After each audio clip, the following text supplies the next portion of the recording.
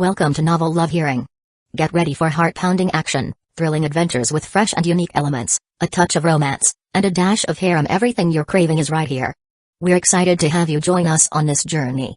So come along to Novel Love Hearing, we're waiting for you. As a small favor, please consider sharing Novel Love Hearing with your friends, family, in YouTube comments, on Discord, Reddit, or anywhere else you hang out online. Happy listening, and enjoy the ride, containing his irritation. But, as a last resort, he sent a photo of the place, betting that was just being annoying on purpose. Before he could insist, Riko turned to him, curious. Hey, can you at least tell me your name? Ryan smiled wryly and tilted his head slightly. Oh? My name? Before he could answer, a figure appeared beside him suddenly. What's going on? Yuno appeared, looking around with an expression of mild disinterest. Gito raised an eyebrow, crossing his arms. Teleportation technique? Gojo, in turn, adjusted his glasses and analyzed the girl with a more attentive look. That's weird. Why don't I feel any cursed energy? Ryan kept his smile as he casually placed his hand on Yuno's shoulder. We'll probably run into each other again. So we can have this chat some other time. Then, he leaned slightly and murmured in Yuno's ear, get us out of here before this gets any more boring. Yuno grumbled, crossing her arms with an irritated look. Why do I still bother taking you everywhere as if I were your personal driver? As she spoke, Gojo pointed a finger at her, his tone curious and full of interest. Hey, you in pink. What technique was that? Ryan sighed and, without changing his expression, whispered again to Yuno, seriously, don't answer. Just ditch. Yuno let out a slight growl, crossing her arms impatiently. Your luck, I didn't like his face. In the next instant, the scenery around them changed abruptly. They were now in front of Yuno's house.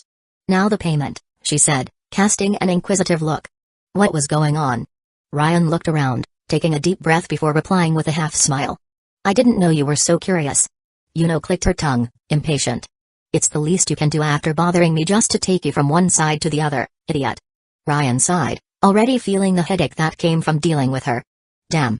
The downside of this is that now I have to put up with Yuno. He thought, resigned. But, to his relief, a sweet and familiar voice sounded behind him. Ryan. What are you doing here? He turned automatically, a gentle smile appearing on his face.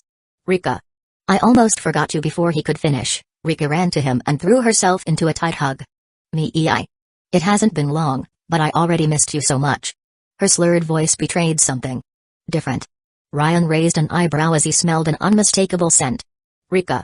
Have you been drinking? She sobbed softly before answering. Me, I kinda drank a little, Living in loops for so long sucks, so I started using alcohol to pass the time. Ryan held back a laugh as he saw her hiccup in an adorably clumsy way. With an amused sigh, he ran his hand through her hair.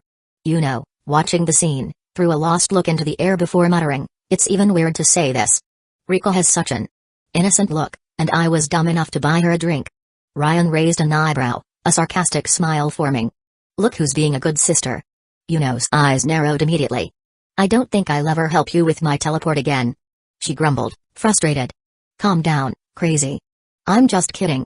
Ryan replied, his eyes tired from already expecting that reaction.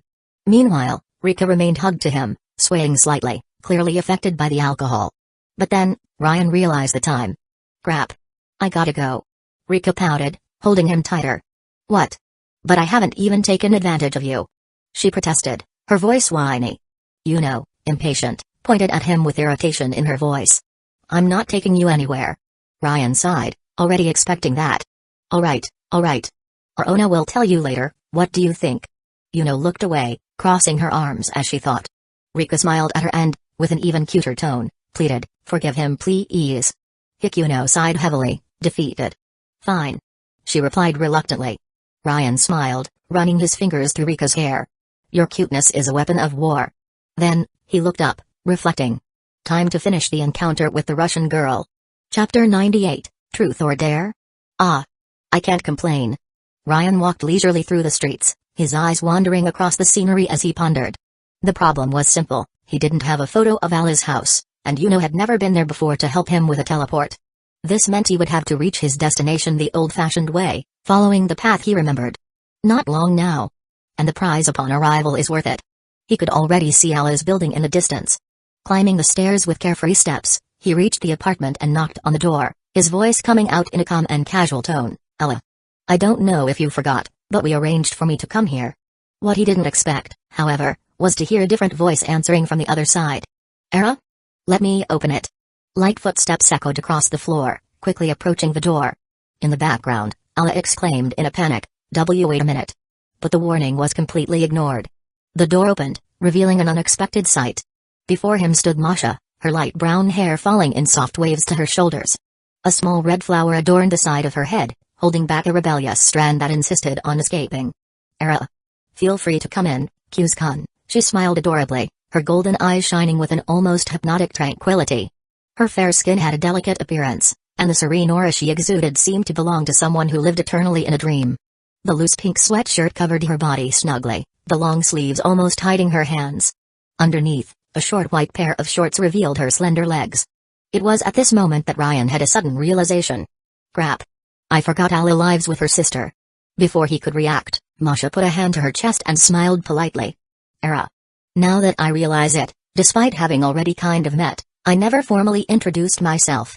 She tilted her head slightly, maintaining that angelic smile. I'm Mariam Kailovnikaju, Ala-chan's older sister and student council secretary. She closed her eyes with such serenity that Ryan felt his heart waver for a moment. Nice to meet you. And then, his thoughts took on a life of their own. Okay, I want fuck both sisters. Masha blinked, confused, as if she had felt something strange in the air. But before she could question him, nice to meet you, Kaju-senpai. Ryan went back in time. Masha, unaware of the brief alternate reality he had erased, held his hands with a sweet expression. Just call me Masha. Any friend of Ala-chan is my friend too. Her sweetness was almost overwhelming. Ryan, once again, failed to keep his thoughts under control. I want to be the lover of both. Masha blinked, tilting her head with a curious expression. Era? Lover? Ryan smiled dryly, approaching slightly. Yes. You're so pure that it makes me want to corrupt you. Her golden eyes widened slightly. What? That's so, and if that's the case, I'll call you Masha-senpai. Ryan replied with a light and carefree look, because, in the end, he had already gone back in time. And what never happened will never be remembered. Masha looked directly into Ryan's eyes, her smile carrying an innocent and mischievous touch at the same time. You woo, it's a pleasure to meet you. She stopped suddenly. Her golden eyes sparkled as if a distant memory had just awakened. Her hand, still holding his, tightened slightly, but not uncomfortably. The touch was warm, welcoming. Ryan tilted his head, curious. Masha-senpai? She remained silent for a brief moment, her lips moving slowly before her voice came out finer, velvety, laden with something different. Kuze-kun. Her intonation was sweet, almost hypnotic. What's your first name? Ryan blinked, a little surprised by the sudden change in tone. It's Masachika. He replied, hesitant. Masha's eyes shone even brighter, as if that information were much more important than he imagined. Her grip on his hand became a little firmer, but not in an uncomfortable way. It was a touch laden with something that Ryan couldn't immediately name. Masachika? She murmured softly, as if savoring the name. Before she could say anything more, Ala's voice echoed down the hall. Masha. I told you to wait. I was going to open the door. Ryan quickly glanced over Masha, which wasn't even that difficult, considering she was only 5 feet 2 inches or 1.60 meters. Ala appeared at the end of the hall, still drying her long silver hair with a towel. Her rebellious spiral curl on top of her head was slightly messy, and a red ribbon adorned one side, delicately holding back a strand of hair. The detail gave a youthful touch to her look. She sighed, tossing her hair back. I was still drying my hair. Ryan noticed that she was wearing a loose white t-shirt, with a subtle pink detail on the side. The casual cut of the garment contrasted with the high-waisted denim shorts, fastened by a golden button. The folded hems of the shorts left her slender, fair legs in evidence. Ala noticed his gaze and blushed slightly. I'm sorry, Kuze-kun. I'll go change quickly, okay? Ryan smiled casually. Relax, Ala, you look beautiful like that. The effect was immediate. The blush intensified, and Ala looked away, trying to maintain her composure. Oh, okay. Masha, invite him in. Despite her slightly slurred voice, her posture remained firm. Ryan blinked, surprised by her reaction as he thought. Wow. I thought about going back in time after saying that, but that reaction was too good. He suppressed a satisfied smile, continuing his thoughts. Is this like a visual novel where I can always go back to the save point? Masha let go of his hand and resumed her usual cheerful tone, her angelic smile returning. You woo. How careless of me, right? Come on in. Ryan chuckled softly before taking off his shoes and entering. At the end of the hall, Ella was still trying to hide her embarrassment, adjusting her hair unnecessarily. Masha accompanied him to the living room, her lively tone filling the room. When Ella-chan told me that a friend was coming, I ran to buy some things for us to eat together. She gestured with her fingers, her eyes shining with enthusiasm. Ella, who was following closely behind, cleared her throat before adding, with a slightly hesitant tone, "And since I know you like sweets, I asked her to buy some desserts." Ryan looked at her, blinking in surprise. "Ah. You're so cute, Ella. Sweets are really my weakness." He laughed mentally, almost feeling melted inside. "You didn't need to worry about that. In fact, I was the one who slacked off for not bringing anything on the way here." Ella, however, suddenly held his hand, gently pulling him to the sofa. "No, you didn't need to bring anything." She smiled slightly. "After all, you're our guest tonight." Ella carefully placed Ryan on the sofa, as if he were a fragile work of art. Without wasting time, she ran to the kitchen, her feet barely touching the floor, and returned carrying a small treasure, the sweets that Masha had bought and some more treats that she herself kept for special occasions. Upon seeing the delicacies, Ryan couldn't help but give a genuine smile, which lit up his face like a ray of sunshine on a cloudy day. As Ryan admired the treats with shining eyes, Masha, on the other side of the room, let out a light and mischievous giggle, yet still adorably cute. "But I also have some ideas to make everything more fun," she said, her melodious voice echoing like a wind chime. Ryan and Ella turned at the same time, curious, to find Masha holding a deck of Uno cards in her hands, a mischievous grin plastered on her face. "Let's play a little before we eat, what do you think?" she proposed, shaking the deck as if it were a magic wand about to cast a spell. Ryan smiled, his eyes twinkling with a mixture of fun and challenge. "So you want to play some games? How about a truth or dare?" "Only a little different," he began, his voice full of enthusiasm. "In this case, whoever loses the game has to answer the winner's question, and second place decides whether they want a truth or a dare." Ella tilted her head to the side, her hair swaying gently, while an expression of mild concern crossed her face.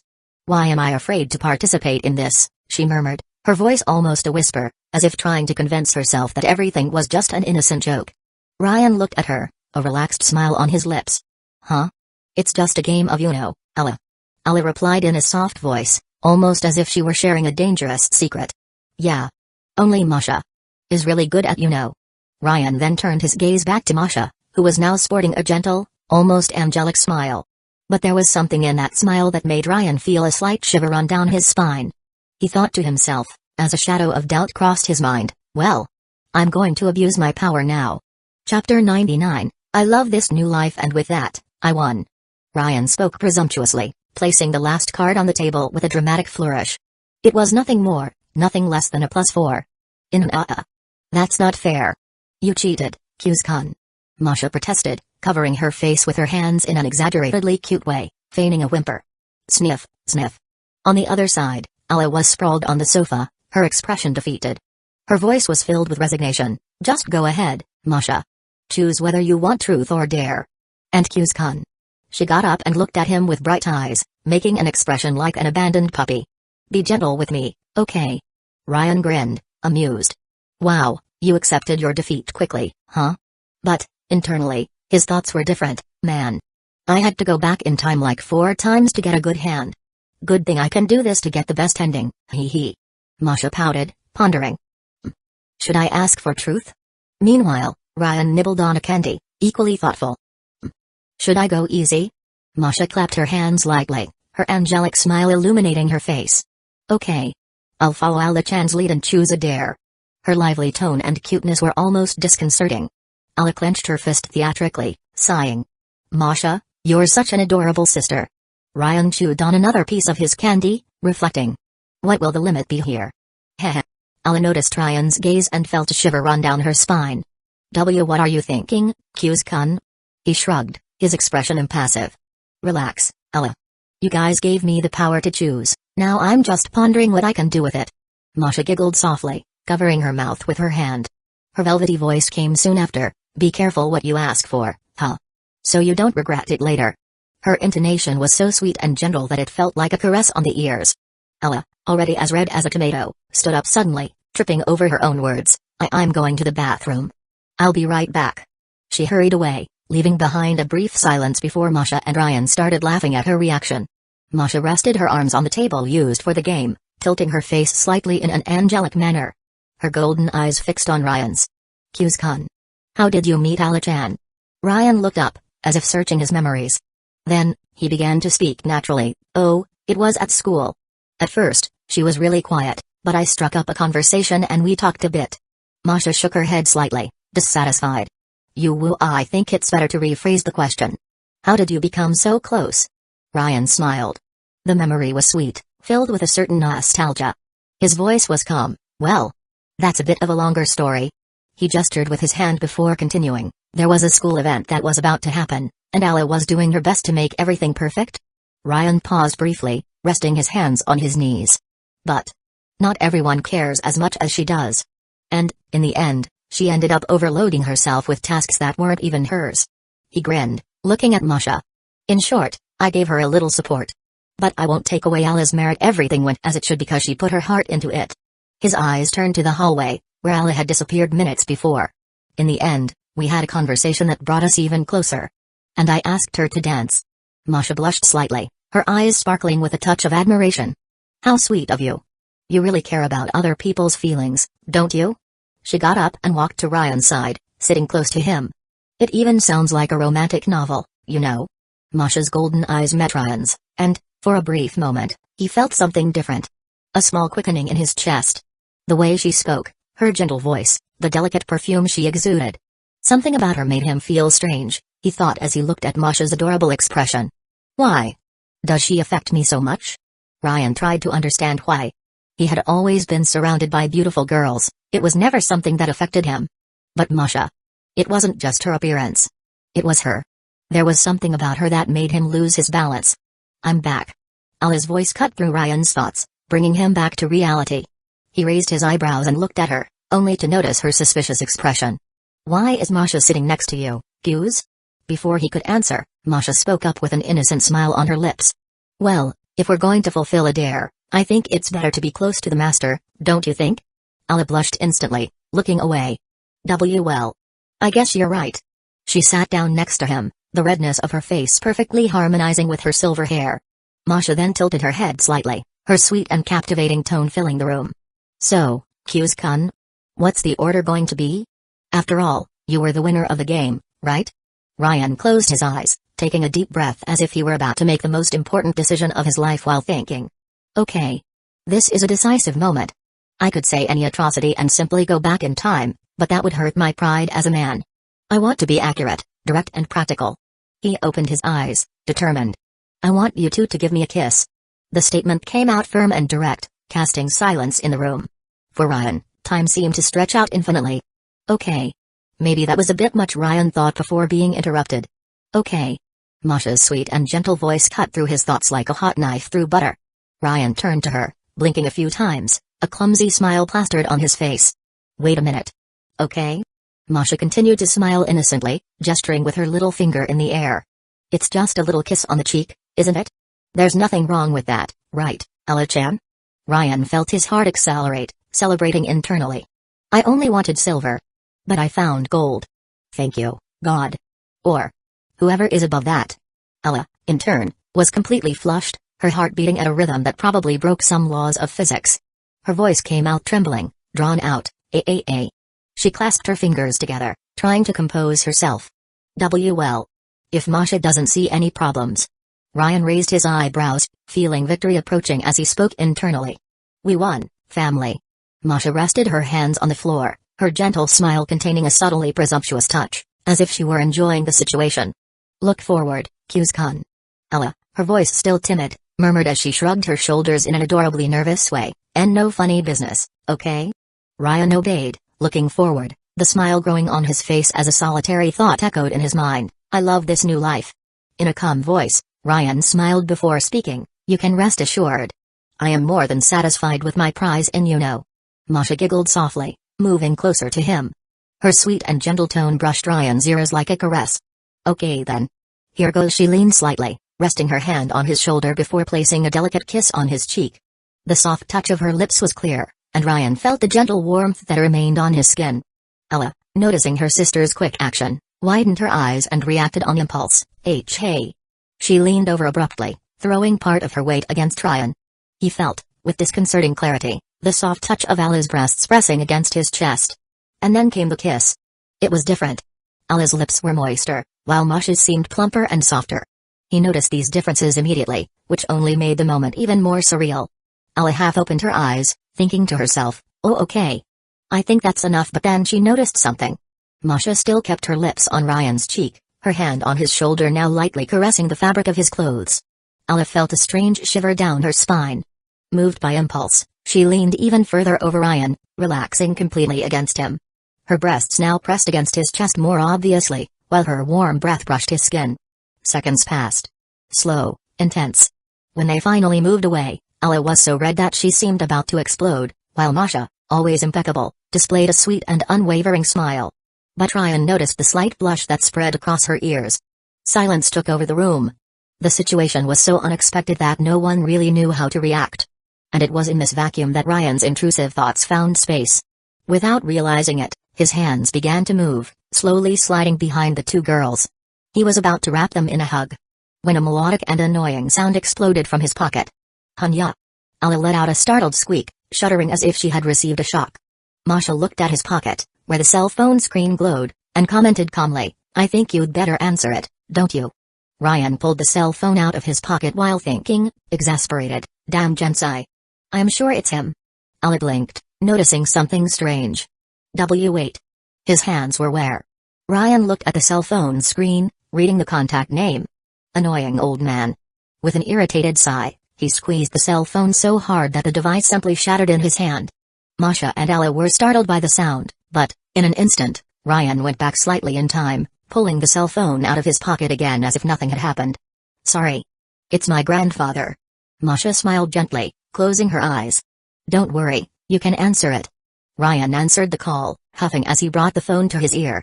Jensai's voice came from the other side of the line, full of curiosity. "Am I interrupting something?" Ryan opened his mouth to answer, and for a brief moment, let slip the genuine thought that echoed in his mind, "Yes, I was almost fucking two beautiful Russian girls when you interrupted me." "What?" Both sisters screamed, shocked. But before they could react, Ryan went back slightly in time, blinked, and replied with all the politeness in the world, "You can speak, Jensai."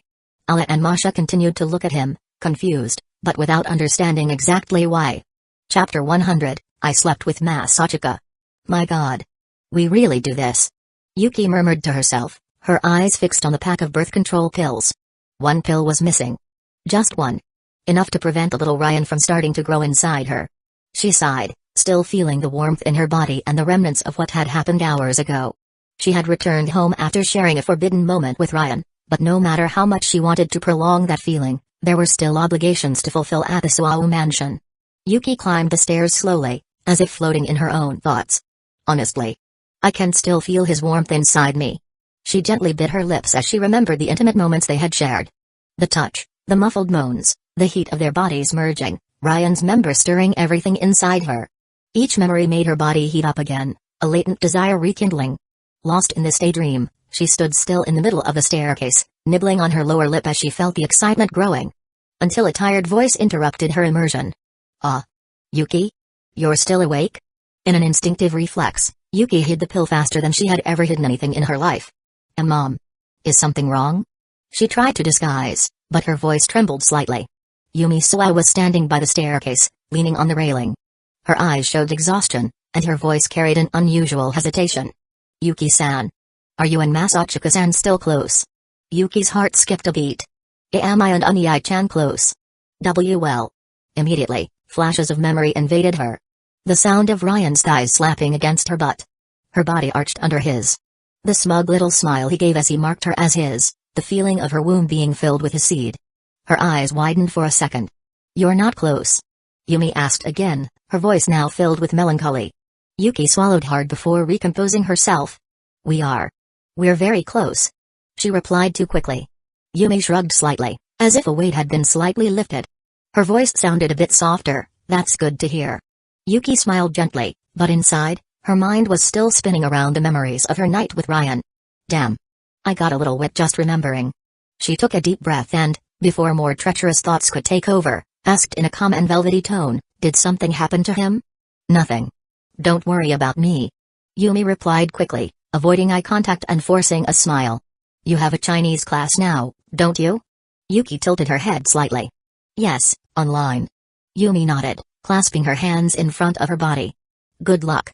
This time, her voice seemed a bit firmer. Thank you. Yuki replied with a warm smile before continuing up the stairs. But then, at the last second, her mother called her again. Yuki. She turned, curious. Yumi's eyes were shining, carrying a silent weight. I'm sorry. She said hesitantly.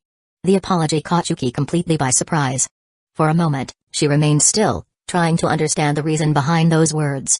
But before she could ask anything, Yumi turned on her heels and walked away down the hallway, ending the matter there. Yuki watched her mother's silhouette disappear, her chest slightly tight.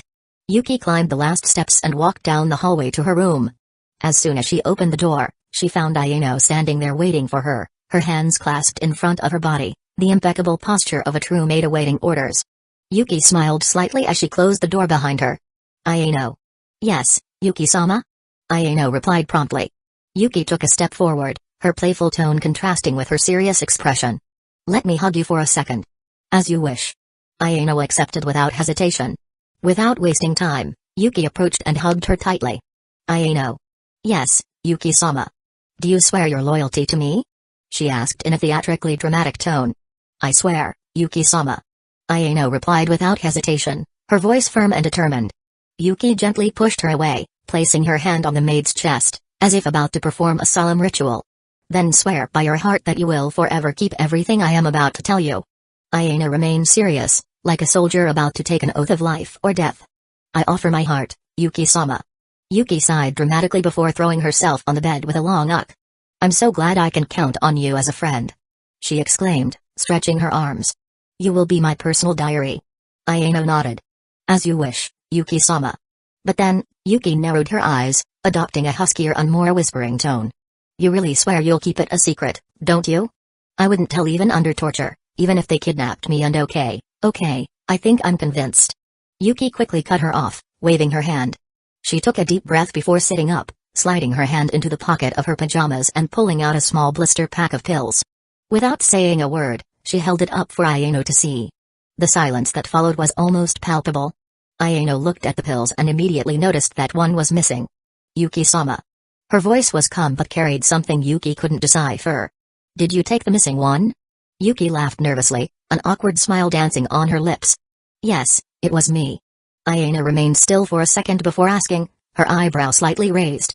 Yuki-sama, do you know what this pill is for? Did you take it by mistake, thinking it was for a headache, and now you're worried about what will happen? Yuki took a deep breath. She didn't want to hesitate, or she might end up regretting saying it. I needed to take it after sleeping with Masachika. Ayano's body froze instantly. Her eyes widened, her hands still delicately clasped in front of her dress, but now with no reaction. Ayano? Yuki called, a bit apprehensive. Ayano blinked slowly, as if trying to process. Yuki-sama. I just had a hallucination and didn't understand what you said. Could you repeat it? Yuki tightened her grip on the blister pack, narrowing her eyes. You really won't tell anyone, will you? I swear by my heart. Great. Yuki took a deep breath and blurted out all at once, as if getting rid of a weight. I slept with Masachika. Ayano completely locked up this time. Her eyes widened even more, her entire body seemed to go into shock. Yuki watched the reaction and couldn't help a small smile, raising an eyebrow. I think it was too much for her. She murmured to herself, amused by the maid's absolute shock. Without worrying too much, she threw herself back on the bed and stared at the ceiling, a dreamy smile taking over her face. Naya. What could he be doing right now? She grabbed a plushie from beside her, holding it up high as she imagined Ryan's face on it. Hee. Could he be touching himself thinking about me? She spoke, her voice mischievous along with her smile. Damn you Gen-C-E-E-E-I. Ryan marched through the almost deserted streets, rubbing his face in frustration as he tried to digest what had happened. How can a person have such absurdly bad timing? He grumbled to himself, gesturing like a lunatic. I bet everything. Everything. And I hit a damn jackpot. And then that bastard Gensai calls me, completely ruining the mood. The night wind blew lightly, but even that wasn't enough to calm his indignation. And all for what? To tell me things he could very well have typed. Damn it. After this mission, I hope he spends a good time without even remembering that I exist. Rummaging through his pockets, he started searching for his house key, still grumbling. 2 Russian women, too. And the guy interrupts me out of nowhere, as if he had thrown a brick through a glass window. Ella was so embarrassed. I need to talk to her as soon as possible after I sort this shit out. Upon finally finding the key, he twisted it in the lock with force, entered, and went straight to the bathroom. The hot water ran down his body, but even that was not able to wash away his anger. You know what? He murmured, clenching his fists. Out of spite, I'm going to make sure to put that Trico Amenai in my harem. He slammed his hand against the shower wall, determined. That's right. Tomorrow, when I go to that apartment to escort her, I'll start the conquest. As if destiny itself were listening to his declaration, a thunderclap boomed in the sky outside. Ryan raised his eyes, a presumptuous smile forming on his lips. Except, I'll talk to Yuki first. I don't know, I felt like she's thinking about me. Chapter 101, An Old Acquaintance. It's already becoming routine to wake up with the sun in my face. Ryan opened his eyes slowly, feeling the daylight invading his room without ceremony. I think a curtain would solve this. But someone has to put one there. He murmured lazily, still lying down. Someone. Stretching with a long sigh, he ran his hand across his back and got up, his muscles still heavy with sleep. It's pretty early. So I guess I'll eat what's in the kitchen before I leave. As soon as he opened the door, he stopped mid-sentence. Ayano was there. Standing in the kitchen, with her hands delicately placed in front of her, as if she were waiting for her master. Her serene face contrasted completely with the fright Ryan got. Good morning, master. Although my heart is racing. If it is your wish, I cannot avoid accepting that. How the hell did you get in here? Ryan almost jumped back, pointing at her with wide eyes.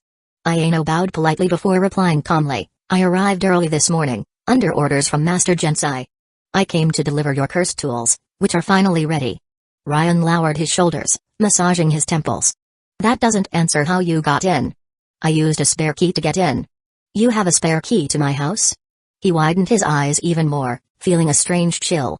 Ayano, however, simply pointed delicately to the table, which was completely set. I prepared your breakfast to optimize your time before the mission, master. Ryan narrowed his eyes. Why do I feel like you're dodging the subject? Before he could pressure her, a strong aroma of freshly brewed coffee reached his nose. He took a deep breath, feeling his stomach rumble. You know what? I'm going to play dumb. Only because I just woke up and I'm too lazy to question this now. He walked to the table and sat down with a heavy sigh. Ayano served his coffee with almost ceremonial precision and was preparing to spread jelly on the bread when Ryan held her wrist with a firm but gentle touch. Ayano, it's an order. Sit down and have coffee with me. No acting like a maid now, just like a normal girl. His eyes were still half open with sleep, but the husky tone of his voice gave a different weight to the words. Ayano blinked, hesitant. If it is an order, I will have to comply. She gave a subtle bow before sliding into the chair next to him, adjusting her dress with precision. While Ryan prepared his own bread, carefully placing the scrambled eggs, he broke the silence. So, you said the weapons or tools, whatever you guys call them, are ready. Where did you put them? Ayano pointed to the living room sofa. They're over there. Ryan looked over his shoulder and chuckled softly. It's even funny to imagine you, in those clothes, carrying something that's almost your size. He let out a laugh through his nose, still chewing.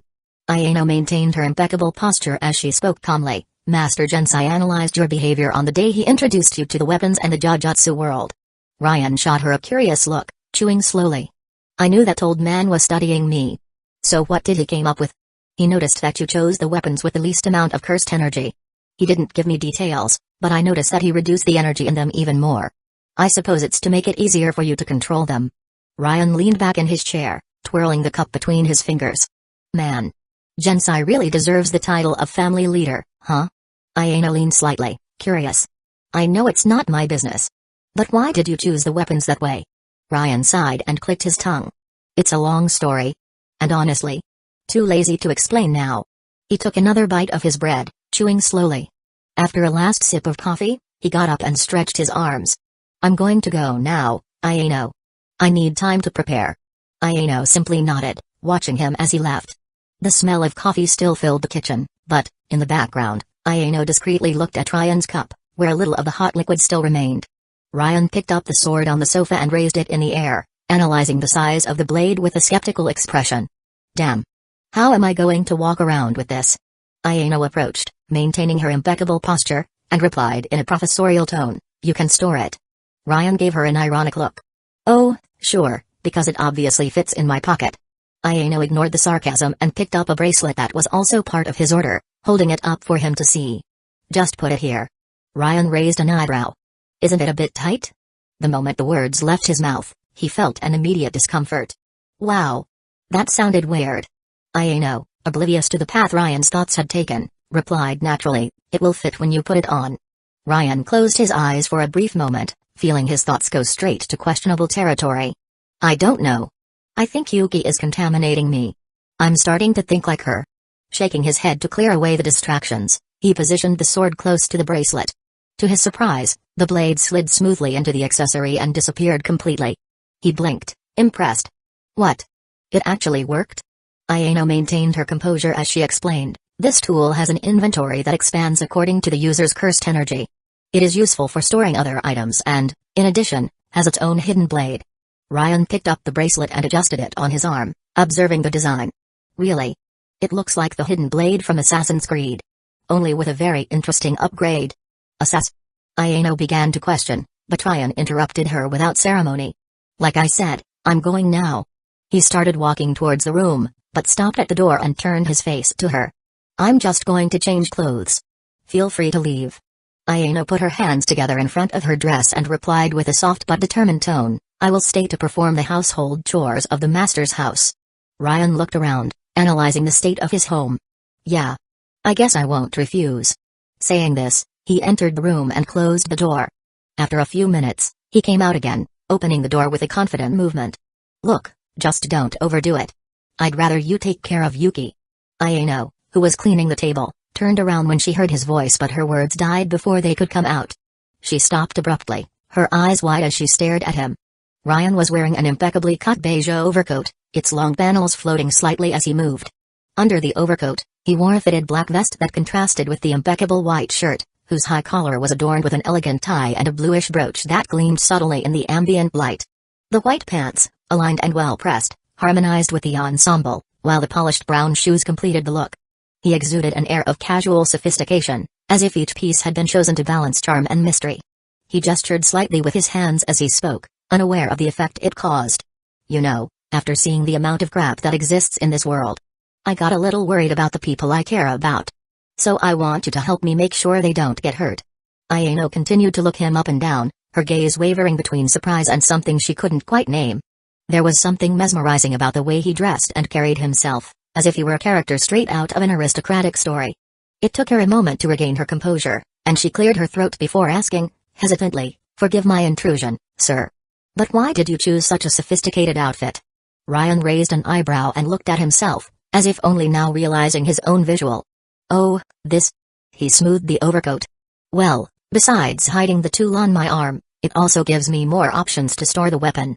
Then, he raised his gaze to Ayano with an elegant half-smile. And, let's be honest. I look pretty presentable like this, don't I?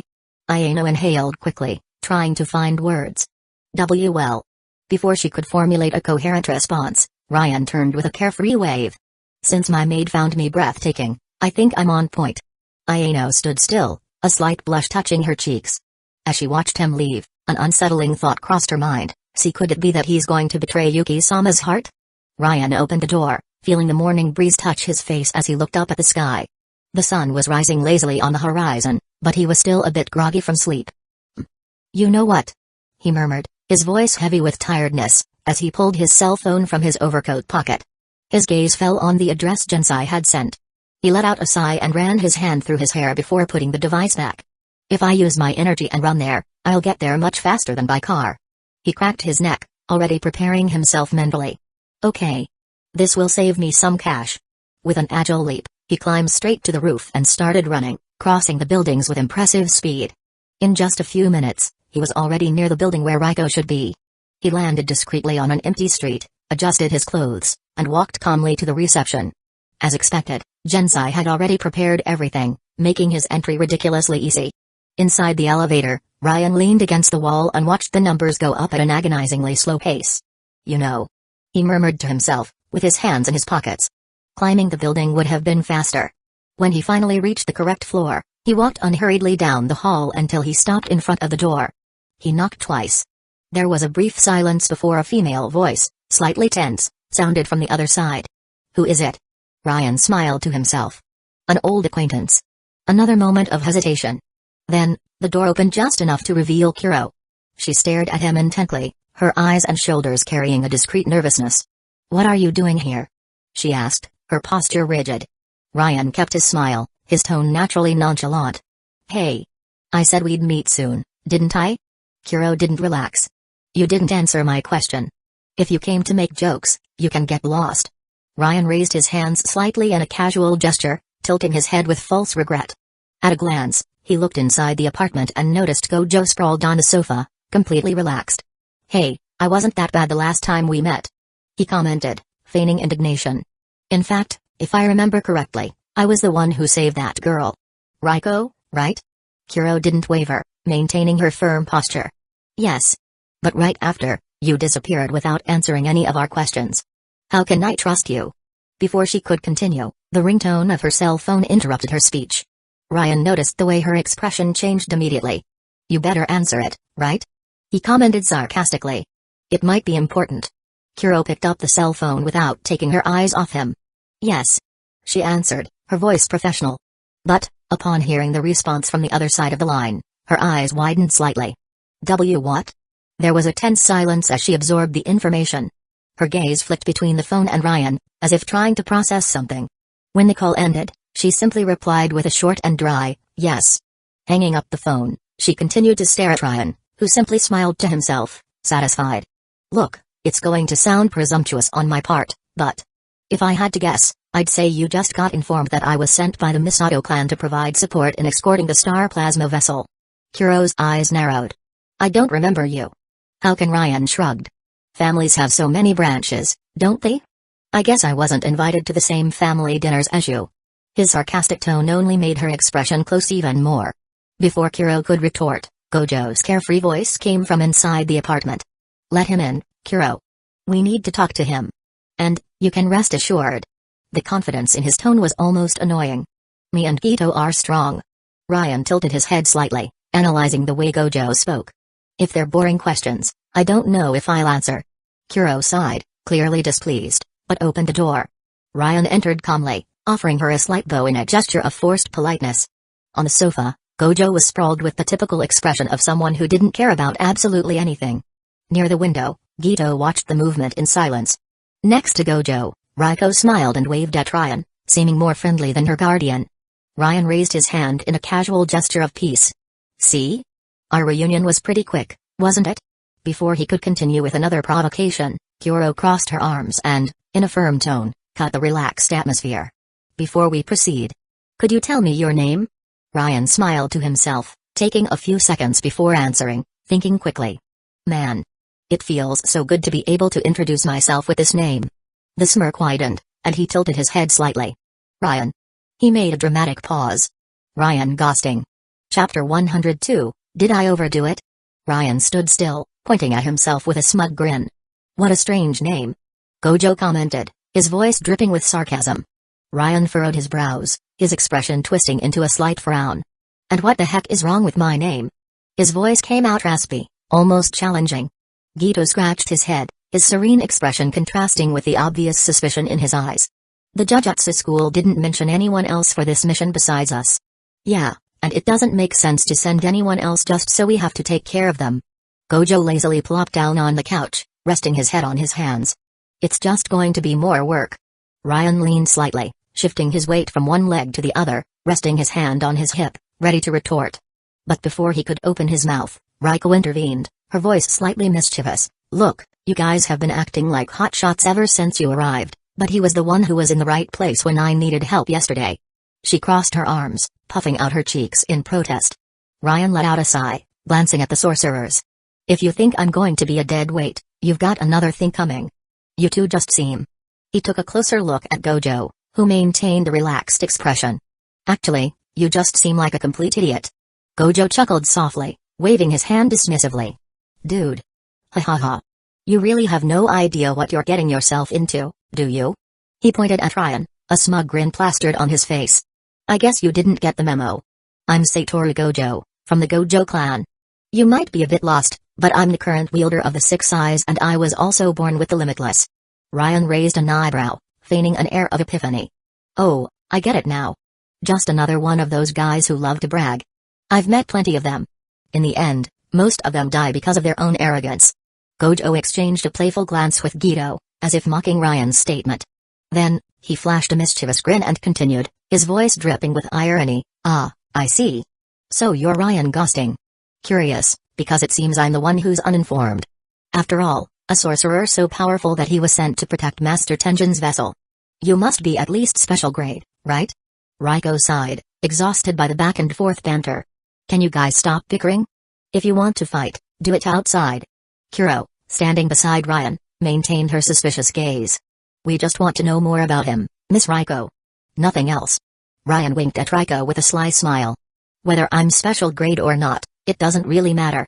What matters is that I'm here, and we're going to have to put up with each other. Gito, who had been leaning against the wall until then, moved slightly away and crossed his arms. You're right. We're going to have to deal with your presence. But at the very least, we need to know what you can do. After all, if you die, it's going to be a pain to fill out the report. Gojo interrupted with a sarcastic tone. Ryan raised an eyebrow, thinking to himself, dude, I rewind time. Which makes me, basically, immortal and the master of destiny. But you guys don't need to know that. He then sighed. You don't need to worry about me. It's that simple. Gito maintained his serious expression. If that's the case, then I'll do you a favor and quickly explain what I can do. He unfolded his arms and continued, I manipulate curses. Any cursed spirit that I exorcise becomes mine. I absorb them, store them, and use them whenever I want. It's like having an invisible army ready to destroy anyone who gets in my way. Gito leaned back against the wall and stared intently at Ryan, his voice incisive. And you? Are you going to decide to tell us what you can do? Gito's analytical gaze was evident. He was studying Ryan. And Ryan, of course, noticed. Ryan was silent for a few seconds before answering, his voice laced with seriousness. I can exorcise curses with a weapon. The silence that followed was deafening. Then, Gojo started laughing, covering his face with his hand, his shoulders shaking with the growing laughter. Ryan sighed, thinking to himself, right. Maybe that doesn't sound so impressive. Let's try something else. He rewound time, going back to the moment before he gave his answer. This time, he rephrased, I can turn any weapon into a special weapon, channeling cursed energy into it. As he spoke, he thought, well, it's not exactly cursed energy. But I hope it's convincing enough. Before he could finish his train of thought, Gojo had the same reaction. His laughter echoed through the room as he slapped his leg, as if he had heard the funniest joke in the world. Ryan clenched his fists. Damn it, you guys are so annoying. Out of patience, he once again rewound time. This time, he would be direct. I can see 10 seconds into the future. His voice came out firm, laced with confidence. Gojo tilted his head, a provocative glint in his eyes. Oh, a seer? Well, that's not that impressive. After all, not many people can have good Akira after all, not many people can have good accuracy. Ryan interrupted him, repeating exactly what he was going to say. Gojo raised an eyebrow. He was about to reply, but, the moment he opened his mouth, he and Ryan spoke together. Dude, are you serious? A flash of irritation crossed Gojo's face. He tried again. Okay, maybe you can really maybe you can really. Ryan repeated every word he said in perfect sync. Gojo's expression darkened, his eyebrow twitching. Okay, can you stop doing that? Okay, can you stop doing that? Okay, I'm already convinced. Okay, I'm already convinced. The room fell silent. Ryan looked away, relieved. Damn it, finally. I had to keep going back in time just to know what this white-haired idiot was going to say.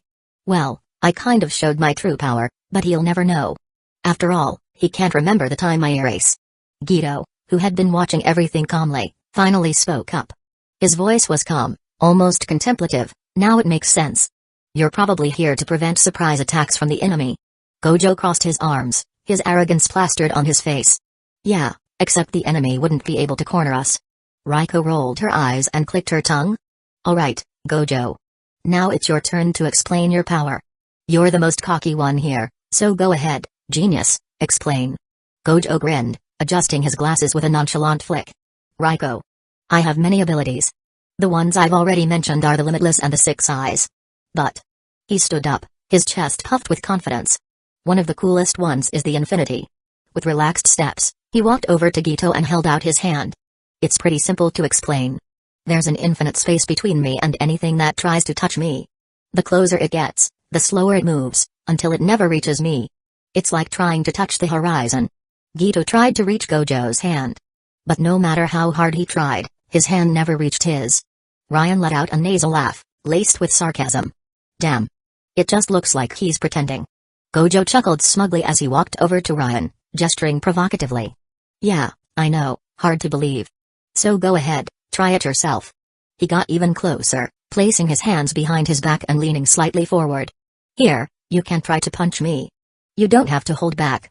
Ryan lowered his shoulders, letting out a sigh filled with boredom. Dude. This seems kind of pathetic, don't you think? Gojo maintained his smug tone, a challenging smile on his lips. Relax, you don't have to be scared. Ryan raised an eyebrow, analyzing his confident expression as he thought. Honestly, this guy's face makes me want to punch him so badly. Are you sure? I have a heavy hand. His voice sounded more serious now. Gojo puffed out his chest, overflowing with confidence. Go ahead. You won't even be able to touch me anyway, Ryan sighed, clenching his fist as he focused his energy. Let's see. I hope I don't punch an invisible barrier. Gojo grinned arrogantly. Technically, you won't even be able to. The unthinkable happened. The sharp sound of shattering glass echoed through the room. Gito, standing near the windows, widened his eyes as he heard the crash of shards scattering across the floor. The world seemed to slow down for a moment, and, in slow motion, he saw Gojo being thrown out of the building. The thud came the next instant. Kuro reacted quickly, shielding Raiko from the flying glass while the girl let out a small yelp. Ryan remained still, watching Gojo fly out the 13th floor window. In a low voice, he muttered to himself, damn. Did I overdo it? Chapter 103, My Name in History. 5 minutes passed. The building was plunged into an uncomfortable silence as Gita remained standing, staring intently at the shattered window. The door opened slowly, creaking slightly. Satoru Gojo entered. His clothes were crumpled and torn, his white hair already naturally disheveled now looked like a nest of chaos. But what was most striking were his eyes.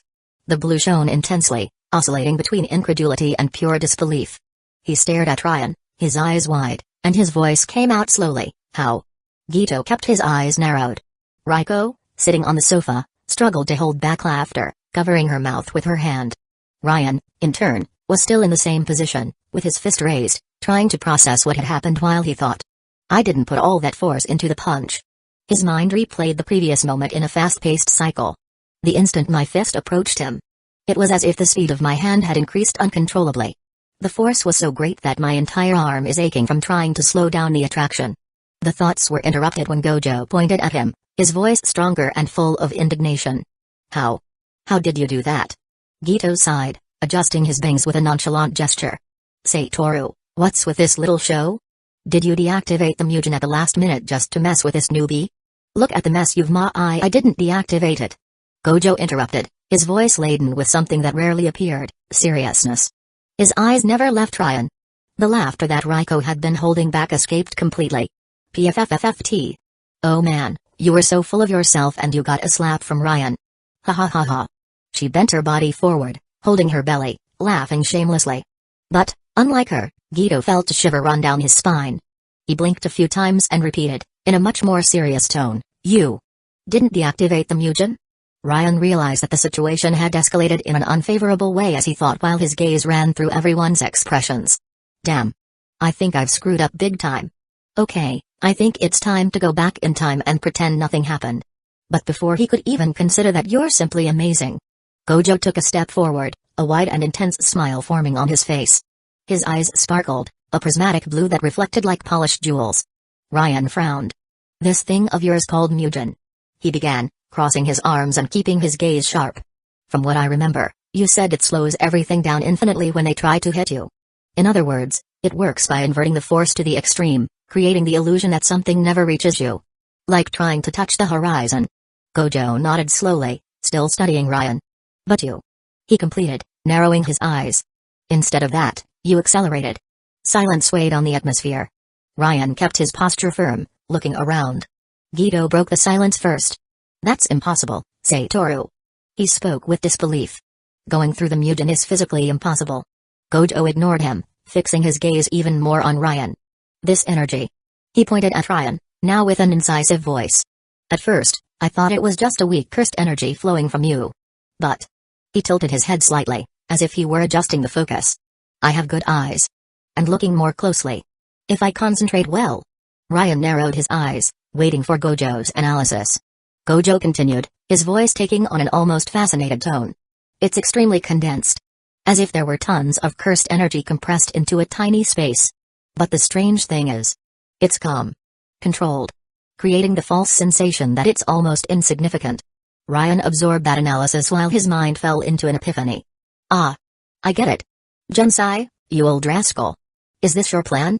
The penny dropped at once. You want me to have a strong and feared name in the world. But not for creating fear or making enemies with the strongest. No. You want. He looked away, his reasoning closing perfectly. You want me to write my name in history and have the respect of the most powerful. Gojo smiled even more, his eyes shining as if they were in front of an inexplicable phenomenon. What is this, huh? His animation grew. Tell me, what energy is this? The more I try to understand with my eyes, the more unbelievable it becomes. Gito took a step forward, gesturing with his hands. What the hell is going on, Satoru? I'm still trying to process the fact that this guy went through your Mugen and you come up with this talk about condensed energy? Before Gojo could answer, Raiko crossed her arms and let go, with a sarcastic tone. I've already understood everything. Gito turned to her, frowning. Really? So tell me, genius. Raiko opened a smile and shrugged. The white-haired heartthrob had never taken a punch in his life and called himself the strongest for it. Then came the black-haired heartthrob, punched him, and now he's there, with his little legs trembling. Gito closed his eyes for a second, massaging his temple. You didn't understand a damn thing, girl. Ryan watched attentively the scene before him, his thoughts running wild, but for now, he decided not to rush. Okay. I don't need to go back in time. At least, not now. Let's see how far this world can take me. Wow, I sounded like Rika now. Before he could continue his reasoning, Gojo's lively voice cut through his reverie, full of excitement. Come on. Don't leave me in suspense. He tilted his body slightly forward, his eyes shining in expectation. What energy is this? I promise to tell you everything you want in return. Ryan blinked, surprised by Gojo's reaction. It was strange to see the so-called strongest so enthusiastic, almost like a child in front of a new toy. Gito, on the other hand, did not hide his shock. His expression was a mixture of incredulity and irritation as he gestured towards Gojo. What the hell is going on, Satoru? Did you hit your head in the fall, is that it? Ryan sighed heavily, pondering. Okay. I think I can give some details. He raised his hand, letting a thin and controlled concentration of energy flow from his palm. The aura that emanated from it was strangely serene, different from the brute and hostile nature of cursed energy. This is really not cursed energy. He looked at the others, feigning a serious air. I call it None. There was a brief silence. Gojo and Gito's eyes widened in pure expectation. Even Raiko tilted her head slightly, curious. Then, Ryan smiled dryly and laughed. Just kidding. It's just a concentrated and controlled energy. Gito blinked a few times, analyzing the aura while scratching his chin. Really?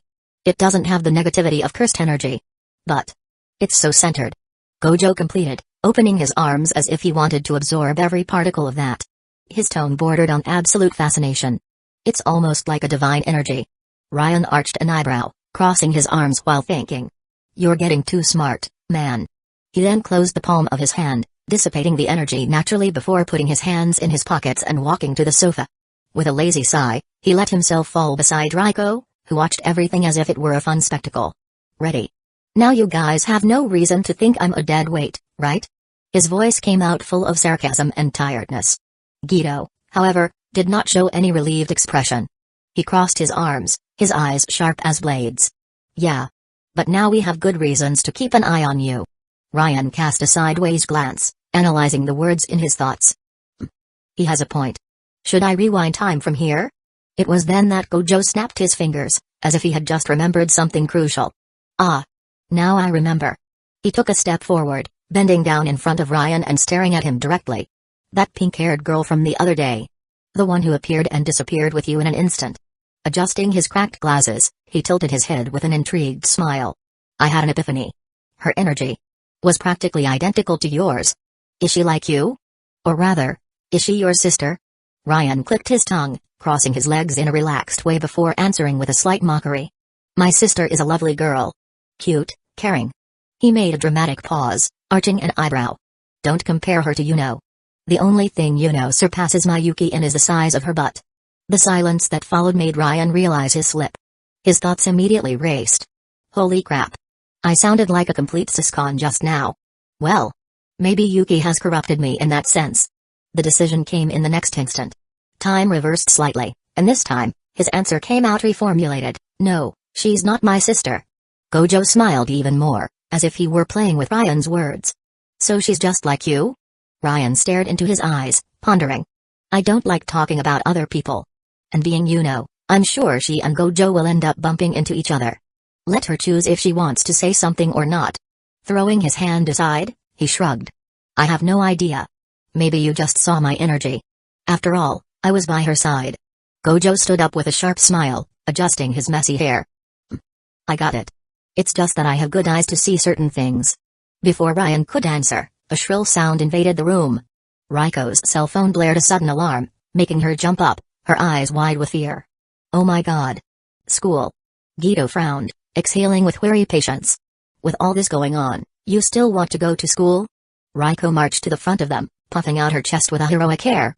Tension is me. Therefore, I am Tenjin. She raised her little finger with exaggerated drama. There are those who confuse assimilation with death, like you, but there is a big difference.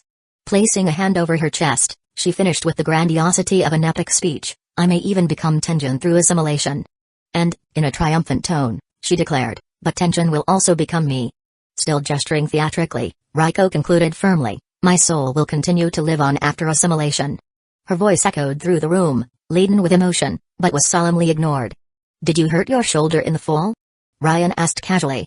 No, relax, I'm fine. Gojo replied in the same nonchalant tone. Both continued talking to each other, leaving Raiko talking to herself. She stomped her foot on the ground, her fists clenched in pure indignation. Listen to me.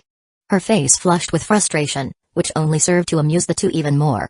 Gojo cast a playful look at Raiko before commenting, carrying the sarcasm in his voice, if you talk like that all the time, I doubt you have many friends. Guido, who until then had only been observing, decided to contribute with his own dose of irony. Well, at least you can say goodbye without a guilty conscience. Ryan let out a lazy sigh before adding, in a slow and uninterested voice, oh, go easy on her. She's just got 8th grade syndrome. Raiko stomped her foot on the ground again, indignant. I talk normally at school. Without wasting time, she spun on her heels and turned to Kuro. What time is it? I have to go to school. Kuro, who watched the scene with a tired look, lowered her shoulders and replied in a drawn-out tone, well, it's not noon yet, but going to school now is if I said I'm going, then I'm going. Raiko interrupted, her voice carrying the spoiled tone of a childish tantrum. Ryan, Guido, and Gojo just exchanged bored glances, sharing the same thought, this is going to be a long day. Chapter 104, Can you pretend to be my boyfriend? The group descended the building to a black car, discreet enough not to attract attention, but clearly reinforced for safety. Gojo got into the front seat, while Raiko and Guido settled in the back seat. Ryan casually walked to the driver's door, but Kuro quickly stepped forward, blocking his way with a firm look. Stay in the back. Ryan didn't hesitate. His gaze turned cold and expressionless as his voice sounded low, yet loaded with intensity. I drive. Kuro raised an eyebrow, incredulous. You don't even have the ag. Ryan tilted his head slightly, his gaze plunging into the shadows of his own countenance. I drive. There was a brief silence. Kuro felt an involuntary chill as he stared into those dark eyes, as if for a moment he had glimpsed something he shouldn't have. I hope you really know how to drive, he murmured, giving in to the oppressive atmosphere. Without saying anything else, Ryan got into the car, adjusted the seat and fastened his seatbelt. As he started the engine, he casually asked, what's the address of the school? After a few seconds of hesitation, Kuro typed the location into the GPS. With a soft rumble of the engine, the car began to move through the streets of Tokyo. The journey went smoothly, marked only by a few jokes between Ryan and Gojo. Raiko, in turn, didn't miss the opportunity to continue teasing the punch Gojo had taken earlier. The traffic was slow, and when the car stopped at a signal that would take a while to open, Ryan's cell phone vibrated in his overcoat pocket. He picked it up unhurriedly, reading the name on the screen in a low voice, Ella. Letting out a carefree sigh, he completely ignored the passengers around him and answered the call with a relaxed tone. Good morning, Ella. I thought you wouldn't call so early. I was going to stay curled up under the covers after what we did last night. The effect was immediate. Gojo, who was leaning against the car door, let his arm slide down and turned to Ryan, his eyes wide with pure surprise. Guido adjusted his bangs, casting a sideways glance with a slightly suspicious expression. Raiko, on the other hand, gave an indignant squeal. What? On the other side of the line, Ella choked on her own words before replying in a nervous and embarrassed tone. What? You saying that makes it sound like it was something much worse than a kiss on the cheek. Unfortunately for Ella, Ryan's cell phone was not on speakerphone. But the damage was already done. Ryan smiled wryly, appreciating the effect of his words. Oh, it was you who turned so red that you looked like a tomato. It was your sister who had to take some initiative to break the silence. The whole car plunged into a sepulchral silence. Raiko kept staring at Ryan, her mind trying to process the information. Guido blinked a few times, analyzing the situation cautiously. Gojo, in turn, raised an eyebrow and smiled maliciously, staring at Ryan with a suggestive look. Ella, on the other side of the line, replied in an even sharper tone, her voice betraying her embarrassment. I only called you to ask why you didn't tell me you got home. Ryan kept the smile on his face as he replied, his tone becoming slightly softer. Sorry. Did I leave you worried? There was a brief silence on the other side of the line. Ryan's carefree and slightly gentle attitude was enough to draw a slight blush from Raiko's face, who quickly looked away to the window. This guy, she thought, pressing her lips into a thin line. Gojo, on the other hand, kept smiling, clearly amused by the situation. Ella replied on the other side of the line, her voice taking on a soft and hesitant tone, almost as if she were testing the words before saying them. As compensation, I want to talk to you after class. Ryan tilted his head slightly, pondering for a moment before replying naturally, well, today, unfortunately, I won't go to school. But nothing stops me from seeing you after class. After all, I promised to be your vice president, didn't I? Beside him, Gojo, always ready for a tease, murmured in a voice full of sarcasm, oh, you're so cute. The playful smile on his face made the provocation even more evident. Ryan cast a sideways glance at him, but before he could retort, Ella, who apparently had heard, intervened on the other side of the line, her voice slightly embarrassed. Is there someone with you? Ryan shrugged, his reply coming out indifferent, as if the presence of the others was really not relevant. Well, there is, but relax, it's not that important. What do you mean we're not important? Guido exclaimed in a feigned indignant tone, crossing his arms in the back seat.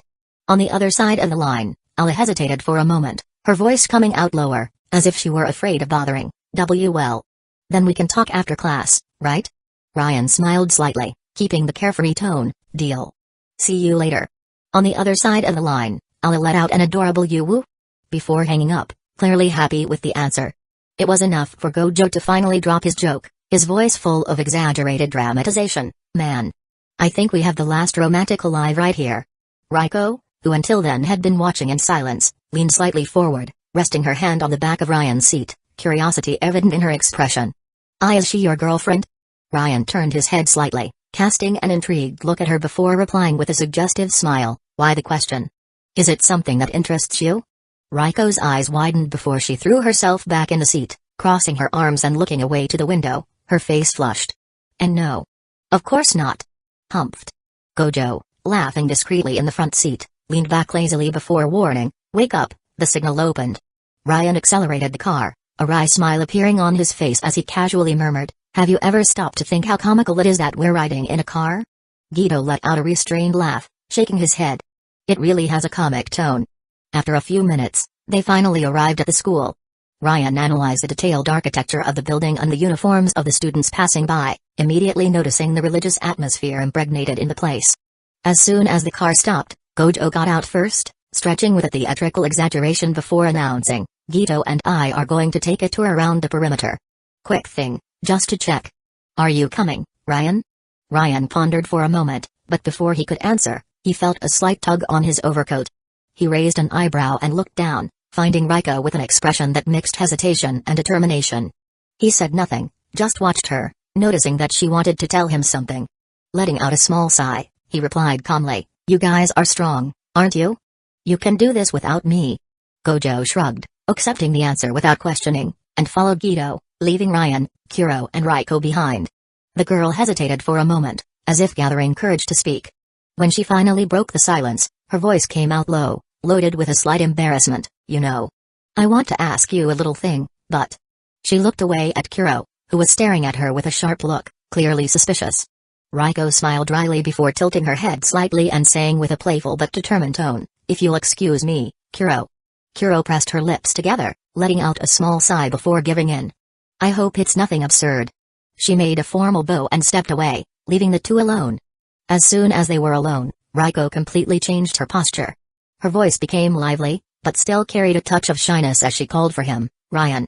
He crossed his arms, maintaining a neutral expression, but clearly waiting for what was to come.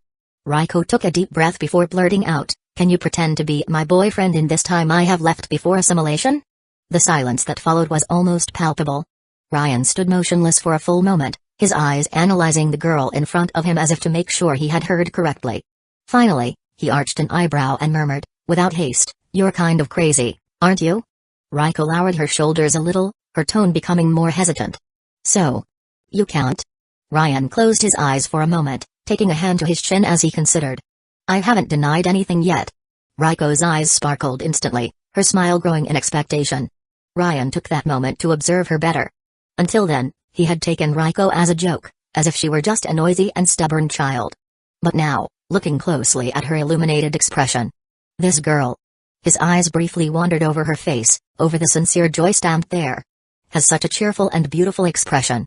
Chapter 105, Seduction Skills UBA. Raiko made a joyful little jump, raising her arms high like a child who had just received an unexpected gift. Her eyes sparkled with excitement, and her energy was contagious. Ryan frowned, crossing his arms as he observed her with a curious look. "Why are you so excited?" Raiko, as if caught red-handed, blushed instantly. She averted her gaze, crossed her fingers behind her back, and lightly kicked the ground with the tip of her shoe. "Well, to be honest with you." She let out a nervous giggle. "I'm just happy I got to enjoy a mini-romance before the assimilation. Even if it's just pretend, Her smile was small but genuine. Ryan tilted his head slightly, placing one hand on his waist while running the other through his hair nonchalantly. "The way you're talking. It sounds like you were afraid you'd die without ever having kissed anyone." Raiko's eyes widened as she stomped her foot on the ground, visibly embarrassed. Her words came out jumbled, almost tripping over themselves. "Come on. I'm being cute here. Yes. I wanted to experience what it's like to be in a couple, even if just once." She pouted adorably, twisting a strand of hair around her finger. "And my friends are always talking about their boyfriends." Her voice trailed off at the end, as if admitting a shameful secret. Ryan let out a light, teasing laugh. "Ah. I see." He winked, exaggeratedly fixing his hair as if playing a role. "So, until your assimilation, I'm Ryan Gosting, Raiko Amenai's boyfriend. We love each other so much and are already planning a vacation in the Bahamas." Raiko's eyes widened before she covered her mouth with her hand, laughing. "You don't have to go that far, silly." Before they could continue, a familiar voice interrupted them. "Hey, Raiko. Class is about to start." The unexpected presence made Raiko jump in place, clearly surprised. Hey. I'm on my way to class, hee." Raiko's friend stopped beside her, but her eyes quickly shifted to Ryan, analyzing him from head to toe. Wow. Her voice carried a mix of curiosity and awe. Who is he? He doesn't look old enough to be a teacher. But he's dressed too differently to be a student. Ryan remained silent, observing with a slight smirk, his hands comfortably in his coat pockets. His analytical gaze evaluated the situation, but before he could say anything, Raiko made her move. With a mischievous glint in her eyes, she clung to Ryan's arm, squeezing it lightly as she raised her chin with a smug expression. "Oops, I forgot to mention him to you, my bad." Her voice took on a deliberately melodramatic tone as she threw a mischievous glance at Ryan. "He's my boyfriend." The reaction was immediate. Her friend froze, blinking repeatedly as if trying to process the information. Then, like a sudden explosion, "Raiko, USLY girl. Since when do you date a hunk like that?" Ryan stifled a laugh but, without missing a beat, lowered his voice and assumed a more seductive expression. With a smooth and confident movement, he slid an arm around Raiko's waist, pulling her slightly closer as he spoke with a husky, provocative tone. "Pleasure to meet you." He paused deliberately, leaning a bit closer to Raiko's friend. "I came to personally escort my dear Raiko today. You know how busy Tokyo is." His eyes shifted to Raiko with a teasing gleam. "And I don't like the idea of my beautiful Raiko wandering around alone." Raiko felt her heart race so hard that she feared others might hear it. Her body tensed for a brief moment, and only one thought echoed desperately in her mind, "Damn. Don't do that. I live in fairy tales." But trying to maintain her composure, she took a deep breath and responded confidently, "Thank you, Ryan." She stepped back slightly, regaining her composure. "I need to go now, I can't be late." Ryan seized the moment to add a final touch. Before she could completely slip away, he pulled Raiko slightly closer, leaning in to place a gentle kiss on the top of her head. Then, holding her chin delicately between two fingers, he added in an almost hypnotic tone, "I'll be around too. My father wants me to handle international imports, but..." His eyes locked onto hers, intense. "If you need me, I'll drop everything and come flying." With a final wave to Raiko's friend, he released the girl and got into the car, driving off without looking back. Raiko's friend remained frozen, watching the car fade into the distance with eyes practically gleaming. "Why, you are ridiculously lucky, Raiko." Her voice carried pure admiration. Raiko, on the other hand, was still paralyzed, wide-eyed, with her hand pressed against her chest. Her heart seemed completely out of control. "And I am, aren't I?" she murmured, her voice dragging under the weight of the moment. Meanwhile, inside the car, Ryan looked in the rearview mirror with a satisfied smirk. "Damn. I nailed that performance. Pretty sure Raiko's going to be the talk of the day." He laughed to himself, turning the corner to park near the school. His plan was to keep an eye on Raiko's safety without drawing attention, staying within the perimeter. As he searched for a parking spot, he continued talking to himself, analyzing his performance. "I've always had good seduction skills. But I think I'm getting even better. Have I reached the level to seduce a girl like Mai Sakurajima?" For a moment, he was thoughtful until something suddenly clicked in his mind. Wait. His eyes widened slightly. Mai Sakura. And then, like a lightning bolt striking his brain, he slapped the steering wheel, accidentally honking the horn. How did I just realize this now? As the realization dawned on him, Ryan felt a shock run down his spine. "Hold on," he muttered to himself, his eyes wide with disbelief and frustration. "I just didn't remember that Mai Sakurajima was the Mai Sakurajima." Without hesitation, he reached into his pocket, yanked out his phone, and scrolled through his contacts. Her name was already saved there. With a quick tap, he brought the phone to his ear, barely noticing his heart racing. In another part of the city, Mai Sakurajima stood in the supermarket line, holding a grocery bag against her hip. Her foot tapped impatiently on the floor as she clicked her tongue in frustration. "Hey. I want to pay. Can't you see me?" Her voice sounded somewhat whiny at the end, filled with irritation and fatigue. No response. Not even a glance. It was as if she didn't exist. She let out a heavy sigh, her shoulders dropping. It had to happen now. Is no one going to? The vibration of her phone interrupted her rant, making her jump slightly in surprise. Who the hell is calling me now?" she muttered, pulling out the device with a furrowed brow. Upon seeing the name on the screen, she was momentarily surprised.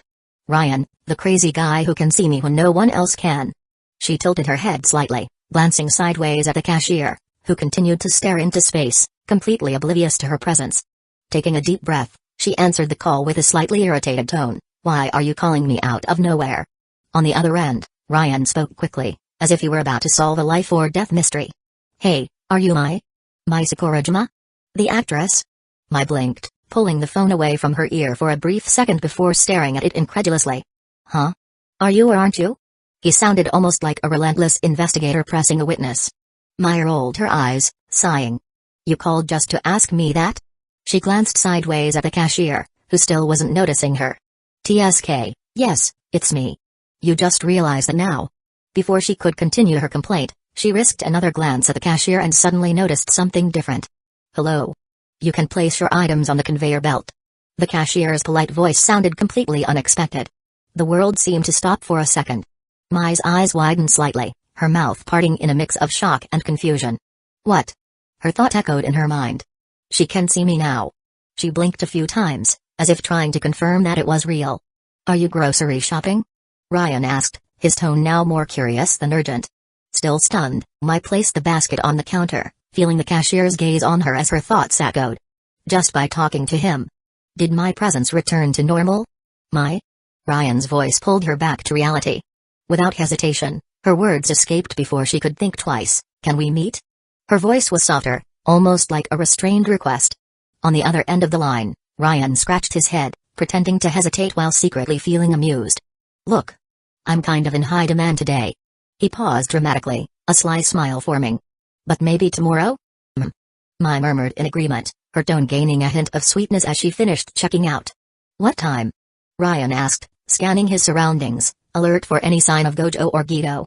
This time, Mai's response was firmer, more direct. Time doesn't matter. Just call me, and I'll come. Ryan raised an eyebrow, impressed as his thoughts whispered. Yeah. My charm game is definitely on point. With a smirk and a serious tone, he replied, all right. Morning sounds good. Deal. Her voice held no hesitation. Please, don't keep me waiting. And then, she hung up. Ryan let out a sigh, putting his phone back in his pocket. Well, he murmured to himself, crossing his arms. That was interesting.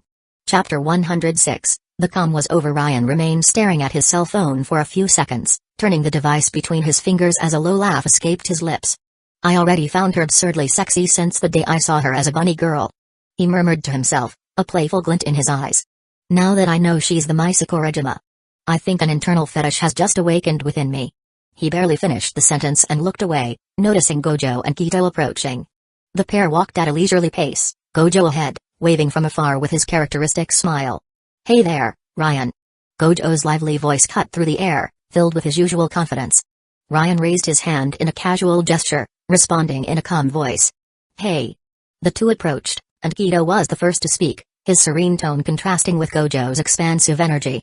I left some Shikigamis taking care of Raiko, and Satoru and I took a walk around the block. The perimeter is safe. Gojo nodded in agreement before adding, puffing out his chest with playful arrogance. With us here, Raiko is the most well-protected person in the world. He gestured exaggeratedly, as if it were obvious.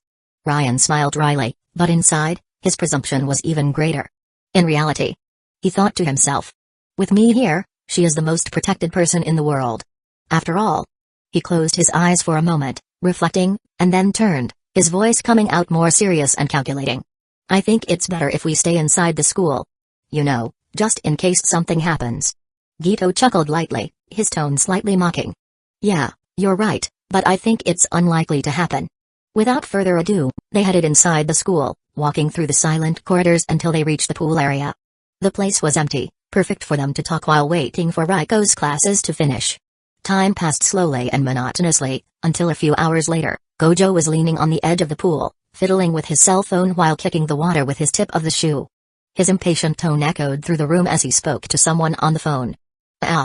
It would be much safer to go to Jujutsu High School now. He complained, puffing, frustration evident in his voice.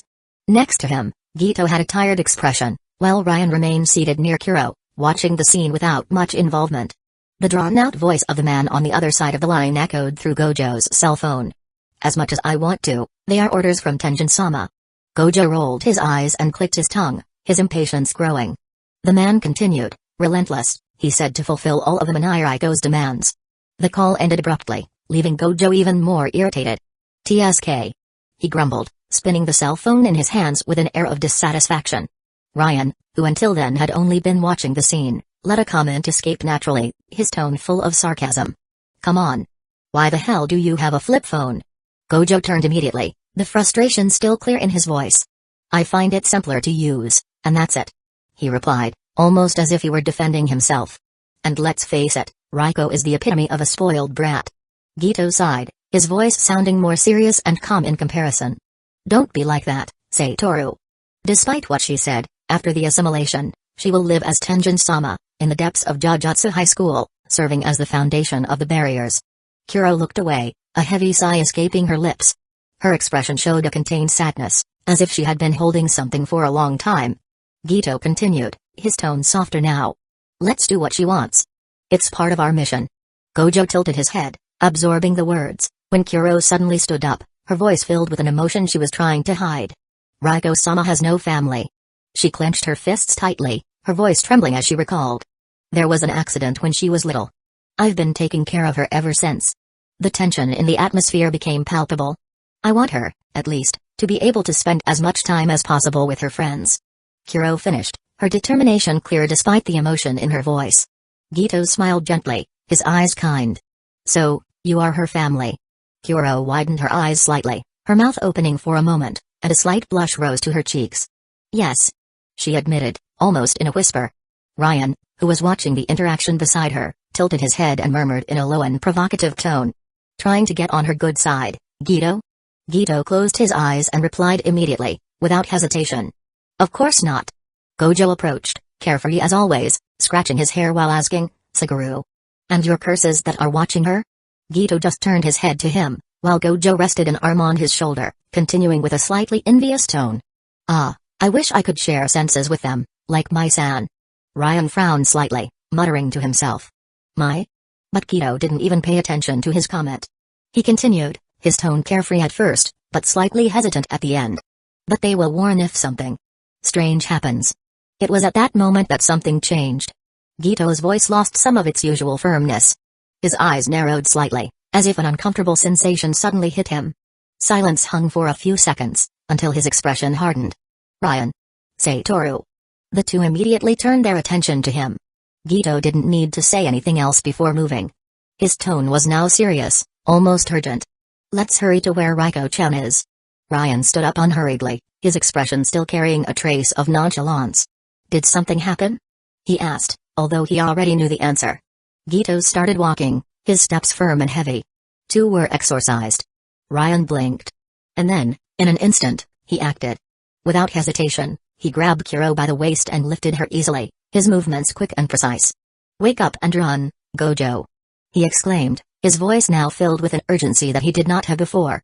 Gojo, without wasting time, straightened up, his expression changing to something more serious. The moment of calm was over. Chapter 107, Are You Up for Anything Tonight? They dashed through the school halls, their footsteps echoing in the building's hushed silence.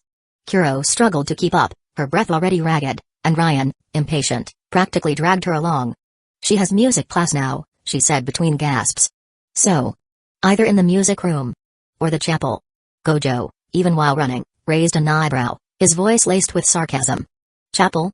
Ryan shot him a sidelong glance, his tone heavy with obviousness. "It's pretty obvious it's a religious school, dude. Didn't you see the clothes she was wearing?" Before the discussion could continue, Gito took control, his firm voice cutting through the chatter. "Ryan, check the chapel. Kuro, go to the music room. Satoru and I will take care of the unknowns." He didn't wait for a response before separating from the group, followed by Gojo, who adjusted his glasses while letting out an exaggerated sigh. Ryan and Kuro continued running together, Ryan visibly irritated. "Damn it, Riko. It would be so much easier if she hadn't told us to stay away." Kuro lowered her head, her voice soft, almost embarrassed. "I apologize for that." Ryan sighed, but quickly shook his head and clicked his tongue. "All right. Time to step on it." He channeled his energy into his legs and, in the blink of an eye, darted forward, leaving only a blur in his place. Kuro's eyes widened, stopping abruptly. My goodness. How is he so fast? In seconds, Ryan reached the chapel. He pushed the doors open with force, causing a loud bang as he entered. Riko. All the girls inside the room turned immediately, eyes wide with surprise. He needed to act fast. Excuse me, my love, he improvised with a calm and seductive voice. I need you for a moment. Silence filled the room for a second. What? The girl's collective scream filled the space, echoing off the walls. Riko let out a frightened squeak, her eyes blinking rapidly as she jumped up in surprise. What are you doing here? The other girls, however, were in an absolute frenzy. Kaya-ah. Some screamed just because of his looks, while others turned to Riko, hysterical. Who is he? You're dating a guy like that and you never said anything? Riko's face immediately flushed. She tried to compose herself, took a deep breath and, puffing out her chest, said with as much presumption as she could muster, he's my. She hesitated for a second, but then firmly completed, he's my boyfriend. That only made the situation worse. Riko, you astute cat. One of the girls turned indignantly. How dare you snag a rich heartthrob all to yourself? He's so cutie. Another exclaimed, her hands clasped together as she sighed dramatically. Ryan just laughed, running his hand through his hair in a presumptuous gesture, soaking up the compliments coming from all sides. The teacher then stood up, walking over to him with an air of authority. Silence, girls. She took a small agenda from her pocket, scribbled something quickly, tore out the page and, discreetly, handed it to Ryan, covering her mouth as she whispered, in case you prefer more mature women. Riko jumped off the bench, her arms waving in the air. Sensei. I told you he's my boyfriend. The teacher just closed her eyes, her expression calm. Ahem. I didn't do anything wrong, I just gave my number as a precaution. She then pretended to regain her composure. This is not appropriate. Even if he's Riko's boyfriend, you can't just come in without permission. Ryan tilted his head, his expression smooth and courteous. I beg your pardon. It's just that I need to discuss something very important with her. Could you grant us a minute of her time, please? His smile was so gentle, so naturally charming, that some girls in the back sighed in unison. The teacher, still blushing, tried to maintain her superior appearance, but hesitated before answering. I understand that relationships between young people can cause distractions, but please. Ryan interrupted gently, his eyes fixed on her, conveying an irresistible confidence. The teacher swallowed hard. All right. Just a few minutes. Convinced, she allowed him to take Raiko. As soon as they left the chapel, Ryan pulled the girl by the wrist and quickened his pace. I told you not to show up during class, Raiko grumbled, blushing slightly while pouting. Ryan chuckled, looking around carefully. Sorry, darling. But some bad guys showed up, and the rest is a mess. Do you need to be so cheesy when we're in these moments? Raiko protested, her voice trembling with embarrassment. Ryan raised an eyebrow and gave her a playful smile, winking at her. If we're going to pretend to be in a relationship, we have to do it right. Before Raiko could react, Gojo's voice echoed from above. Hey! Up here! Ryan didn't waste any time. In an agile movement, he lifted Raiko into his arms, carrying her as if she were a princess. Hold on tight. Raiko let out a surprised squeak the moment Ryan jumped, until they landed smoothly on the roof, where Gojo was waiting for them. Look at that, someone's been working on their leg muscles, Gojo commented, sporting a smug grin. I could very well carry her using my powers, but I'll let your chivalry shine for a bit. He turned away nonchalantly, already starting to run. Let's go to Jujutsu school. I imagine Raiko doesn't want to involve her friends in this mess. Without hesitation, Ryan followed Gojo, leaping between buildings with ease. But, in the middle of the journey, something interrupted the group's tranquility. A bizarre figure appeared before them. The man wore a shopping bag over his head, with a poorly cut hole in the eye region. On the fabric, a distorted smile and a grotesquely stitched eye were drawn. Gojo sighed, annoyed. Oh, how annoying. Looks like we have company. The man wore a white suit combined with dark green pants and, upon seeing Raiko in Ryan's arms, a cruel glint appeared in his eyes. How lucky I am, he murmured, his voice overflowing with malice. 30 million to kill a powerless girl. At that moment, Gojo's cell phone rang. With the same nonchalance as always, he answered. Oh, Gito. Is there really a 30 million bounty on a Manai? On the other side of the line, Gito replied in the same casual tone. There is. It was posted on an underworld website, one of those that only curse masters access. Ryan raised an eyebrow and gave Raiko a playful look. Not bad, huh, sweetie? You're worth a fortune. Raiko blushed instantly, her eyes widening. That's not good at all. Ryan ignored her panic and turned to Gojo. By the way, what the heck is a curse master? Gojo glanced at him sideways, a smile playing on his lips. A bit uninformed, huh, buddy? Studying is good for you, you know. Ryan frowned, his tone laced with sarcasm. It's just that I prefer to spend my time on other things. He winked at Raiko, who looked away, blushing even more. Gojo, always cheerful, began to explain while keeping an eye on the enemy, who was now multiplying around them. Curse masters are sorcerers without affiliation. Basically, mercenaries who sell their services to the highest bidder. Ryan shrugged. Oh. I guess I can understand with this short explanation. Gojo cracked his shoulder, a glint of challenge appearing in his eyes. Leave this one to me. You landed a hard blow on my ego back at the building. So I guess I'll have to show off a bit. He opened his arms in an exaggerated gesture, as if he were about to put on a show. Raiko, still in Ryan's arms, began to count the enemies around them. 2, 3, 4. They're all identical. Are they Shikigami? Gojo grinned, shaking his head. No. They're clones. At the same moment, two of them lunged at him. But before they could attack, Gojo pulled both of them towards him and made them collide brutally against each other. Ryan had to duck quickly to avoid being hit by the flying bodies. Damn it, pay attention. Gojo, however, just smiled. I think you're the one who should be paying attention. The real enemy took advantage of the distraction to order his clones to attack Gojo, but the blows simply stopped before touching him. It was as if there was an invisible barrier preventing any contact. Gojo shot a smug look over his shoulder at Ryan. See?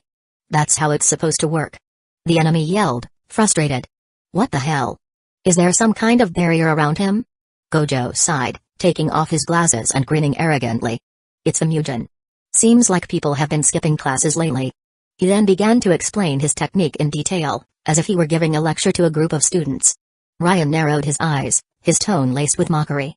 Why is this idiot explaining how his power works like that, out of the blue? Raiko put her hand on her chin, thoughtful. From what I know, when a sorcerer explains their ability, it ends up getting stronger. It's called a binding vow. Ryan sighed, bored. What a convenient concept. And convenient for the author of the novel too. Novel? Raiko blinked, confused. Nothing, just talking to myself. Meanwhile, Gojo continued to play with the enemy, like a cat toying with a mouse. Raiko, on the other hand, twirled her hair around her fingers, her voice a little hesitant. See, changing the subject. Ryan turned his face to her, waiting. She took a deep breath, mustering courage. Are you up for anything tonight? Chapter 108, What Could Go Wrong, Right? Ryan raised his eyes to the sky, looking thoughtful. Well, I have to meet Ali later this afternoon. But I don't think it will take that long. He then looked back at her with a sly smile. If it's later at night, I'm definitely free. Raiko's eyes sparkled with excitement. She clenched her fists, gathering all her determination before asking, her voice coming out in a thread of courage. Well. What do you think of? You know. Ryan completed, in a carefree voice. Going out to spend some time together? She blushed, but took a deep breath and nodded quickly. Why yes. Let's go out for dinner or something. Ryan grinned, moving closer until his warm breath grazed her skin. Sure. Why not, right? His eyes were fixed on hers, intense. After all, I'm a Raiko. I'm all yours these days, aren't I? Raiko's heart raced, pounding so hard that she swore she had inadvertently invented a new curse technique, unavoidable flash passion. Their mouths were almost touching. Raiko's hands were sweaty. Enter mind. A complete chaos. Meanwhile, Gojo subdued the opponent with ease, a smile playing on his lips as he called Ryan with exaggerated enthusiasm. Hey, Ryan. Take a look at this. With a theatrical movement, he raised his hand towards a nearby building. The windows exploded in sync, the glass scattering through the air like small broken stars. Floating with an almost insulting confidence, Gojo kept his amused gaze on his adversary, like a cat playing with a mouse. Next is the unlimited divergence. He murmured, his voice loaded with anticipation. With a precise gesture, his fingers took the form of an invisible weapon, pointing directly at the man, who instinctively raised his arms to protect himself. My reversal spell. Gojo's tone became more serious for a moment, the atmosphere acquiring an oppressive crimson glow. The tension in the air almost vibrated. Red. The man held his breath. The space around seemed to hesitate, as if reality itself awaited the inevitable explosion. But nothing happened. The silence was deafening for a second. It failed. Gojo exclaimed suddenly, breaking the tension by punching the opponent in the face with a dry, direct blow. Ryan almost fell backward, holding Raiko tighter to avoid dropping her. His gaze wavered between disbelief and amusement as he finally let out a mocking laugh. Damn, and I was expecting a fucking explosion. Gojo scratched the back of his neck, his expression slightly flushed as he pouted comically. I was sure I was gonna get it this time. Meanwhile, Raiko felt a vibration in her pocket. With an automatic reflex, she took out her cell phone and unlocked the screen. Her eyes scanned the message for just a second before her breathing became irregular. The world around her seemed to shrink as her face paled. Kuro. Her voice trembled, her eyes wide with pure panic as she turned the cell phone for the others to see. Kuro was. The image on the screen showed Kuro lying on the floor, gagged, with her hands tied tightly. Later, after meeting up with Gito again, the group discussed the situation, the atmosphere heavier than ever. Gito kept his arms crossed, his gaze fixed on the floor, his voice low but firm. Sorry. The mistake was mine. The tension in his face was palpable, a wrinkle forming between his eyebrows as he clenched his fists. Oh, really? I don't even think that counts as a mistake, Gojo replied casually, his hands shoved into his pockets, showing no great concern. I underestimated how much the enemies would value Kuro-san. Gito admitted, a noticeable weight in his voice. Gojo let out a sigh, his tone taking on a rare seriousness. She's probably already dead. Raiko shuddered at the thought, but before fear could overcome her, she felt something warm around her. Ryan held her firmly, wrapping her in a comfortable embrace as his fingers moved gently through her hair, in a comforting caffeine. She's alive, he said, his voice sounding so certain that it was almost impossible to doubt. Gito and Gojo looked at him attentively. Ryan remained calm as he continued, his tone meticulously calculated. If I were these guys, I'd use Kuro as a bargaining chip. After all, it makes more sense to keep her alive and negotiate for something more valuable. He lowered his hand, gently placing it on Raiko's head before concluding, it would be the maid for Raiko. And as you know, a bargaining chip is only valuable if it's still breathing. Gojo tilted his head slightly, thoughtful. After a moment, he gestured casually. You've got a point. In the end, we're at an advantage. Amanai, who is their ultimate target, is still with us. Ryan sighed, closing his eyes for a moment as he thought. There's a possibility of going back in time and saving Kuro, but... His voice became slightly lower as he looked at Raiko out of the corner of his eye, noticing her eyes tearing up. I want to keep the events so far. And besides, rescuing Kuro won't be difficult. His eyes turned to Gito, taking on a firm and determined tone, like Satoru said, we're at an advantage. Let's use it to our advantage. Ryan wiped away a lone tear that rolled down Raiko's face before smiling at her, trying to bring some lightness to the situation. We're going to save Kuro. After all. His smile grew a little wider as he looked into her eyes. You still have a lot to say to her, don't you? Raiko was silent for a few moments, absorbing his words. Her gaze sparkled slightly before a small smile began to form. She nodded, determined. Yes. With a new wave of energy and resolution, the two raised their fists together. Let's save Kuro. Gojo watched them for a second before raising his fist as well, a carefree smile on his face. That's it. Gito, on the other hand, let out a deep sigh, looking at the scene before him. Wow. They seem to share the same neuron. Meanwhile, Raiko cast a discreet glance at Ryan, her smile taking on a softer, almost secret tone. Ryan. She thought, feeling an unexpected warmth in her chest. He managed to give me hope even now. He's really cool. In the end, it was easier than they expected. The invasion of the place where Kuro was imprisoned was almost anticlimactic. Gojo, always eager to show off his abilities, especially in front of Ryan, decided to turn the mission into a private spectacle. The enemies didn't even have time to react before being crushed like insects under his overwhelming force. The sound of dry blows and muffled screams echoed through the corridors. In the next instant, the last barrier was effortlessly shattered. The door swung open violently, revealing Kuro tied up inside the dark room. Kuro. Raiko ran to her without hesitation, her tears already welling up before she even reached her. As soon as she untied her, she threw herself into her arms, hugging her tightly as if trying to make up for the absence of seconds ago. Ryan, standing at the entrance, watched the scene with his hands in his pockets, averting his gaze from the destruction around him. See? It was easier than hitting a roadside dummy. Gojo casually interrupted, scratching his ear with feigned boredom. Kuro, now free, stood up slowly, her muscles tense from the long immobilization. She lowered her head, her voice coming out restrained and embarrassed. I'm sorry. I let myself before she could finish. Ryan raised his hand, cutting her off in the middle of a sentence. It was nothing, he said, his tone casual but with an undeniable weight of certainty. The important thing is that you're okay. Without waiting for an answer, he turned and began to walk away, his footsteps echoing across the cold floor. Okay, this is my cue to take a little trip. I have some things to take care of. But, just as he was about to step through the door, he stopped abruptly. With a calculated step back, he turned his face, a playful smile appearing on his lips. Ah, and Raiko. His voice carried a suggestive, almost provocative tone. Our promise still stands. He finished with a wink. Gojo, who had until then been distracted analyzing the wreckage of the fight, frowned. His gaze shifted between Ryan and Raiko, trying to grasp the connection between those words. What promise? Kuro stepped forward, her voice stumbling slightly, still affected by the recent events.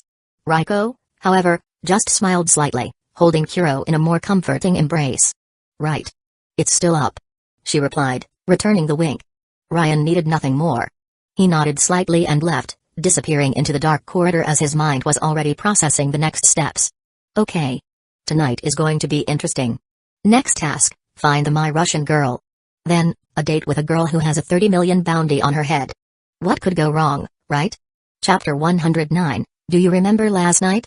Ryan drove through the streets of Tokyo as the sky turned reddish hues, reflecting the city lights like a sea of pulsating neon. The car engine vibrated in harmony with the hypnotic rhythm of Kavinsky, Night Call, his favorite song, echoing softly through the interior of the vehicle. He was relaxed, one hand on the wheel and the other resting on the door, when he felt his cell phone vibrate in his pocket. He sighed, tilting his head slightly to the side. It's wrong to use your cell phone while driving. He murmured to himself, a wry smile appearing on his lips. But if that's the case, I'm already all wrong for driving without a license. With an agile movement, he pulled out his cell phone and swiped the screen to see the message.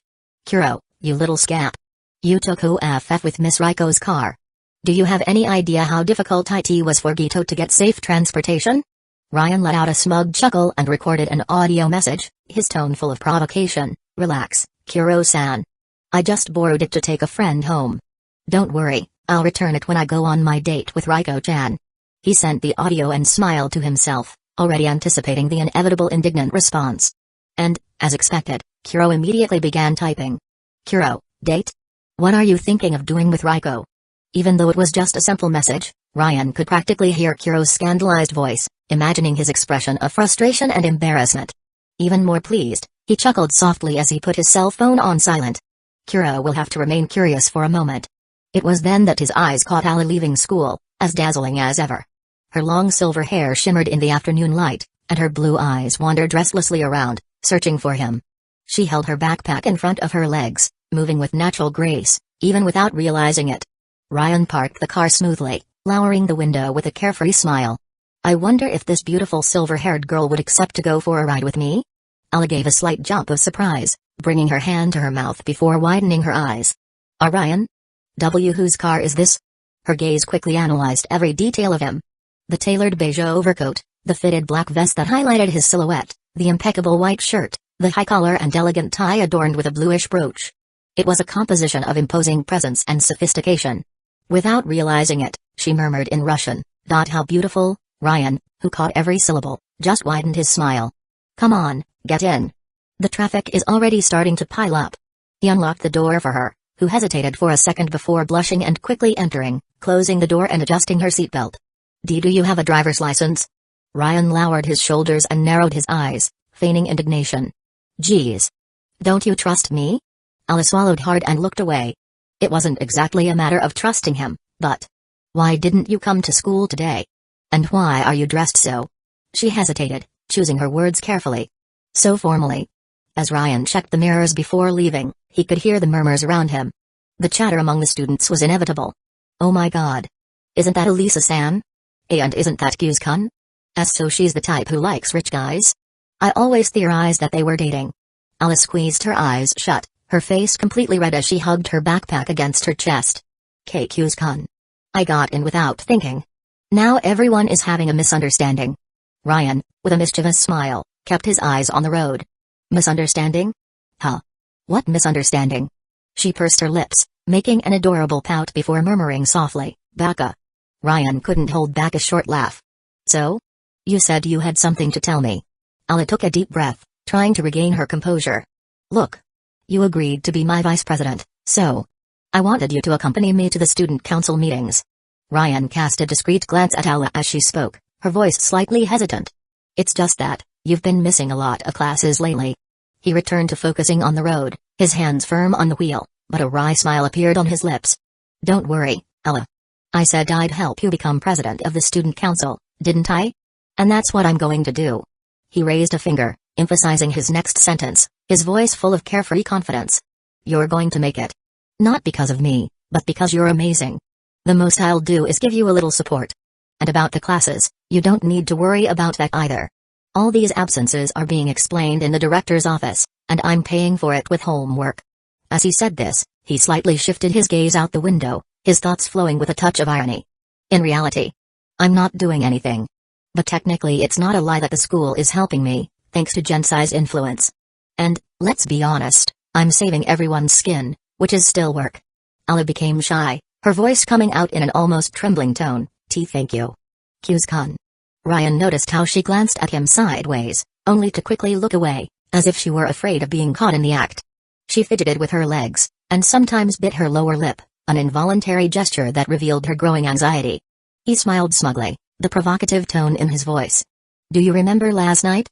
Ala let out an embarrassed squeak, almost an adorable mew, her face exploding in a reddish hue that contrasted perfectly with her silver hair and blue eyes. Hanya. She covered part of her face with her hands, shaking her head in embarrassed denial. And no need to remind me of that. Ryan chuckled softly, the amusement evident in the mischievous glint in his eyes. Why not? In my opinion, it's something to be remembered. His sly smile only made Ala look away even more, her cheeks puffed out in a frustrated pout. Mushi was silent for a moment, before murmuring, her voice filled with a touch of cute frustration, what are we, blockhead? You're making me fall in love and I don't even know what to do. The sentence came in Russian. Ryan blinked, surprised, as he quickly processed the words. His heart gave a slight stumble. Damn it. Should he show that he understood Russian? This could completely change the dynamic between them. He took a deep breath, his gaze taking on an unusual seriousness. Ella. Chapter 110, Go all the way deep in her, Ryan. The tone of his voice made her look at him immediately, surprised, her big, bright eyes yearning for the next words. I was thinking. Behind his confident expression, he also felt a certain anxiety. But, as always, he knew how to mask it perfectly. It's been a year since we met. And we've gotten a lot closer in these last few days, don't you think? Ella's eyes widened, her heart racing like an uncontrolled drum. Her mind began to spin in chaotic thoughts. What is he going to say? Ryan parked the car slowly, making sure he could look directly into her eyes. The atmosphere inside the car became denser, charged with an almost palpable tension. What do you really think about me? His eyes narrowed slightly, his tone deeper and more introspective. You speak in Russian at times. And I don't understand what you're saying. Sometimes, it seems like you're commenting on important things. Ella blinked a few times, biting her lip as she tried to organize her thoughts. Ryan, in turn, was immersed in his own dilemmas. It's not the time to bring Ella into my world. She's innocent. She has a normal life, far from the supernatural. He closed his eyes for a brief second, letting out a restrained sigh as he continued in his thoughts. Who knows when? I'll feel more powerful than that strange goddess I encountered in Hinamizawa. That way, I'll know I can keep Ella out of danger. Even in this crazy world. It. Ella tried to speak, but seemed frozen. Ryan started the car again, his tone regaining its usual provocative confidence. You know. I think I'll learn Russian to understand what you're saying. Ella's ears turned red instantly. With an almost automatic gesture, she pulled her backpack to cover part of her face, as if it could hide her overwhelming embarrassment. Do you do that? Then you'll be able to understand when I say I love you. She murmured in Russian. Ryan felt an unexpected warmth in his chest. His fingers tightened slightly on the steering wheel, an almost imperceptible gesture, but full of emotion. His mind was divided into two opposite sides. A dark and mocking voice whispered inside him, see? She's literally admitting she loves you. Go all the way deep in her, Ryan. But then, a second voice, more serene and rational, emerged. No, Ryan ghosting. You need to contain yourself. Don't make the same mistakes of the past. For a moment, his mind spun between the two extremes. Damn. I don't know whether to listen to the top or the bottom head. Before he could say anything, he realized that they had already arrived at Alla's destination. Time had passed faster than he imagined. He stopped the car in front of the apartment, returning to his carefree expression as he spoke. Well, by car, this way is much shorter. Alla took a deep breath, regaining her beautiful smile before turning to Ryan. Thank you for bringing me home.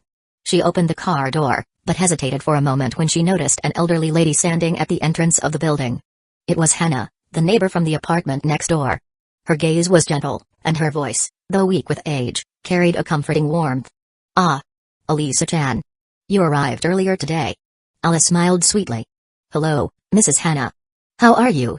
The old lady glanced at the car, finding Ryan sitting in the driver's seat. He waved with a polite and warm smile. The old woman's eyes widened slightly, and her expression gained a nostalgic touch. Oh, my. Elisa-chan, you have a very handsome boyfriend. She let out a soft laugh. He reminds me of my husband when he was young. Ah, how handsome he was. Alla froze instantly, her eyes wide, her mouth slightly open, while a subtle tremor ran through her legs. Her face took on an intense reddish hue, unable to formulate a coherent response. Mrs. Hannah approached the car, placing her hands on the door with a playful but sincere look. Be gentle with her, young man. Elisa is a beautiful girl and seems strong and independent, but, deep down, she is still just a sweet woman who is discovering the world. Ryan closed his eyes for a moment and tilted his head slightly, responding with a courteous tone, but full of natural charm. Of course, Obasan. I know Ella is the most delicate flower anyone could find. I would never forgive myself if I stained a single petal of this flower. Ella's heart leaped, beating at a frenetic pace. She turned abruptly, murmuring in a trembling and embarrassed voice, Kkusku-an. Before she could recover, a new voice emerged. Era? Ella-chan? Masachika-kun? It was Masha, who had just come out of the gate. Her eyes widened slightly when she saw Ryan, but she soon regained her composure, approaching with her usual elegant posture. Mrs. Hannah smiled at the arrival of Ella's sister. Your sister is very lucky, Maria-chan. This boy has the eyes of a knight, I can see that clearly. Masha looked at Ryan in the car, blushing slightly before regaining her sweet and controlled tone. What a surprise to see you driving, Masachika-kun. And still being a gentleman and bringing Ella-chan home. She approached her sister, enveloping her in a warm and protective embrace. Ella, on the other hand, froze completely. Masachika-kun? Since when does she call him that? She thought to herself, confused and suspicious. Ryan, maintaining his carefree tone, replied, she wanted to talk to me about the student council elections, so I managed to come to her. As if it were a sudden reminder, Ella exclaimed, "Ah! I almost forgot." She quickly took a document from her bag and handed it to Ryan. "I've already gone to the director's office to give our names. You just need to sign this paper and everything will be fine." Ryan took the papers, looking at them with a wry smile. In his mind, an ironic thought formed, soon. I'll be signing our wedding papers. Soon. He opened the glove compartment and took out a pen, signing the document as he spoke. "So, I won't go tomorrow either. Is it okay if you deliver it for me?" Ella put her hand to her chin, pondering. "Another day without you at school?" Her gaze took on a melancholy tone before she sighed. "I think I can deliver it for you, but when are you going back to classes normally?" Ryan smiled reassuringly. "Soon. I just need to resolve some last things, and I can spend the days with you in class and during breaks." Ella looked away, blushing slightly. Be quick about it. You don't want a report card full of absences, do you?" She spun on her heels and took Mrs. Hannah by the arm. "Come on, Hannah-san. I'll escort you to the elevator." As she walked away with the elderly woman, Masha stood beside the car, watching Ella disappear into the building. She smiled gently before covering her mouth with her hand. "Ella is very excited about you two running together for student council president." Ryan looked at her, his expression becoming a little more playful. "It's something very important to her, isn't it?" Masha nodded delicately, putting her hands together in front of her body. After a brief silence, she tilted her head, hesitant. "You don't want to come in?" "Masachika-kun?" Ryan raised an eyebrow, surprised by the invitation. "Look, I was tempted to accept, but unfortunately I need to go somewhere else." Masha gave a wry smile, a curious glint in her eyes. "Ah. I understand." She looked away for a second before looking back at him. "You know, I wanted to ask you for a little help. As you know, I'm the student council secretary, and they asked me to catalog the new clubs this year. Would you mind I accept?"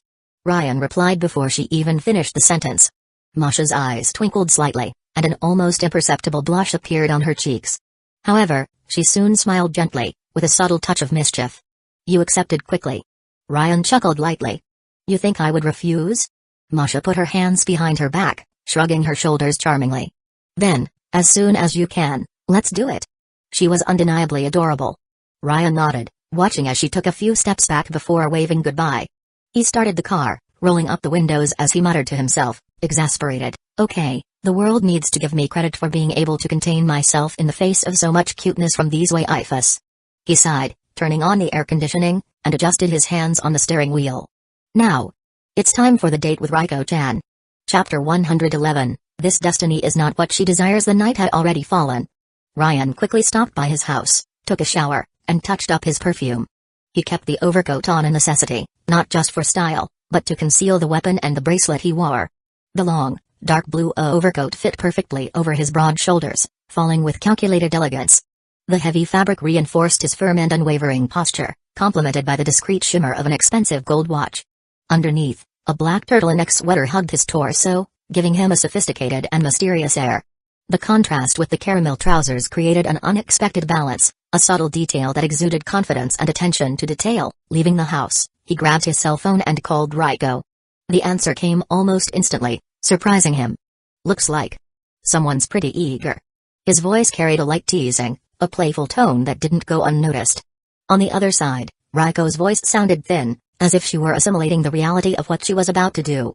Still, she tried to maintain her composure. "When I become Tenjin-sama, I won't have time for these casualities." "So, you have been selected to be my first and—" She paused briefly, as if needing to catch her breath before completing. "Last date." Ryan opened the car door, a smile playing on his lips. "It's an honor." His reply was laden with irony, as if he didn't take her words so seriously. Raiko, on the other hand, seemed radiant. Ryan could imagine her animated smile as she retorted, "Since you know it's an honor, you better hurry up. I'm already all dressed up and waiting at the apartment from earlier." "You wouldn't leave a girl as amazing as me waiting for her first date, would you?" The roar of the engine echoed from the other side of the line, accompanied by the sudden sound of tires burning against the asphalt. "Don't worry, I'll be there in 10 minutes." Ryan spoke with an amused presumption before hanging up. He put the phone in his pocket, glancing briefly at the car's dashboard. "Well, I guess nothing bad will happen," he murmured, but his gaze soon shifted, carrying a slightly serious expression. "I just want a quiet date. I think Raiko deserves that." When he reached his destination, he parked the car and got out with the same usual confidence. He adjusted his overcoat, checked his watch, and glanced at the time with a satisfied smile. It was only 9 minutes. He walked towards the entrance, chest puffed out, without hesitation. Going out with beautiful women was routine for him, and this date shouldn't be any different. However, upon opening the door, he immediately came face to face with Kiro holding him up, her expression tense. There's no way this is going to work. The way she held the mop made it clear she was ready for combat. Ryan raised an eyebrow, analyzing the scene with slight disbelief. "What? I chose my clothes so carefully." "I'm not talking about that," Kiro shouted, frustrated. Before Ryan could respond, another voice interjected, "Relax, Kiro. It's just a silly date." Gojo appeared behind her, a carefree smile on his face. "You don't want Raiko to become Tension-sama without enjoying this part of adolescence, do you?" Beside him, Gito kept his hands in his pockets, his expression indifferent. "It's too dangerous." Kiro crossed her arms, her voice laden with concern. "Both Ryan and the people after Raiko." Ryan tilted his head, blinking as if lost. "Me? Dangerous?" Gito finally spoke, his voice always calm and thoughtful. "Gojo and I will go too. That way, security will be more than guaranteed." Ryan raised his hand in an immediate gesture of refusal. "No way. Raiko wants a date for two." Gojo smiled faintly, clearly amused by the boy's confidence. "Can you handle taking care of her alone?" Ryan adjusted his overcoat subtly, his gaze sharp. "I crossed that Mugen thing when you were sure it was impossible. Want to doubt my abilities again?" Gito, though still suspicious, grumbled. "I don't know. As Kuro said, you're dangerous too." Ryan frowned, crossing his arms. "You're treating me like a weirdo, you know."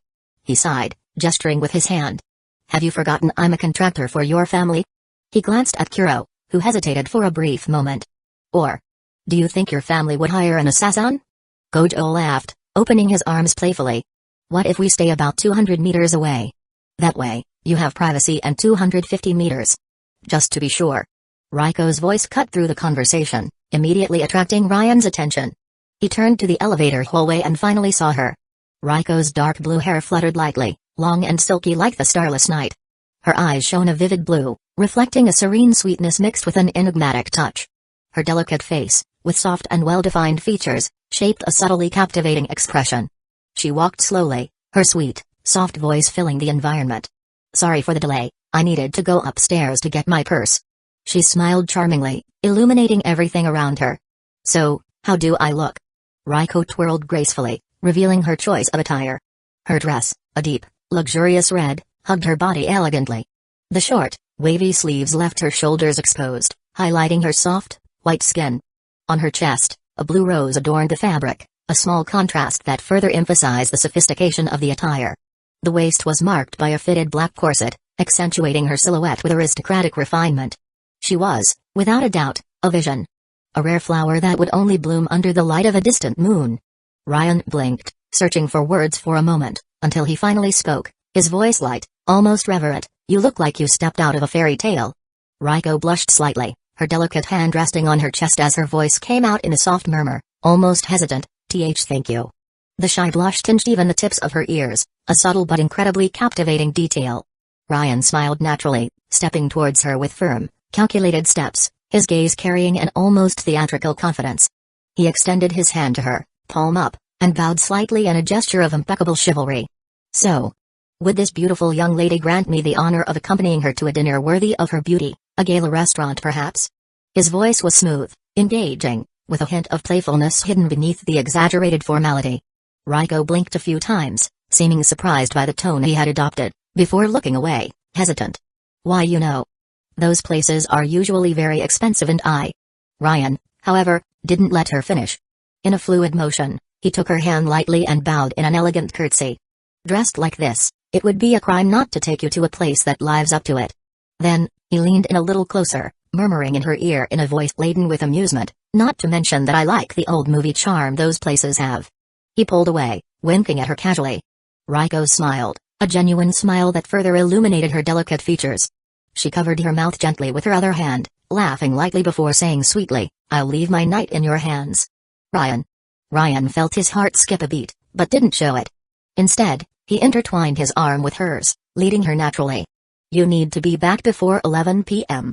Kuro's firm voice made them stop, as if she were a mother giving strict instructions to her daughter before her first outing. Gojo, ever carefree, put his hands behind his head and smiled broadly. "Look, Amanai, your first chance to come home late and get scolded. A rite of passage." Kuro spun on her heels and pointed her finger at Gojo, her face flushed with frustration. "Don't encourage that kind of behavior." She paused, her gaze becoming more serious as she turned to Raiko. "You know the situation she's in." Ryan placed one hand over his chest in a solemn gesture, his voice taking on a lower, more respectful tone. "Don't worry. I promise to take care of her with my..." He turned his gaze to Raiko, their eyes meeting for a brief moment. A silent and subtle moment, but laden with meaning. "I will take care of her with my own life." Raiko blinked, surprised by the sudden seriousness. An unexpected warmth rose to her face, making it difficult to formulate any response at that moment. Fortunately, Gojo wasn't the type to let an intense mood linger for long. "All right, let's get going, because the night is young." He spun on his heels and headed for the door, completely at ease. Gito sighed, sinking his hands into his coat pockets as he followed. "We'll be right behind you." 250 meters away. He looked over his shoulder, his tone carrying a subtle warning. "If something goes wrong, we'll send a signal. You grab Raiko and leave immediately." Ryan didn't answer immediately, just gently squeezed Raiko's arm against his, guiding her to the car. Like a true gentleman, he opened the door for her, allowing her to enter first. Soon, they arrived at one of Tokyo's most luxurious restaurants. Raiko couldn't hide her amazement, her eyes shining as she observed the elegant cars parked and the sophisticated entrance to the place. But then, she turned to Ryan, a look of slight concern forming on her face. "Why, this isn't going to be too expensive for you, is it?" Ryan smiled faintly as he opened the door for her. "Relax. Money is no object." Inwardly, however, he thought wryly, "Gensai will have to figure out how to pay my expenses." As they got out of the car, Ryan kept his arm entwined with Raiko's, guiding her across the red carpet at the entrance. She seemed a little awkward, but didn't try to pull away, just followed his lead. As they passed the luxury cars, Raiko murmured, still impressed, "How did you get a reservation at a place like this?" Ryan shrugged casually. "Raiko. It's your first date. I spared no effort to make it unforgettable." She stared at him, surprised by the unexpectedly sincere response. Her blue eyes shone under the elegant lights of the place, reflecting something that made Ryan's heart beat a little faster. Upon reaching the reception, they were led to a table by the window, which overlooked a beautiful grove filled with roses illuminated by small hanging lamps. An almost ethereal setting. Once they were seated, Ryan poured himself a glass of wine, bringing it to his lips with a relaxed air. Raiko raised an eyebrow, crossing her arms on the table. Are you old enough to drink?"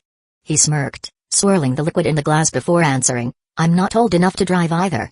He winked at her, provocatively. Raiko laughed awkwardly, shaking her head. "Ah. Now I realize that we're not exactly normal." Ryan, still smiling, poured some into her glass and gently pushed it towards her. Raiko's eyes widened, shaking her hands rapidly. I don't drink." Ryan raised an eyebrow, amused. "Raiko. You have, what? 48 hours left? Do you really think a sip of wine is going to make a difference?" She hesitated, biting her lower lip as she pondered the absurd logic of it. Finally, she sighed and took the glass, taking a small sip. Ryan watched, curious. "So? What do you think?" Raiko frowned slightly, looking at the reddish liquid inside the glass as if trying to decipher it. "It's sweet and bitter at the same time. A taste that seems bad, but somehow, it's good too." Ryan leaned back in his chair, crossing his arms with an amused smile. "Look at you. Philosophizing about a sip of wine." Raiko laughed, closing her eyes for a moment. But when she opened them again, her smile faltered a little. She looked away, her ears blushing subtly as she murmured, "Thank you for letting me experience these things before I fulfill my destiny." The melancholic tone in her voice made Ryan's smile diminish slightly. He lowered his gaze for a brief moment, the weight of her words settling in his mind. It's clear that this destiny is not what she desires. Time unfolded at a pleasant pace. Between sips of wine and precise forkfuls, Ryan and Raiko enjoyed the sophisticated dishes they had ordered. Each one was an experience in itself, delicate textures, refined seasonings, flavors that melted in the mouth. Were the prices absurd? Certainly. But at least the luxury was justified on the palate.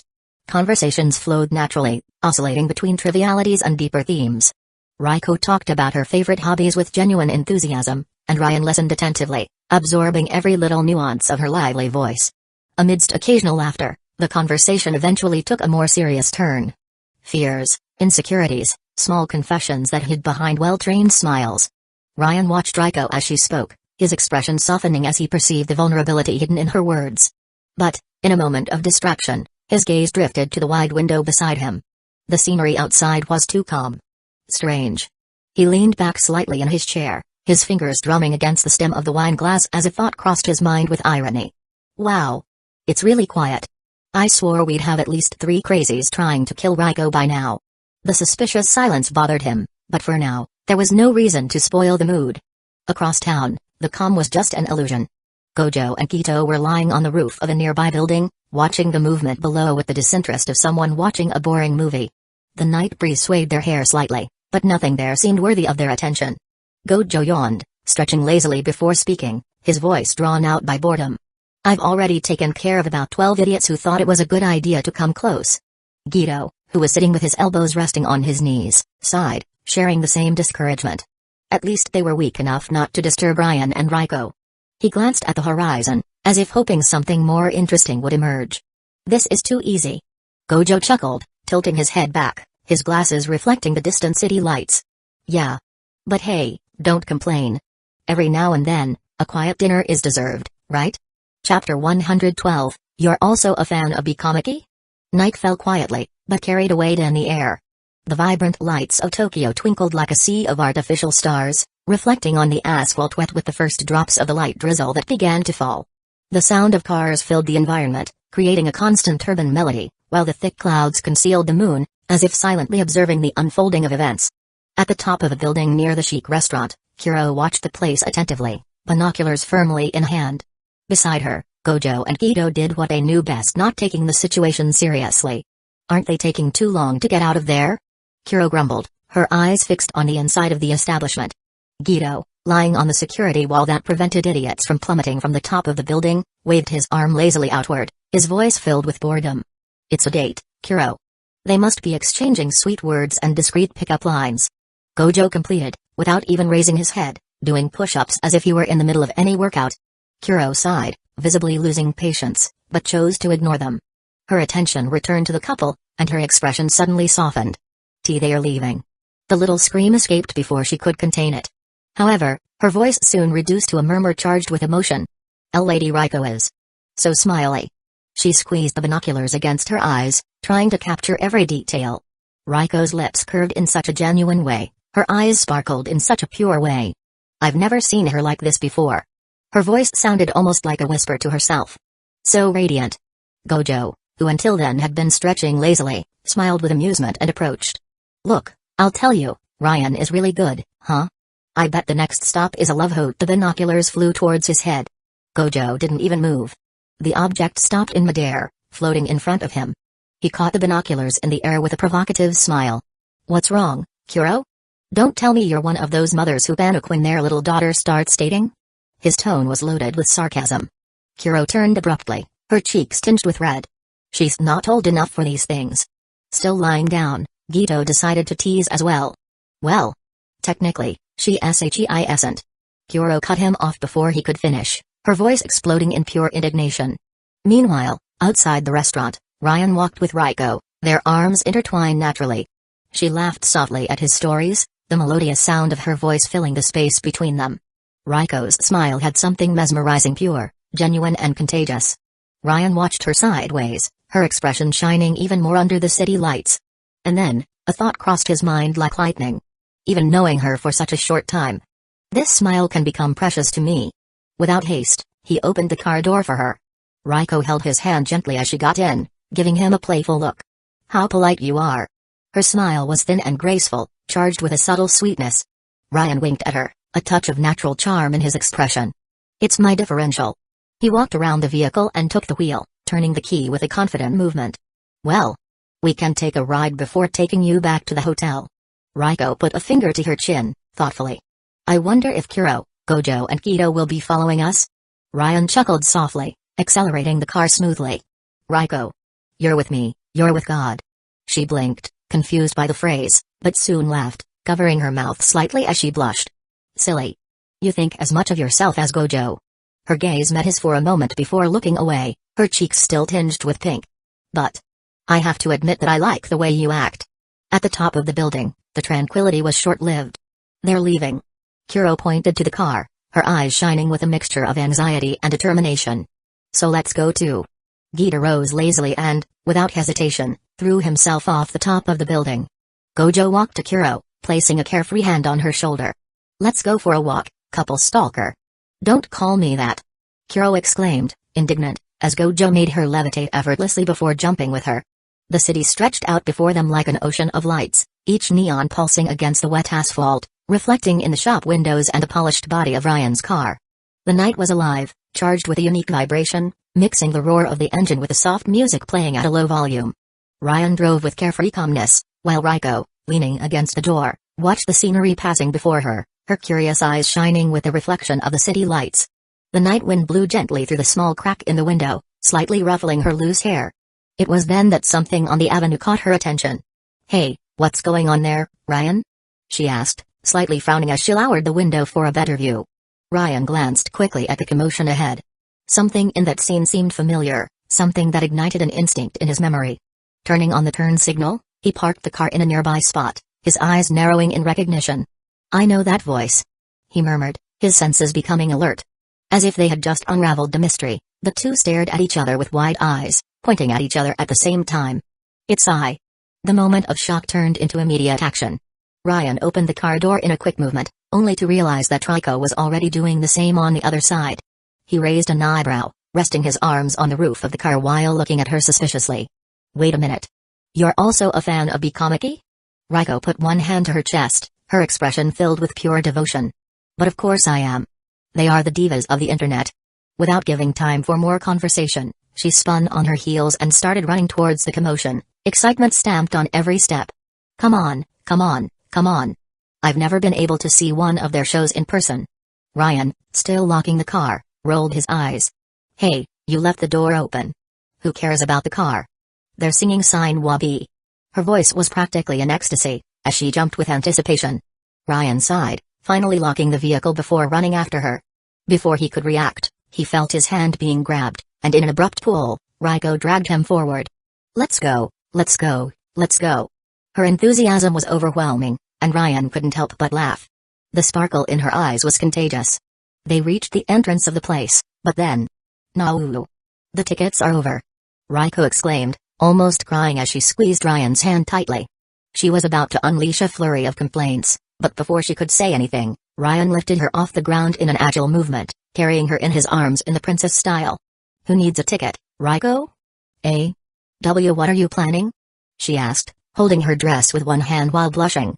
Ryan just smiled, his eyes scanning the surroundings. Securing our special tickets. And without giving time for more protests, he dashed through the alley next to the entrance, his steps firm and calculated. Raiko let out an adorable squeal when he jumped onto a structure beside the stage, her arms wrapping around his neck reflexively. When they reached the top, she huffed, messing up Ryan's hair with a sulky expression. You have to warn me before doing these things. I'm wearing a dress, remember? Ryan laughed, settling himself on the elevated surface while pointing to the privileged view they had. That's the least important thing now. Look at the view I got for us. Raiko's eyes widened when she finally focused on the stage. There, right in front of her, eyes shone under the spotlights, her voice resonating like a mesmerizing melody as the chorus of Sign Wabi began. Ryan put her down gently, but she didn't even notice she was completely mesmerized. Without hesitation, she ran to the edge of the structure, her expression filled with emotion. Ryan positioned himself beside her, and, without even realizing it, they began to sing together. The moment was magical. Meanwhile, not far away, at the top of a building, Kuro bit her lower lip, her expression frustrated. My heart was in my mouth when he took her to that alley. Gojo, standing on the edge of the building with a relaxed posture, laughed. Damn, me too. I was already starting to think that she would merge not with Tenjin-sama, but with Ryan. The blow came quickly. Or rather, it almost came. Kuro tried to hit him on the head with the broom, but stopped inches before impact. After all, he had the Mugen. She huffed in frustration. "Stop saying those things," she exclaimed, her face slightly flushed. Gojo just laughed, throwing his head back with amusement. The night went on its course, but one thing was certain: that moment would be etched in their memories. Chapter 113. It is in chaos that opportunities arise. The door closed behind Ryan with a muffled click, and he let out a long sigh, feeling the weight of the evening spread across his shoulders. The house was silent, bathed only in the dim light of the lamp in the corner of the room. Without haste, he took off his overcoat and hung it on the coat rack, his fingers sliding over the fabric as his mind still processed the unexpected events of the night. Going to eyes show out of the blue. Definitely wasn't in my plans, he murmured to himself as he walked down the hallway. But Masachika's memories make me really like her. Except, to be honest, Ryan, am still more of a Hatsune Miku guy.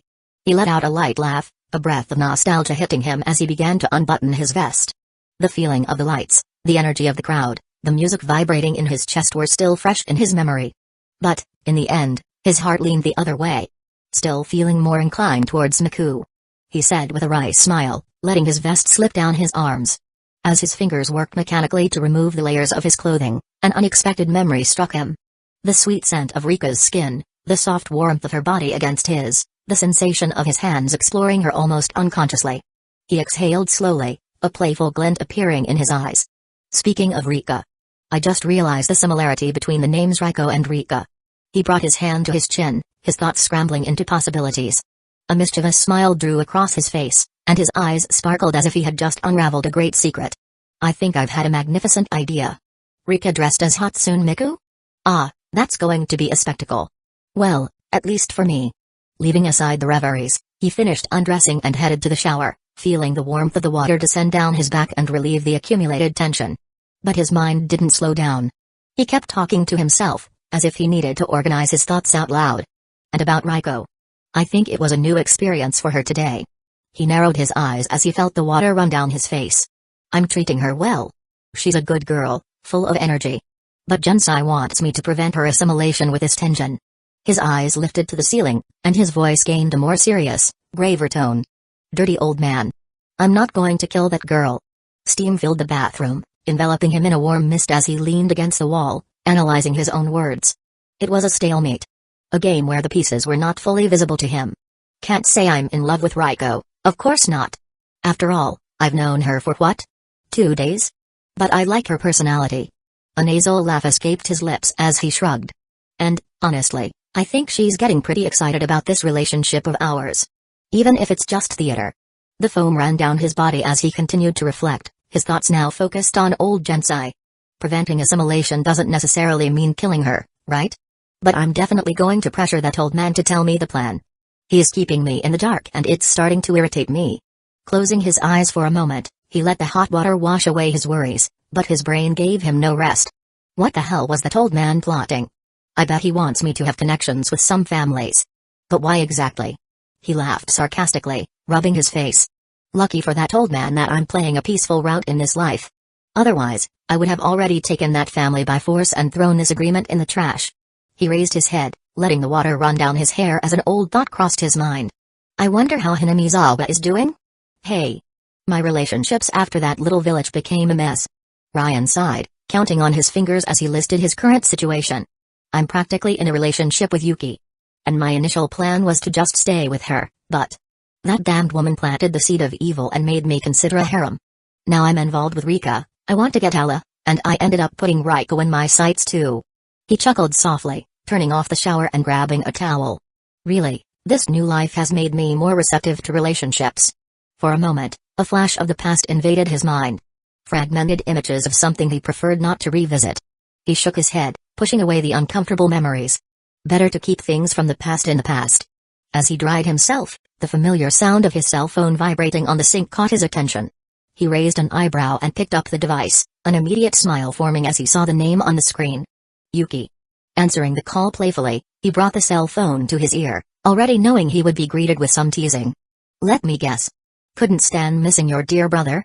On the other end of the line, Yuki's presumptuous voice echoed with amusement. Huh?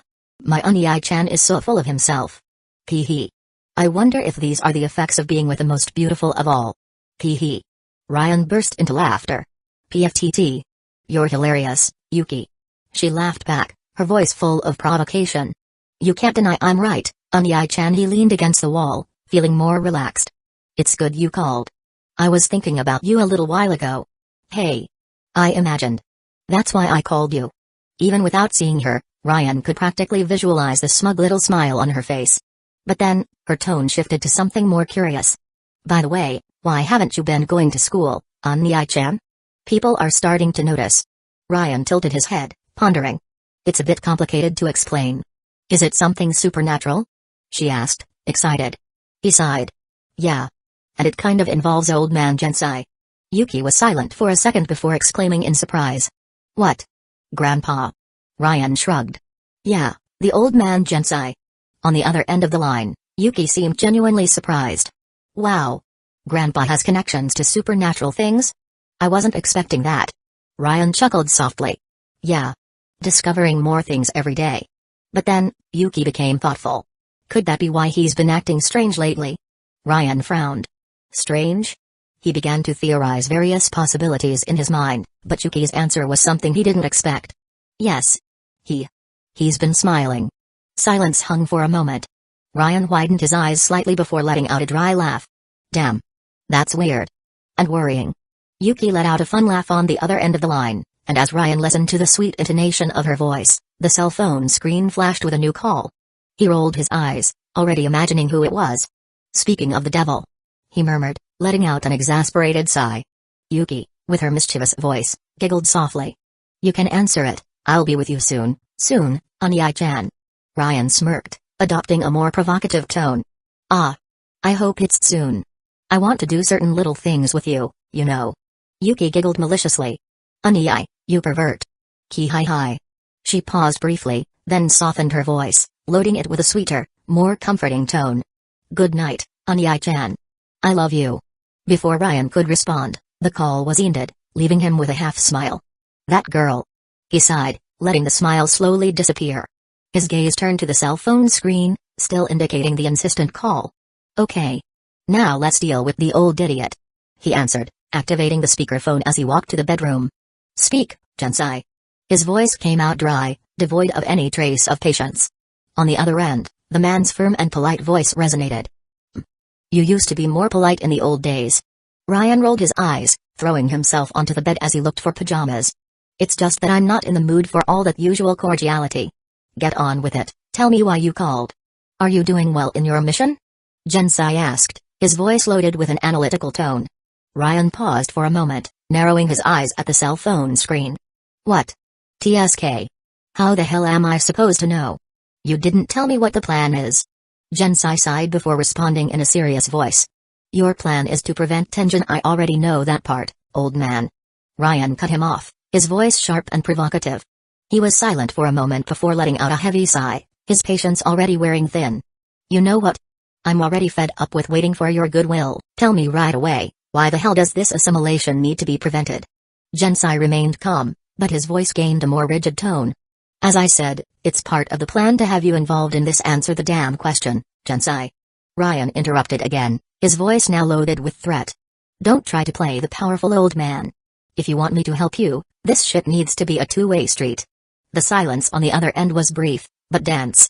Then, Gensai broke the tension, his voice carrying a veiled weight. You forget your debt. Ryan let out a smug laugh, tilting his head back as he looked at the ceiling. Ah, Gensai. You really don't get it, do you? You know what? I'm going to open up a little with you, so, who knows, maybe you'll decide to talk a little too. He paused, letting his voice gain a darker tone. You know that energy that impressed you so much? That was just a demonstration, of what I can do. On the other end of the line, Gensai maintained his composure. What makes you think you're in a position to threaten me? Ryan smiled, his expression gaining an almost predatory gleam. You know me, Grandpa. You know I wouldn't say these things if I wasn't sure I could say them. Another pause. This time, it was Gensai who sighed, his drawn-out tone carrying a trace of exasperation. You are a surprising person. I won't deny it. Ryan scoffed, running a hand over his face. Was that it? Did you just want to test if I have the guts to face a superior? His voice carried genuine frustration. Gensai then spoke with a presumptuous air. A future leader needs to have a strong fist for what he wants. Ryan rolled his eyes. Stupid, he thought. Gensai continued, his voice carrying a professorial tone, almost as if he were explaining a fundamental piece of an ancient chess game. Preventing Tenjin-sama's assimilation. It will be the key to making our family the pillar of the Jujutsu world. Ryan raised an eyebrow, distrust stamped on his face. Really? And how exactly are we going to do that? Gensai remained calm, each word carefully articulated. I'll be brief with you. Tenjin is one of the pillars of the Jujutsu world. His existence is fundamental to maintaining the barriers that keep the current society safe. He paused slightly, as if giving Ryan time to absorb the weight of his words, before continuing. Tenjin has been alive for countless centuries. And that's due to his innate technique. From time to time, he needs a new receptacle to maintain his sanity and prevent himself from evolving into something that cannot be controlled. A curse. Ryan remained lying down, listening in silence, his eyes half closed as he assimilated the information. Gensai continued, the cadence of his voice firm and immutable. If Tenjin's assimilation is completed, the world may enjoy a period of stability that will last for a few hundred years. Ryan let out a smile, his voice loaded with irony. I see. So you want to burn the world, is that it? Gensai did not waver. It is in chaos that opportunities arise. And that's where you come in. Ryan's gaze narrowed, assessing the old man's words cautiously. The Jujutsu world is a mess. Humans who are not sorcerers release cursed energy uncontrollably, feeding this rot that spreads everywhere. Thus, the existence of sorcerers becomes necessary. Tenjin-sama is the one who keeps the balance leaning in our favor. He paused again, letting out a contained sigh before continuing. There are those who seek an escape valve for all this madness. And those who find beauty in chaos. Ryan finally broke his silence with a direct question, his voice cold and emotionless. And you, Gensai? Which of these do you fit into? The old man took a deep breath before answering, his voice carrying an almost prophetic weight. Your power is a beacon in the midst of this storm. There will be those who see hope in a new human evolution. And there will be those who resist, refusing to accept the course of destiny. This time, his voice took on a calmer, almost paternal tone. Preventing assimilation is the first step towards a new era. You will be breaking a cycle that has lasted for centuries, showing a light that no one has ever seen. Ryan blinked, surprised by the direction the conversation had taken. Wait a minute. You want me to guide the world into a new era? Gensai was enigmatic in his response. Who knows? It all depends on you, Masachika Kuze. Or do you prefer to be called Ryan Ghosting? Ryan let out a tired sigh, throwing himself back onto the bed. I'm not going to kill the girl. The answer came immediately, firm and unwavering. I never asked you to do that. Remember, your mission is just to prevent the assimilation. Ryan raised an eyebrow, slightly surprised. Really? So how I do it? Is up to me? Gensai just kept silent, implying that the decision was, in fact, Ryan's. A sarcastic smile appeared on the young man's lips. Great. Then get ready to gain a new daughter-in-law. For an instant, there was a sepulchral silence on the other end of the line. And then, finally, Gensai broke the muteness with a surprised and incredulous, what? Ryan laughed internally at the old man's reaction, satisfied with the break in the mood. The conversation continued for some time, addressing other matters, until finally the night came to an end. Chapter 114, She's crazy, but she's hot. So I can handle it. Ryan finished packing his backpack, muttering to himself as he pulled the zipper. Okay. A whole day at the beach. I don't think it'll look good if I show up in a jacket. He sighed, adjusting the backpack strap over his shoulder before sticking his hand in his pocket and pulling out his cell phone. He slid the screen to Yuno's contact, a smug smile appearing on his face. I hope this crazy girl isn't sleeping at 8 in the morning. Without thinking too much, he pressed the call button and put it on speakerphone, returning to rummaging through his clothes as he waited. The cell phone rang. Once. Twice. 3 times. Almost the maximum time.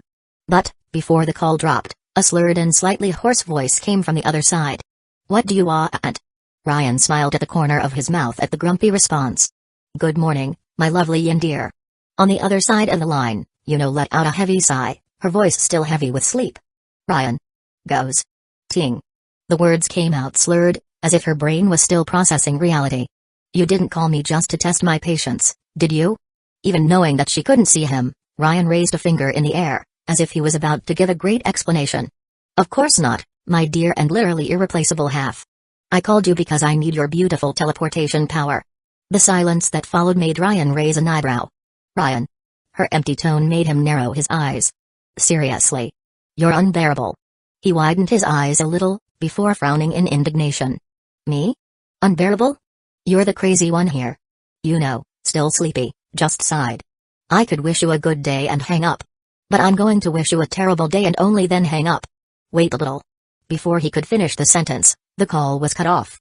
Ryan felt a vein throb in his forehead as he looked at the cell phone screen. Son of a bitch. He huffed. Good thing there's someone I can count on at times like these. Without hesitating, he slid the screen again and tapped on Rika's name. This time, the call was answered almost instantly. Good morning, Ryan. Her voice, slightly sleepy, but absurdly sweet, rang through the cell phone. My heart even raced when I saw your name. Did you know I was missing you? Her tone brought a genuine smile to Ryan's face. I miss you too, my mini Miku. Would you forgive me if I said I called you to ask for a favor? Rika let out a small, animated sound, her voice full of sweetness. I won't mind if you invite me to play a game at your house again. Ryan made his voice softer. Rika. I don't even need to invite you. You know that. On the other side, Rika smiled, feeling her heart warm. Okay, you convinced me, you master of words. Ryan chuckled softly, enjoying the cute way she spoke. Can you use your adorable cuteness to convince Yuno to teleport me to a place? I'm kind of on a mission and I need her to take me there. Rika, who was sitting on the bed, pulled the strap of her pajamas as she got up. Okay. I'll go to her room. You're precious, my mini Miku. Rika giggled softly, touching her own chest lightly. Mimai? Hee hee. You can count on me. Yuno will be there in a few moments. She hung up, leaving Ryan waiting. He threw himself on the living room sofa, his backpack beside him, and stared at the clock on the wall. Damn it, Yuno. Don't make things late for me. Anxiety began to rise a little. He closed his eyes for a moment, letting out a long sigh before throwing his head back. If she doesn't want to take me, I'll have to go back in time to last night and board the plane with them. Silence hung in the air before he opened a small, cynical smile. Or if I don't want to mess with the timeline, I'll have to run under this damn sun.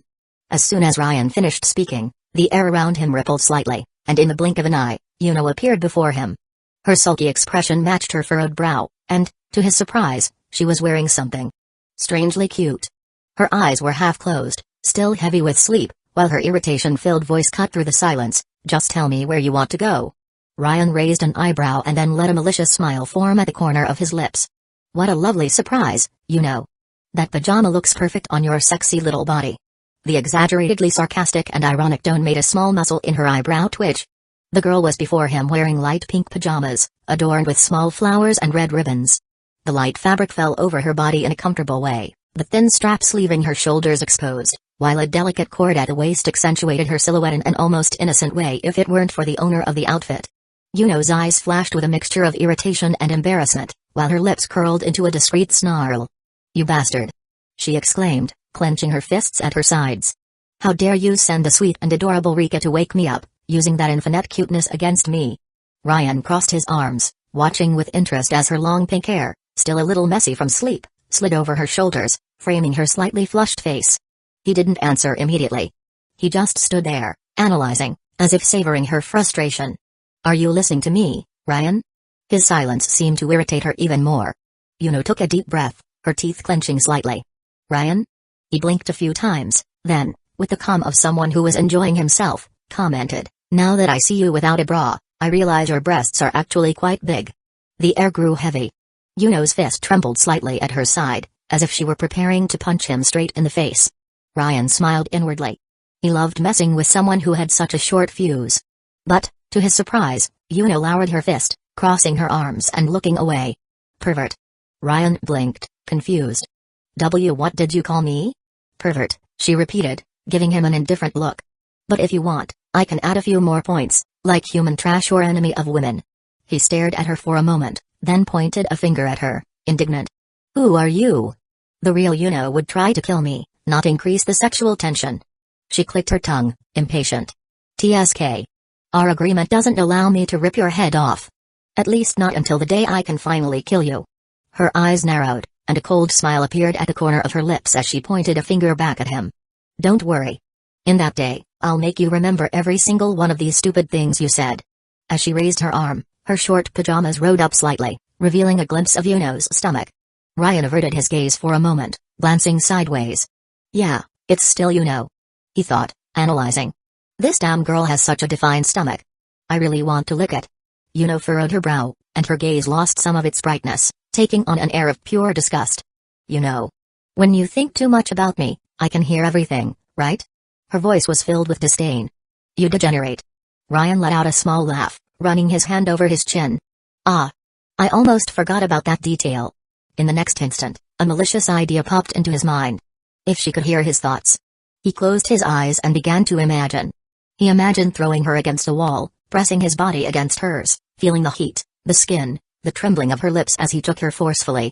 He imagined her moans, muffled by each thrust, her fingers digging into his back, her pink hair disheveled by the obscene act as he made her lose her composure.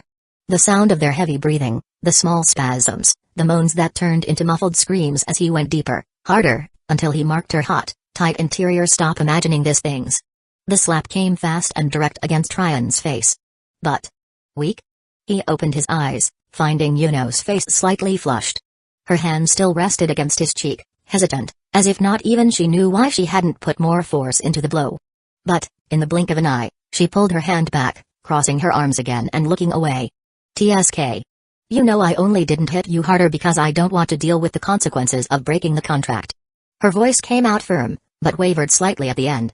Ryan smiled, feeling a sweet taste of provocation in the air. Interesting. Yuno growled in response. No. Shut up. He just smiled wider. Ryan put his hand to his face, his eyes widened in a mixture of shock and comic horror. My God. Could it be? My yin dear is turning into a sun deer? The idea was absurd, almost profane. Yuno, the personification of danger and obsession, now looking away and hesitating in her blows? The world was really falling apart. Cough, cough. The dry sound of her clearing her throat brought Ryan back to reality. Straightening her posture with a stern look, Yuno regained her usual expression, as if sweeping any trace of embarrassment under the rug. Tell me where you want to go, or I'll go back home and leave you here. Her voice came out firm, with no room for stalling. Ryan raised an eyebrow, but just pulled his cell phone out of his pocket, sliding his fingers across the screen before turning the screen to her. To this place, here. He lifted his gaze from the device, scanning Yuno from head to toe with an analytical and deliberately provocative expression. I think you need to put on different clothes. Yuno sighed, tossing her pink hair to the side, as if the simple act of dealing with him drained her patience. Fine. Wait for me here, I'll go put on some clothes. She turned, already preparing to disappear, but Ryan's gaze naturally slid to her ass. He crossed his arms and commented, nonchalant, and why didn't you do that before you came? The silence that followed was short, but heavy. Then, the answer came, dragged out and loaded with contained irritation, because you woke me up in the middle of my sleep, and I thought it would be somewhere I wouldn't be seen. Ryan narrowed his eyes, a small smile forming at the corner of his mouth. Ah. So I can see you like this, right? Yuno stopped. Slowly, she cast a look over her shoulder. Her eyes, cold as blades, met his with a dangerous glint. Don't push your luck. Ryan. And then, she vanished into thin air. Ryan gave a light clap on his own hands, as if dismissing a resolved issue, before letting out a dramatic sigh. She's crazy, but she's hot. So I can handle it. Chapter 115, What's Wrong with Yuno? Ryan returned to the room, his footsteps echoing lightly on the floor as he walked towards the desk. His wallet was there, tossed carelessly on the wood. He picked it up and slid it into his pocket, letting out a sigh. Amazing that, despite everything, money is still relevant.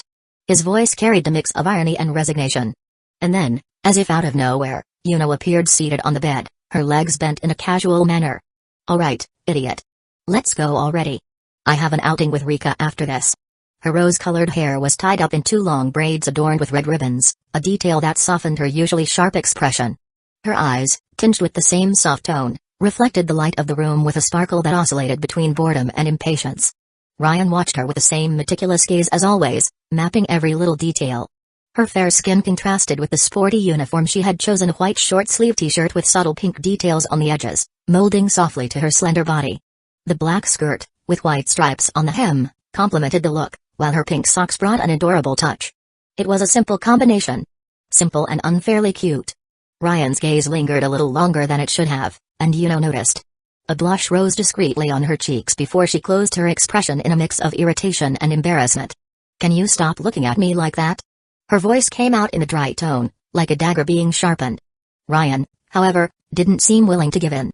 He leaned slightly on the back of the chair, crossing his arms while better analyzing the way she was sitting in a sloppy and carefree way. One of her legs bent over the mattress, revealing, at a glance, a piece of her panties striped in black and white.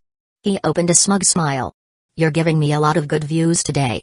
Have I done something recently to deserve this treat?" Yuno closed her eyes for an instant, taking a deep breath before lowering her leg and covering the revealed fabric with her hand. "Yes, you left me one step closer to killing you." Her voice was cold and sharp, but Ryan noticed a subtle detail. Her tone of indifference was almost convincing, except for the tips of her ears, which were getting slightly red. She really didn't know how to hide her reactions as well as she thought. Ryan decided not to provoke her. For now. He walked to the bed and held out his hand to her, his gaze full of playful malice. "Well, I'll be polite and thank you for the ride." Yuno narrowed her eyes, studying every line of his expression, hesitating for a brief moment before holding the tip of his hand, suspicious. Ryan pulled her with a subtly chivalrous gesture, helping her to get up. But even after standing, Yuno didn't take her eyes off him, as if she were analyzing something. He tilted his face slightly closer, smiling wryly. "Yuno, is staring like that your way of flirting?" And then, without changing her expression, she fired, in a completely serious tone, "Ryan, did you fuck your sister?" The air became heavy for a second. Ryan froze in place, but quickly recovered, letting out a drawn-out sigh before smiling wryly. "I even came inside. I won't lie, since you just saw it in my memories." Yuno frowned, bringing a hand to her temple as if she were trying to erase the forced memory from her mind. "And why you remember that while looking at me in bed, you imbecile? And why the hell did you think so intensely about me?" Ryan closed his eyes and let out a theatrical sigh. "This thing about thinking intensely about you connecting our minds is screwing with my intrusive thoughts." Yuno gritted her teeth, pointing at him with an almost comical fury. "Then stop thinking those absurdities with me. Idiot. Jerk. Disgusting." She let go of his hand suddenly, crossing her arms defensively. "Never would something like that happen." Ryan just shrugged, completely unperturbed.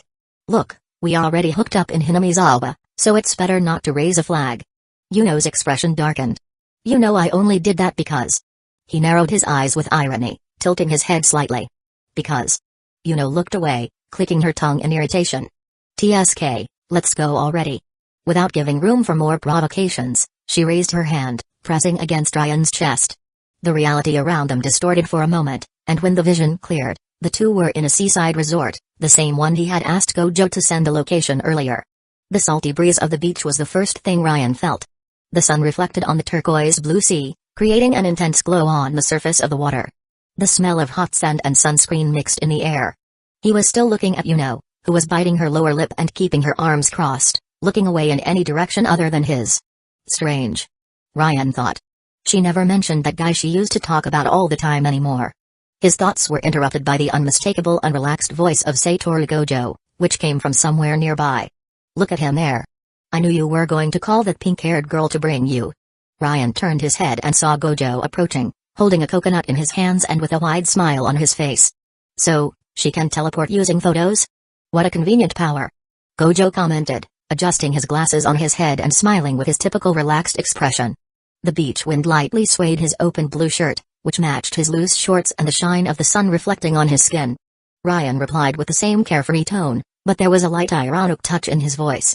"Yeah. Sometimes I even envy the freedom she has." His eyes moved sideways, watching Yuno out of the corner of his eye. She was there, with her arms crossed, and her sulky posture only enhanced her involuntary charm. The small movements of her body, the way her arms pressed against her breasts and the slight pout she made when frowning her eyebrows, made the scene even more peculiar. "All right, I'm going now," she announced, already preparing to disappear. Before she could vanish, Gojo raised a finger in the air, calling her attention. "Hey, hold on a second. I want to ask you a simple little thing." Yuno stopped at that exact moment, but her expression closed in pure boredom, making it clear that patience was a scarce resource in her existence. The look she threw at Gojo was a "speak quickly before I lose interest." The sorcerer maintained his arrogant little smile and gestured lightly with his hand. "So, Ryan didn't want to tell me and said that I had to ask you directly. So, do you also have the same energy as him? You know, that extremely concentrated one?" At this moment, Yuno arched an eyebrow, shifting her eyes to Ryan with a sharp look. "Energy?" Gojo maintained his relaxed tone, but his eyes sparkled with curiosity. "Yeah, the same one he has." Without wasting time, Yuno stretched out her leg and gave a light kick on Ryan's chin. The blow was not strong, but it served to convey her irritation. "What was that, you're a disturbed girl?" Ryan grumbled, frowning. Yuno put her hands on her waist, tilting her body slightly forward. "You blabbermouth. Why do you go around telling these things?" Ryan rolled his eyes, letting out a bored tsk. "I didn't say anything explicitly. The guy would have to have a peanut brain not to notice my energy." Yuno huffed, crossing her arms again before casting an unfriendly look at Gojo. "HMPF. Yes, I have it. So what?" Gojo scratched his head, as if he were reflecting on the answer. "Nothing, I was just curious." He then smiled wryly, maintaining his provocative tone. "By the way, what's your name again?" Yuno's eyes narrowed, and her expression took on a mix of irritation and contempt. The tone of her voice when answering was almost identical to someone talking to a stray dog. "Your face irritates me." The effect was immediate. Gojo was completely frozen for a whole second, feeling a shiver run down his spine. Inside his mind, a dramatic narrator resounded, "Gojo is drowning in an indescribable void." Ryan's laughter exploded in the air, loaded with pure amusement. "PFFFT. I'm sorry, man, but I think you're not her type." Gojo forced a smile, trying to maintain his composure. "Yeah. It seems not. Damn, what could her type be?" He joked, perhaps trying to disguise the accurate blow that his self-esteem had just taken. Yuno, who kept her face impassive, averted her eyes for an instant, glancing quickly at Ryan before returning to stare at nothing. Ryan blinked. 1 second of processing. Then another. "Wait. Me? How do you mean me?" Gojo, always attentive to the dynamics around him, pointed at Ryan, his voice taking on an even more playful tone. "Ah. Now I get it. You prefer less flashy people like him, don't you?" The impact of the phrase was visible. Yuno's eyes widened instantly. "Who do you think you are to be saying such nonsense?" Gojo raised his hands in a nonchalant gesture. "Sorry, it was just a guess. And it doesn't hurt to tell me your name, does it?" He extended his hand in a friendly gesture. Yuno, without hesitation, slapped his hand away in a gesture of refusal. "Yuno Gasai." Her voice was sharp, without any trace of interest. Gojo blinked slowly before muttering in a drawn-out manner. "Damn, you too." Ryan crossed his arms, casting a curious look. "Did she also go through that barrier of yours?" Gojo shook his hand from side to side. "Yeah. And her slap hurt more than I expected. Seriously, you guys blow my mind. How is it possible to pass through my Mugen so easily?" Yuno shrugged, her voice filled with presumption. "Honestly, I have no idea what you're talking about, but anything Ryan does, I can do better." Ryan arched his eyebrow, letting a teasing smile appear at the corner of his lips. "Oh? Look who's getting cocky now." Just as the words left his mouth, Aona's familiar and sweet voice echoed in his mind. "Ryan-sensei. Call Yuno for a private chat." He blinked, surprised, raising his head slightly as if trying to see where the voice was coming from. "Aona. My dear student. I missed you." He replied mentally, with a lively and provocative tone. "Hi hee hee, I'm also dying to materialize again. But for now, call Yuno-sensei, I need to talk to you." Without wasting time, Ryan interrupted the almost friendly conversation between Yuno and Gojo, pulling the girl by the waist without ceremony. "Gojo, I'll need Yuno for a few minutes." "Eh?" Kama Yuno let out a muffled squeak as she was pulled by surprise. Gojo raised an eyebrow, but soon smiled wryly, grabbing his coconut water. "Okay, see you later then." As they walked out of the resort, Yuno wriggled slightly in Ryan's arms, her face flushing slightly as she felt his fingers pressing against her slender waist, brushing lightly against her ribs. What are you doing? Can you let me go?" She pushed him away with a grumble, shuddering. "That tickles, idiot." Ryan let out a playful laugh, tilting his head. "PFFT, really? That was almost cute." "Almost. But that's not why I called you." Yuno crossed her arms, narrowing her eyes, the pout of irritation only accentuating the adorable air she exuded without realizing it. "Aona wants to talk to us." Her expression changed subtly. "Aona? And why doesn't she just show up, or talk to both of us at the same time?"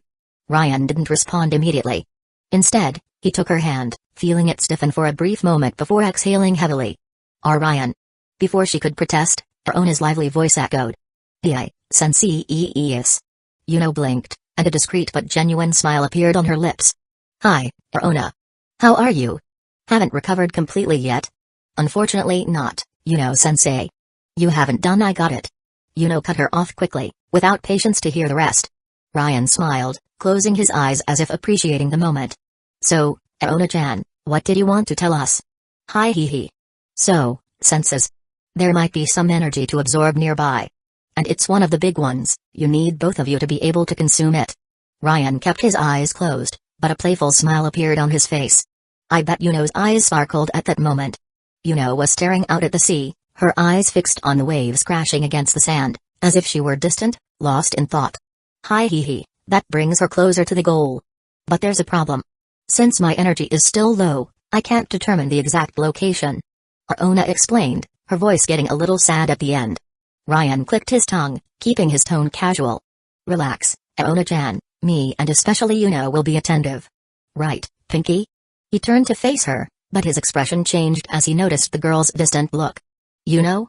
She took a moment to respond, still watching the waves. Her pink hair swayed gently with the ocean breeze, and when she finally spoke, her voice carried a different tone, almost melancholic. You can search without me.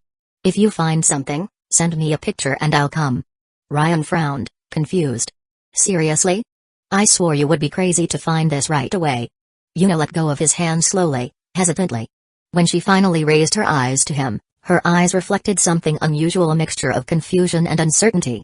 I need some time to think about some things. Shock passed over Ryan's face before he could even control it. Seriously? He repeated, almost automatically. Yuno just nodded with a slight movement of her head. Yeah. See you later, Ryan. And then, without further words, she disappeared, leaving only the sound of the waves and a thoughtful Ryan, staring into the void. What's wrong with Yuno? Chapter 116, Does Raiko want tomorrow to be the last day? Ryan watched the sea, the waves breaking against the sand in a calm and steady rhythm. The clear sky reflected the deep blue of the ocean, and the salty breeze gently swayed his hair. His voice sounded lost, almost like a thought escaping involuntarily. Aona, can you tell me if something is happening with Yuno? The answer came quickly, but loaded with uncertainty. I don't know, sensei. I was sure Yuno would be ecstatic to know the location of the next fragment. But she just... Aona's voice hesitated, clearly as confused as he was. Ryan ran a hand through his hair, letting out a sigh. Yeah. Maybe I should give her some space. Before he could reflect further on the matter, a soft and hesitant voice called out to him. Gee, good morning, Ryan. He turned around and found Raiko standing there, her hands hidden behind her back, a shy blush coloring her face. The dark green bikini with delicate ruffles highlighted her fair and soft skin. Over it, a loose white shirt slipped off her shoulders, open enough to reveal the subtle curves of her body. The breeze stirred the bluish strands of her hair, creating an almost ethereal effect. Ryan gave an easy smile, his eyes tracing every detail of her with an analytical yet appreciative gaze. Good morning, dear. The sun reflected on the shiny skin of her thighs, and Ryan allowed himself a brief moment of visual delight before the girl clenched her fists in front of her body, biting her lower lip as if fighting against something inside herself. Ryan. That girl. She's very pretty, isn't she? Ryan raised an eyebrow. Huh? Raiko looked away towards the sea, hesitant. Are you sure she's not your girlfriend? Like, your real girlfriend? Not like us, who are just... Ryan smirked, waving his hand in a dismissive gesture. No, nothing like that, Raiko. As I told you, Yuno and I are just... friends who share the same goals. She lowered her gaze, playing with a loose strand of hair. Ah. Ryan tilted his head, his smile becoming smug. You look adorable jealous. And to think we're just fake boyfriend and girlfriend. Raiko widened her eyes, her expression quickly transforming. It's not jealousy. I just don't want to cause you problems just because of... Her voice trailed off, almost a whisper. Just for a whim. Ryan took a step forward, reducing the distance between them. You're not causing any problems. My dear. Raiko's heart skipped a beat, and she pressed her lips into a thin line, feeling vulnerable. Before she could react, Ryan leaned in and sealed her lips in a soft and brief kiss, a fleeting touch that made her hold her breath. She felt the warmth and moisture of the touch, and when he pulled away, her fingers touched her own lips, her eyes shining in a mixture of surprise and emotion. That was my first kiss. She murmured, her voice weak. Ryan blinked, feigning surprise before letting out a playful laugh. It was a pretty simple gesture. So, did you like it? Raiko continued to touch her own lips, a shy smile emerging. It wasn't bad. The moment was abruptly interrupted by a booming voice coming from afar. Hey, you two lovebirds. I just grilled some meat. Raiko jumped in place, turning around quickly. Jigojo-san? Ryan just laughed, wrapping his arm possessively around her waist as he guided her towards the others. Raiko blushed violently, but allowed the touch, feeling her body mold to his as they walked. As soon as they approached, Kuro narrowed her eyes and crossed her arms, casting a suspicious glance at Ryan's hands, which were dangerously close to Raiko's modest chest. "Watch that hand, young man." Ryan didn't answer. He just smiled sarcastically and winked at her, while Raiko looked away, visibly embarrassed. The group gathered to enjoy the meal, with Gito bringing some seafood treats to complete the feast. After filling their bellies, Gojo suggested a game of beach volleyball, and the idea was immediately accepted. Time passed amidst laughter and fierce disputes. After a few hours, Gojo and Gito decided to go into the sea. Ryan couldn't help but laugh when he saw Gojo floating with a pink buoy in shallow water, while Gito, a little further out, had the posture of a contemplative monk, as if reflecting on the secrets of the universe.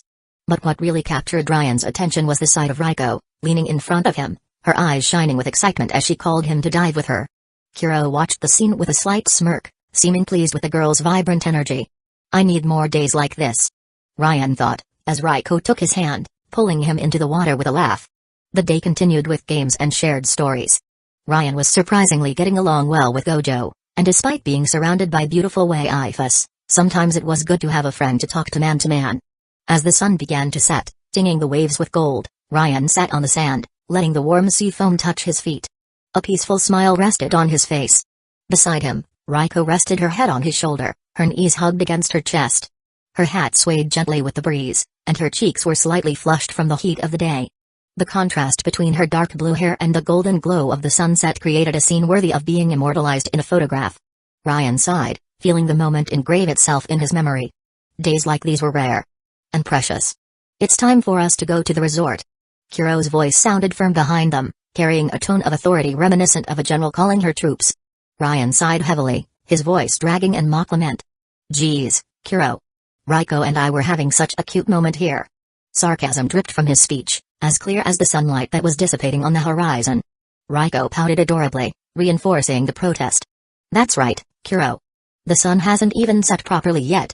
Her expression was that of a child about to lose a candy. Kuro crossed her arms and closed her eyes momentarily, as if already predicting this would happen. "Okay. You can wait for the sunset." She then opened her eyes, narrowed, staring at Ryan with a cutting seriousness. "But I'm going to watch it with you." Ryan raised an eyebrow, observing her for a moment. Internally, a realization occurred to him with a tinge of amusement. Definitely, Kuro is the kind of mother who interrupts things from unfolding. And so, the three of them watched the spectacle of the sun slowly drowning in the ocean, tinging the sky in golden and orange hues before disappearing completely. A brief silence settled between them, laden with the sea wind that made Raiko's hair sway gently. After a while, they followed together back to the resort. Upon arriving, they found Gojo sprawled on a sofa, his legs thrown haphazardly up, holding a book or magazine of some kind. "Look who showed up. I thought you were going to stay out there all night," he said with a smirk, without taking his eyes off his reading. Raiko puffed out a cheek, clearly annoyed by his teasing. "It's not even that late. The sun literally just set." She put her hands on her hips, adding an extra touch of indignation. Which, for Ryan, only made her even more irresistible. In the other corner of the room, Gito was sitting on the floor, tossing an almost empty water bottle up and catching it distractedly. "Go take a shower. You're covered in sand and salt," he said without taking his eyes off the object in his hand. Gojo, always with that mocking tone, completed with a mischievous smile. The shower is one at a time, you know. I don't think Kuro will let you in with Raiko, Ryan. To your misfortune." Before Ryan could retort, Kuro already had a mop in her hands, aiming a sure blow at Gojo's head. But as expected, the blow stopped before hitting him, tilting his head and laughing. "Come on. Do you always carry that around?" Then, his smile widened even more. "Good thing you're not like Ryan, and my Mugen works as it should." Ryan just smirked, preferring not to engage in the albino's game. Raiko sighed, shaking her head, and started walking towards the hallway. "Well, I'm going to shower first." She then stopped for a moment, turning to Ryan with a subtle sparkle in her eyes. "I'll take a little while. I hope you don't mind." Kuro, arms crossed, cast a warning glance at Ryan. He, however, kept his smile and spoke in a gentle tone. "Take as long as you need." She watched him for a moment, then looked away at Raiko, who disappeared down the hallway. There was something in her expression that seemed loaded with an unspoken emotion. Then, in a lower and almost hesitant tone, she called him. "Ryan." He turned his face in her direction, noticing the subtle change in her posture. There was a weight in Kuro's voice that wasn't usually there. You. Aren't you being cruel to Raiko? Ryan's gaze narrowed slightly. What do you mean by that? Kuro sustained his gaze, her eyes seeming to shine under the room's lighting. Making her experience these things. Moments that a girl her age idealizes so much. Her voice became heavier, almost trembling. Even knowing that it will all end. It will all end tomorrow. She clenched her fists, and her tone became nasal, as if holding something back inside herself. With each word, her anguish became more evident. Before she could say anything else, Ryan gently placed his hand on her shoulder. Kuro blinked, surprised by the gesture, and met his eyes. There was something there. Something calm, yet unfathomable. Then, he leaned slightly closer to her ear and murmured in a serene but meaningful tone. Does Raiko want tomorrow to be the last day? He stepped back immediately afterwards, without waiting for an answer. He left only those words in the air, hovering like an uncomfortable doubt. Then, without further ado, he walked to the sofa and threw himself down next to Gojo. "Watch reading?" he asked casually, as if nothing had happened. Gojo turned his head slightly to face him and gave a smug smile. Something you certainly wouldn't understand. The two fell into a relaxed conversation, while Kuro remained there, standing, watching Ryan with a lost expression. Her gaze carried uncertainty and something deeper. An attempt to understand the true meaning of what he had said. Chapter 117, Tomorrow doesn't have to be your last day. Hot steam danced through the bathroom, creating a soft mist that enveloped Raiko as the water cascaded over her shoulders. Her long hair, heavy with water, stuck to her back as she stared at the uninterrupted flow of the shower, her eyes lost in the hypnotic movement of the drops running down the floor. With a deep sigh, she leaned against the cold wall and slowly slid down until she crouched, hugging her own knees. Her voice sounded low, almost a whisper muffled by the noise of the water. Today went by so fast. The echoes of the afternoon still resonated in her mind like fragments of a dream. The carefree laughter, Gojo's mocking eccentricity, Gito's observant and calm gaze, Kuro's ever-protective presence. And Ryan. The light and charming way he treated her, always provocative, always making her heart race. She chuckled softly, a gentle blush tinting her cheeks as she ran her wet fingers through her dark strands of hair. "Ah, Ryan. You're such a fool," she murmured to herself, a silly smile appearing on her lips before softening. "The girl who ends up by your side. She'll be very lucky." Her eyes gleamed with a melancholic hue, a trembling smile lingering there before she lowered her head, murmuring to herself, "Too bad our summer lies nearing its end." Her voice faltered. For an instant, she hesitated, her fingers gently tightening around her own arms in a hug. "Raiko." She spoke to herself, trying to convince herself. "You've spent your whole life waiting for this moment. So, why are you getting sad now?" Meanwhile, in the living room, the conversation was much less sentimental. Ryan and Gojo were exchanging taunts like two children testing each other's limits. "Even without my Mugen, I'd still beat you," Gojo declared confidently, arms crossed and a smug smile on his lips. Ryan, sprawled on the sofa, raised an eyebrow and replied in a voice laden with mocking superiority, "Look, not to brag. But a brat like you could never beat me, you know." Gito, lying lazily on the floor, cast a bored glance at the two and sighed. "Ryan, getting through Mugen is already impressive, but this damn lucky guy was blessed with a ridiculous number of techniques." He threw his head back, staring at the ceiling. "And besides, you shouldn't even be sitting there, covered in sand and salt. Go take a shower, damn it." Ryan just sank further into the sofa, closing his eyes with a carefree smile. "Look, it's not my fault. You saw Raiko saying she'd take forever in that shower, right? And she really is taking forever." Gojo leaned forward, a mischievous glint in his eyes. "Don't change the subject, Ryan. You know you'd lose." Ryan half opened his eyes and smirked, resting his hands behind his head. "Nah. I'd win." His voice was casual, but in his mind, the certainty sounded like a promise. "Even if I need to try 1,000 times. A win is still a win." Before the argument could continue, Raiko appeared in the hallway, her hair still slightly damp, the dark strands loose and gleaming under the light. Her simple but adorable pajamas brought an air of cozy innocence, loose pink pants and a white long-sleeved blouse with pink details. She stopped at the door, her cheeks tinged with a light shade of pink. "Okay, I'm done with my shower. You can go now, Ryan." Her voice was sweet, but there was a veiled shyness there, almost as if she were avoiding his gaze. Ryan raised his head and watched her for a moment before breaking into a lazy smile. "Thought you'd never come out of there." Then, his smile gained a mischievous touch. "It would have been much faster if we had gone in together." Kuro, on the other side of the room, cursed, her gaze as sharp as a blade. "Go take your shower already, Ryan. And Miss Raiko, come here so I can fix your hair." Ryan got up with an amused smile and winked at Kuro. You really have a knack for being a controlling mom, huh? When he was about to pass Raiko in the hallway, he felt a slight tug on his shirt. Looking to the side, he saw the girl holding the fabric with her fingertips, her head down and her cheeks even more flushed. Ryan. Her voice was soft, almost hesitant. Could you come to my room later? Ryan frowned for a moment, observing her blushing face. What is this girl planning? He thought, but soon sighed and nodded. Before he left, Gojo stretched and yawned exaggeratedly. Well, I'm already dead tired, so I'm heading out. Gito got up too, adjusting his shoulders with a slight crack in his neck. Yeah. Really good idea, Satoru. We need to leave early tomorrow. Kuro crossed her arms, still holding the hairbrush. I'm just going to finish taking care of Miss Raiko's hair and then I'm going to rest too. Ryan was already walking away, waving dismissively. Good rest to you all, then. He disappeared down the hallway towards the bathroom, while Kuro began to comb Raiko's dark strands. The girl remained silent for a few seconds, just observing her reflection in the mirror. Her gaze seemed distant, but a small smile played on her lips. The hot steam from the shower still lingered on Ryan's skin when he left the bathroom, letting out a satisfied sigh. The scalding water had helped relax his muscles, but his mind remained restless. For a moment, he thought about calling Yuki and telling her about his day, sharing the moments, the taunts, and perhaps even the hidden melancholy he had felt in Raiko's eyes. But a quick glance at the clock on the wall made him hesitate. Damn, time goes by too fast. It's almost 10 at night. He ran the towel through his damp hair, tousling it carelessly. I hope Raiko hasn't fallen asleep yet. He murmured to himself before starting to walk through the silent hallways of the house. The lights were dimmer now, creating soft shadows that danced on the walls. The silence made everything more intimate, almost solemn. In front of Raiko's bedroom door, he knocked lightly, his voice sounding calm. Raiko? Still awake? For a moment, only silence. Then, he heard the sound of movement inside, as if she were hastily adjusting something. Ryan. You can open.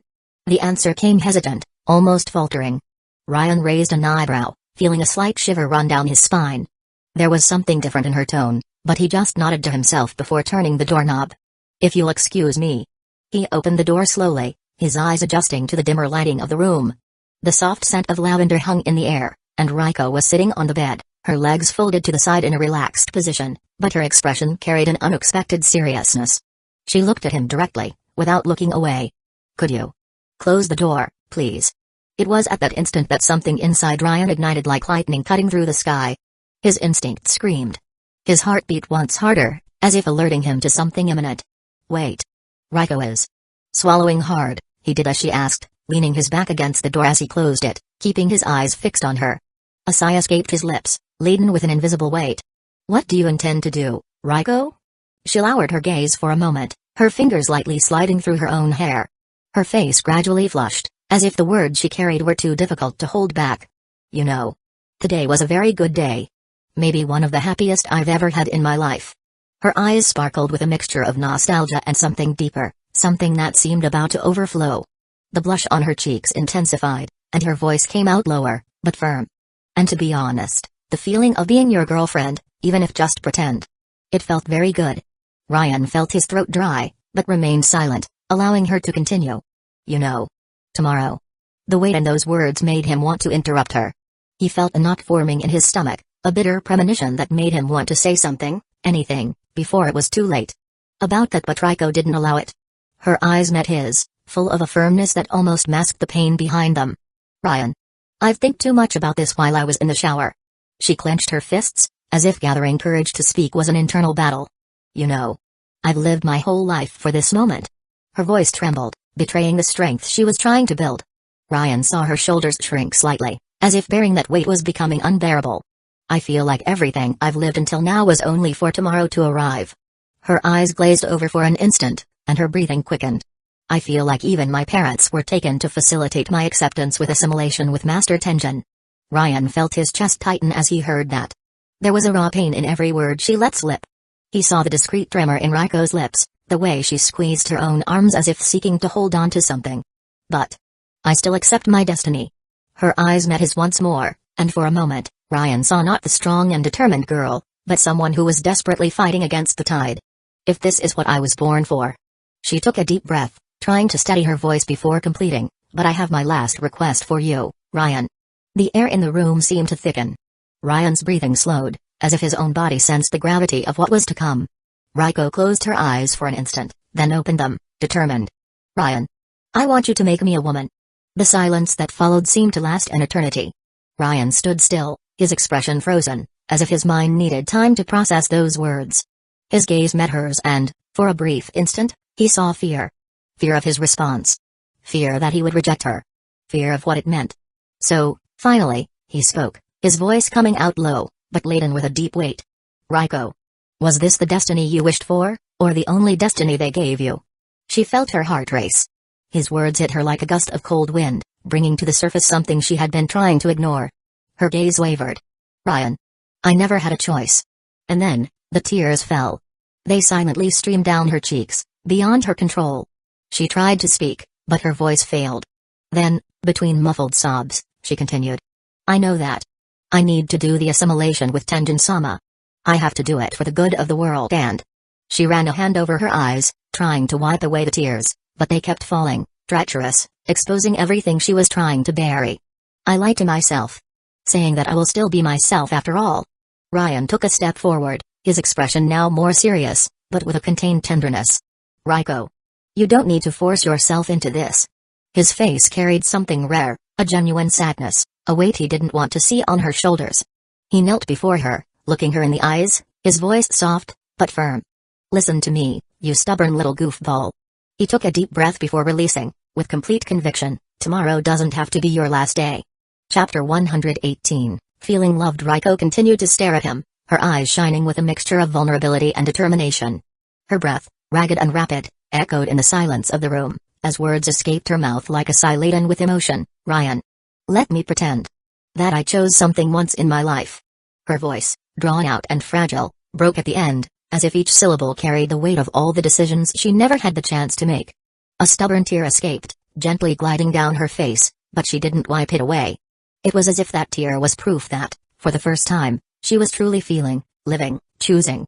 She sighed deeply, as if gathering all the pieces of her courage, and then spoke, with a firmness that contrasted with the tremor in her voice. I didn't cry that much in the bathroom to arrive at a decision for nothing. Her hands trembled slightly, but her gaze was fixed on Ryan, challenging and at the same time begging for understanding. Ryan's eyes widened, surprised not only by the words, but by the intensity of this Raiko he had never seen before. It was as if a curtain had been drawn, revealing a part of her that had always been hidden beneath layers of doubts and fears. He swallowed hard, feeling the weight of that vulnerability she was handing to him. Raiko continued, her voice sulky, but still carrying a sweetness that made Ryan's heart clench. You're going to be my boyfriend until tomorrow, aren't you? There was a mixture of hope and fear in her words, as if she was trying to convince herself that this was real, that she could have this, even if just for one night. Ryan looked away for an instant, as if he needed a second to process all of this. But then, he filled his lungs with air, as if he were preparing to dive into deep waters, and looked back at her directly. Yes. I promised, didn't I? His voice was soft, but firm, as if he was trying to convey that, no matter what happened, he would be there. He had promised. Raiko was determined, sitting on the bed with her legs folded, the warm light of the lamp creating soft shadows on her face and body. The room was enveloped in an almost palpable silence, as if the world outside had disappeared, leaving only the two of them in that intimate and fragile space. She blushed slightly, a cute expression of irritation crossing her face, but there was something more there, something Ryan couldn't name. It was as if she was fighting against herself, against all the insecurities that had kept her trapped for so long.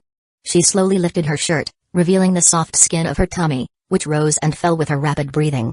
The shirt continued to rise, the sound of the fabric folding and her small but firm and perfectly adorable breasts being revealed next, and Ryan felt the air leave his lungs. Her nipples, in a delicate pink hue, seemed inviting under the soft light of the lamp, and he couldn't look away.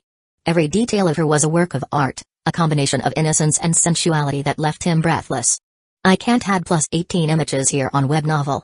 But if you want to see the beautiful boobies of Raiko, patreon.com/arisnoserif, trust me, they're really cute. In a shy voice, almost a whisper, Raiko looked directly at Ryan and said, so.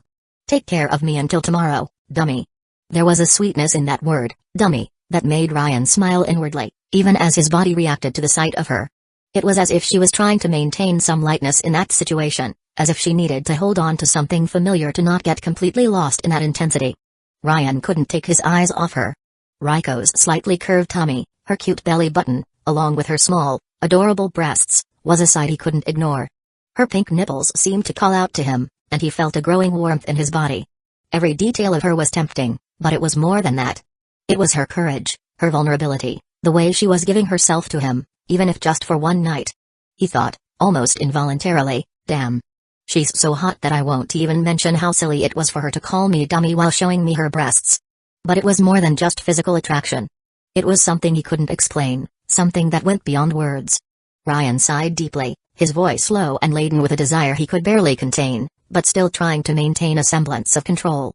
Raiko, are you sure this is what you want? I don't want to take advantage of you in a moment like this. His words were careful, as if he was trying to protect something fragile, something he didn't want to break. There was a tension in the air, a mix of desire and concern that made his heart beat faster. Raiko, still holding her pajama shirt, blushed even more, but didn't look away. Her breasts swayed slightly, in a way that was both innocent and provocative, as if she was trying to assert herself in that situation. Of course I'm sure. Are you going to leave a girl you're dating waiting with her breasts out? She furrowed her brows as she spoke, trying to maintain a determined expression, but there was a vulnerability in her eyes that Ryan couldn't ignore.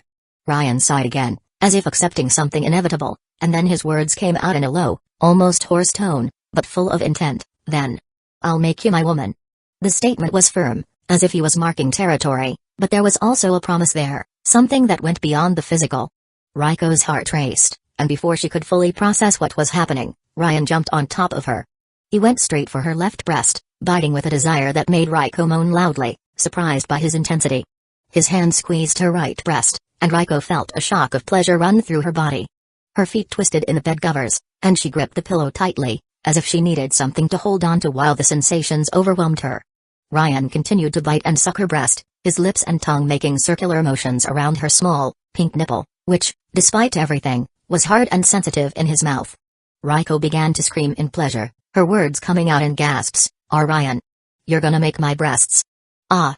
You're gonna. But before she could finish the sentence, Ryan sealed her mouth in a passionate kiss. It was an adult kiss, intense, with their tongues entwining vigorously, as if trying to convey everything that words couldn't express. As Raiko tried to catch her breath, Ryan's other hand wandered from her breast to her belly, making light movements, like a massage. Raiko's breathing became heavy, arousal taking over her, and she felt her body respond in a way she had never experienced before. Ryan's hand then went down her loose pants, entering them while Raiko squeezed his hand with her thighs, as if trying to control the sensations flooding her. Her moans were sweet, a delicious melody to Ryan's ears, and he felt a growing warmth in his body. Down there, he found a flower, warm, wet, and sticky, and his finger began to gently circle Raiko's clit, making her squeeze his hand against his chest, as if she needed something to hold on to. Ryan pulled away from the kiss, panting, as their saliva dripped onto Raiko's breasts, which were already wet, traces of Ryan's desire. He ran his hand over her chin, looking into her eyes with an intensity that sent a shiver down Raiko's spine. Already out of breath? We're going much further than this. His voice was soft, but laden with a promise that made Raiko swallow hard. She spoke in a trembling, weak voice, almost a whisper. Go ahead. You said you'd make me. She hugged Ryan, her nipples touching his chest, and the heat between them was almost palpable. At that moment, Ryan inserted a finger into Raiko, making her moan as her legs trembled. She fell back onto the pillow, spreading her legs for Ryan, who removed her pants, leaving her only in her adorable pink panties, which were completely soaked. You're hot and tight, Raiko, he said, his face close to hers, his voice hoarse and full of desire. Raiko put her arm over her face, trying to hide the shame she felt, but her sweet moans betrayed her. No need to say those things. Her voice was timid, punctuated by the moans that escaped her mouth. Ryan moved his finger a little further, exploring the warm, fleshy lips of Raiko's pussy, which was deliciously sensitive. He slowly moved down, kissing Raiko all over. He kissed her neck tenderly, moved down to her chest, leaving a bite on that irresistible nipple. He wanted to see her moan, but after the bite, he kissed the little tip affectionately, as if trying to balance the intensity of desire with a touch of tenderness. Each movement, each touch, was a mixture of passion and care, as if Ryan was trying to convey something that went beyond the physical. And Raiko, although lost in that whirlwind of sensations, felt that there, in that moment, she was being seen, desired, and, in some way, loved. Chapter 119, My Raiko. Ryan moved down a bit further, his hot, heavy breath coursing through Raiko's body like an electric current. Meanwhile, His other hand worked slowly on her pussy, which was already soaking his fingers, growing hotter and stickier, as if begging for more. Every movement of Ryan's fingers was calculated, as if he were exploring sacred territory, trying to extract every moan, every sigh, every tremor of pleasure she could offer. On Raiko's stomach, he licked her navel in circles, kissing it tenderly, as if worshipping every inch of her body. Raiko was panting, her eyes rolling back as she felt completely surrendered to the pleasure, to the desire Ryan awakened in her. Her mind was in turmoil, but she could only think of one thing: give it to me already. Ryan finally reached Raiko's pussy, which was beautiful, red, and swollen, dripping with pleasure. The intense red mixed with shades of pink was tempting, so soft and inviting, the fleshy lips seemed to call out to him. He leaned in, his hot breath sending shivers down Raiko's spine. Her legs were spread and bent, an irresistible invitation to Ryan. He slowly ran his tongue over her entire pussy, licking it thoroughly, while Raiko let out fragmented moans, covering her mouth with her hand to try to muffle the sounds escaping. Ryan devoted himself to giving her maximum pleasure, licking her clit with dedication while inserting just the tip of his finger inside her. He felt Raiko's tightness and spasms on the tip of his finger, until she squeezed his head with her thighs, one of her hands running to Ryan's hair, gripping it gently while biting her other thumb, trying to hold back the moans that insisted on escaping. I'm coming. She moaned sweetly, her voice trembling, while Ryan felt her firm, delicious thighs press his face against her wet pussy. He didn't stop, continuing until she finished trembling, only then ending with a soft kiss, as if sealing that moment. Ryan knelt in front of Raiko, pulling her closer by the waist. He pulled his member out of his shorts, slapping it against Raiko's stomach, who let out a surprised gasp, her eyes widening as she stared at that part of him that was now her new flesh toy. Her heart was beating so loudly it seemed the whole room could hear it. Almost without thinking, her hand slid to him, stroking him gently, as if exploring something new and fascinating. Raiko was enchanted, her eyes shining with passion and desire, until Ryan spoke in a low, mischievous voice, "Do you want it?" She looked into his eyes, her lips pressed together, still feeling spasms in her flower. She nodded, her voice coming out in a timid whisper, "Why yes." Ryan smiled mischievously, as if savoring every word she said. "Then, ask for it. Like you did when you asked me to take you as mine." Raiko swallowed hard, her heart almost jumping out of her chest, but the desire was stronger than any hesitation. She adjusted herself on the pillow, lifting her legs so Ryan could see her completely, using her hands to spread her ample buttocks, blushing gracefully as she spoke, Do whatever you want with me, Ryan. I am your woman." Ryan felt something strong in his chest, a mix of possession and tenderness upon hearing those words. She was there, completely surrendered, calling his name, asking for him in such a sweet and sincere way. He couldn't hold back anymore. "I won't hold back," he said, as he slid his member inside Raiko. The sound of his thighs slapping against her ass echoed through the room, and Raiko let out an adorable cry of pleasure, a sound Ryan knew he would never forget. She was his now, completely. Raiko intertwined her legs around Ryan, locking him in a love lock as she said, between moans, "Go. Mold my insides with your shape." Ryan didn't hesitate. He thrust again, eliciting a loud moan from Raiko, who gripped the pillow tightly, biting her lips from sheer arousal. He continued, pumping relentlessly, back and forth in a classic position, while Raiko squirmed, moaning, and soaking the bed.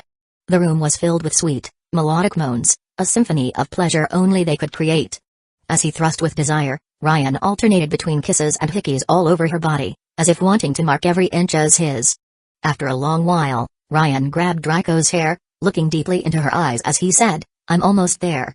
Raiko looked at him, her eyes full of desire and surrender, and said between moans, I want it inside me." Ryan raised his eyebrows, his hips not stopping, each thrust echoing with a slap and a moan from Raiko. "Damn. I won't refuse. I'll fill you with my seeds, Raiko." He hugged her tightly by the waist, speaking as he delivered the final thrust, "Take all of them." Ryan filled Raiko's womb, while she also reached orgasm, screaming in pleasure, her eyes rolling back as she squeezed Ryan against her pussy and body. They stayed there, connected for a few seconds, while Ryan's white liquid dripped from her pussy down to her ass. Raiko, sensitive from the orgasms she had, caressed Ryan's face as she spoke, her voice soft and full of emotion, "Dummy. I love you so much." And then she pulled Ryan into a kiss that carried so much desire and passion that Ryan held her tightly, as if he never wanted to let her go. He pulled his member back slightly and then thrust again, eliciting a strong moan from her, "An." She moaned, looking at him with surprise and desire. "Why, you already want again?" Ryan looked at Raiko while massaging her breasts, a mischievous smile on his lips. I want to fuck you until it's time to leave. She blushed, looking away for a moment, but then turned back to him, her lips pressed into a shy smile. I. She hesitated for a second, but then slightly arched her hips, pushing him a bit deeper, and said, I wouldn't mind. But suddenly, hey Ryan, you in there? The door suddenly opened, and Ryan's reaction was almost superhuman. With sharp reflexes, he grabbed the pen next to the lamp, channeling a subtle energy into his hand. In a quick and precise motion, he threw it backward, like a gleaming projectile, aimed at the intruder. The pen cut through the air with a hissing sound, but Gojo, unfazed, didn't even need to move. The object passed close to his shoulder, as if he already knew exactly where it would go. His calm, calculating blue eyes fixed on Ryan's back, who was visibly tense. Luckily, Gojo couldn't see Raiko, who was behind Ryan, her legs firmly wrapped around his waist. Gojo placed his hand on his own shoulder, as blood dripped. Relax. I'm fine. His voice was soft, almost comical, but there was a tone of seriousness behind the words. He closed the door slowly, as if giving Ryan time to compose himself. Ryan. You can finish your mission there, I'll wait at the end of the hallway. Don't worry. The door closed, and the silence that followed was broken only by Ryan and Raiko's heavy breathing. She was completely red-faced, her hands covering her face in a mix of shame and despair. Why did that jerk bust in? Ryan grumbled, still trying to process what had happened. Raiko, with her hands still on her face, murmured, but he noticed we were doing. Her voice was almost inaudible, but Ryan caught the anguish in it. He noticed how she curled up, squeezing her thighs tightly, as if wanting to disappear. Raiko. You're so tight. And warm. Ryan said, trying to lighten the tension with a lighter tone, but his voice still carried a tremor of nervousness. He moved his hips slightly, as if trying to regain control of the situation. She placed her hand on his chest, feeling his racing heart. Let's do it. Really quick. And then you can see what he wants, okay? Her voice was soft, but there was urgency in it, as if she wanted to make the most of every second before the interruption became permanent.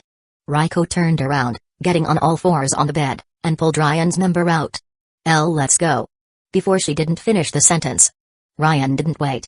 With a firm slap on her ass, he thrust into her in one go, making her gasp in pleasure and surprise. The sound of their bodies meeting echoed through the room, as Ryan fucked her with an intensity that mixed desire and a near-desperate need to finish what he had started. He came inside her, leaving her trembling, her legs shivering, her breathing heavy, and sweat dripping down her skin. Raiko lay on her side, panting, her eyes half closed as she murmured, Ryan. He looked at her, his heart still racing, but with a soft smile on his lips. When you finish talking to Gojo, come back to sleep with me? She asked, her voice carrying a vulnerability Ryan couldn't ignore. He smiled, running his hand through her hair with a tenderness that contrasted with the intensity of the previous moment. You don't even need to ask. He leaned in, giving her a soft kiss on the lips. I'll be back. Ryan quickly got dressed, while Raiko covered herself with the blankets, still trembling slightly. I'll wait for you, okay? She said, her voice almost a whisper. He smiled, putting on his shirt. I won't be long. My Raiko. The words came out with a sweetness that warmed her heart, as if he had placed a piece of himself in that promise. Ryan opened the door, leaving the room as Raiko watched him with a shy but affectionate smile. He walked down the hallway, his steps echoing in the silence of the night, until he found Gojo standing at the end, looking at the moon as if in deep reflection. Ryan didn't waste time. You didn't see anything, right? His voice was firm, almost a challenge, but there was a hint of concern behind the words. Gojo turned around, raising his hands in surrender. Of course not. I even closed my eyes. I only saw your back. He said, trying to keep a light tone, but Ryan noticed the slight tremor in his voice, as if he was also trying to convince himself he hadn't seen more than he should have. Ryan narrowed his eyes, studying Gojo for a moment before crossing his arms. Lucky for you it was just that. Gojo sighed, relieved to have escaped a potentially explosive situation. Good thing you aimed for the shoulder, huh? You forgot your energy accelerates in my mujin? Ryan frowned, as if reliving the moment in his mind. I didn't even think about strength, he admitted, his voice lower now, almost as if talking to himself. For a moment, a thought crossed his mind. Actually, I aimed for the head. But I'm better with a weapon in hand. At that moment, Gito approached, his presence calm but carrying a seriousness that made both of them turn. We need to talk about something important, he said, his voice grave and full of purpose. Ryan looked at Gito, curious but with a hint of concern. Well, is it what I'm thinking? He asked, crossing his arms as he awaited the answer that could change everything. Chapter 120, Affection, affection. Perhaps this was the most valuable currency, the most coveted treasure that Yuno had relentlessly sought throughout her life. From the moment of her birth, marked by abandonment, this was the emotion that was most cruelly denied to her. Her biological parents left her in just any orphanage, like an unwanted package, shortly after birth. A cold and definitive act that cast her into a world of uncertainty and loneliness. Yuno had never been a naturally sociable child. Her shyness, her difficulty in forming bonds, isolated her from the other children in the orphanage. She spent long hours in her own world, absorbed in melancholic thoughts, questioning the reason for her abandonment. Like every human being in their early years of life, she yearned for company, for a gaze that lingered in her direction, for affection. Loneliness, like an implacable shadow, was her constant companion, the silent pain that tormented her day after day. Years dragged on like heavy chains, until luck, or was it destiny, decided to intervene in her life. A young couple, their hearts heavy with the impossibility of bearing their own children, adopted her. In that fleeting instant, a spark of hope shone in Yuno's chest. Finally, she thought, I will be loved. She believed that all those dark feelings, like heavy clouds, would be dispelled by the light of family love. Naive illusion. Just as it had been since her birth, life seemed to conspire to make nothing easy for her. Within a few months, the sandcastle of her happy fantasy began to crumble, collapsing under the weight of reality. Her adoptive father's unexpected dismissal plunged the family into a downward spiral. Financial stability vanished like smoke, forcing her father to accept precarious jobs, the famous odd jobs, to try to keep the house afloat. Yuno, with her childlike and grateful soul, would never dare to complain. She finally had a family. Even if the price to pay was enduring endless nights with her stomach rumbling with emptiness, with the piercing pain of hunger gnawing at her from within, her heart would cling to hope. The affection, even if scarce, from her family, should be enough. But her adoptive parents did not seem to share the same idealism. As time passed, her father became increasingly absent, consumed by exhausting work and the bitterness of the situation. Her mother, in turn, began to harbor a silent resentment, a corrosive regret for having adopted her. Over time, guilt, like a slow poison, seeped into the woman's heart, and she began to blame Yuno for everything that went wrong in their lives. The reason her husband didn't come home, the reason for that sudden misery, was her. Eventually, the verbal torments, the cruel words like razors, escalated to physical aggression. The girl, once so full of hope, was thrown into her dark cell, a cold and damp cubicle where sunlight never dared to penetrate. Her mother, with a glacial and distant gaze, only fed her the bare minimum necessary so that the flame of life in Yuno would not be completely extinguished. Those scraps of food, tasteless, without nutrition, could hardly be considered food. Of course, her father, in his rare visits, eventually noticed the degrading situation in which Yuno found herself. But the blind love he felt for his wife, a morbid and possessive passion, was infinitely greater than any trace of empathy or compassion for a mere adopted child. And so, even if he did not torture her in the same cruel and methodical way as her mother, neither mentally nor physically, he remained silent, cowardly inert, without lifting a finger to prevent the girl's suffering. The overwhelming hunger was a constant torture, a daily torment.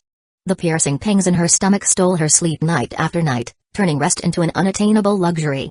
Depression, like a poisonous vine, spread through her fragile mind, suffocating any trace of hope. The childish fantasies that her parents would one day regret, would free her from that dark prison, would apologize for the cruelties inflicted, that they would return to being the happy family she had so dreamed of, vanished, turning into cold and bitter ashes. Negative feelings, like hungry demons, completely dominated her. What had she done to deserve such cruelty? Was it really all her fault, as her mother incessantly repeated? Until one day, the thin thread of sanity in Yuno snapped. In a lapse of her mother's carelessness, a brief moment of fatal distraction, she managed to reach the cell key, which the woman had accidentally dropped on the dusty floor. That same day, Yuno escaped from her prison. And driven by an obscure and unknown force, with surprising effort for her withered and fragile body, she managed to incapacitate her adoptive parents. With a glacial smile on her lips, she locked them in the same dark and cold cell where she had spent her last months of hell. The cycle of pain and suffering, at that dark moment, seemed to have been completed. Faithful to the cruelty she had witnessed in her parents, Yuno fed them at regular intervals, the minimum so that the flame of life would not be extinguished in their inert bodies. In her confused mind, a distorted desire for justice echoed, that they finally experience the abyss of suffering that she had been forced to face, that they understand the depth of her pain. Deep down, a spark of hope still flickered in her childish chest. She did not crave their death, only the long-desired apologies, the words of regret that could, in some way, alleviate the open wound in her soul. In her naive plan, she would eventually free them, call the police, and returned to the gloomy orphanage, the place she should never have left. Or that was how it should have been. In one of her bitter monologues, venting to those she had once called parents, something her mother murmured, amidst weakness and despair, invaded her with a blind fury. In a fit of uncontrollable rage, Yuno delivered a violent kick, with all the strength of her frail body, against the woman's face. In the next instant, the awareness of the brutal act hit her like a glacial shock. A sudden impulse of regret invaded her, and she prepared to apologize.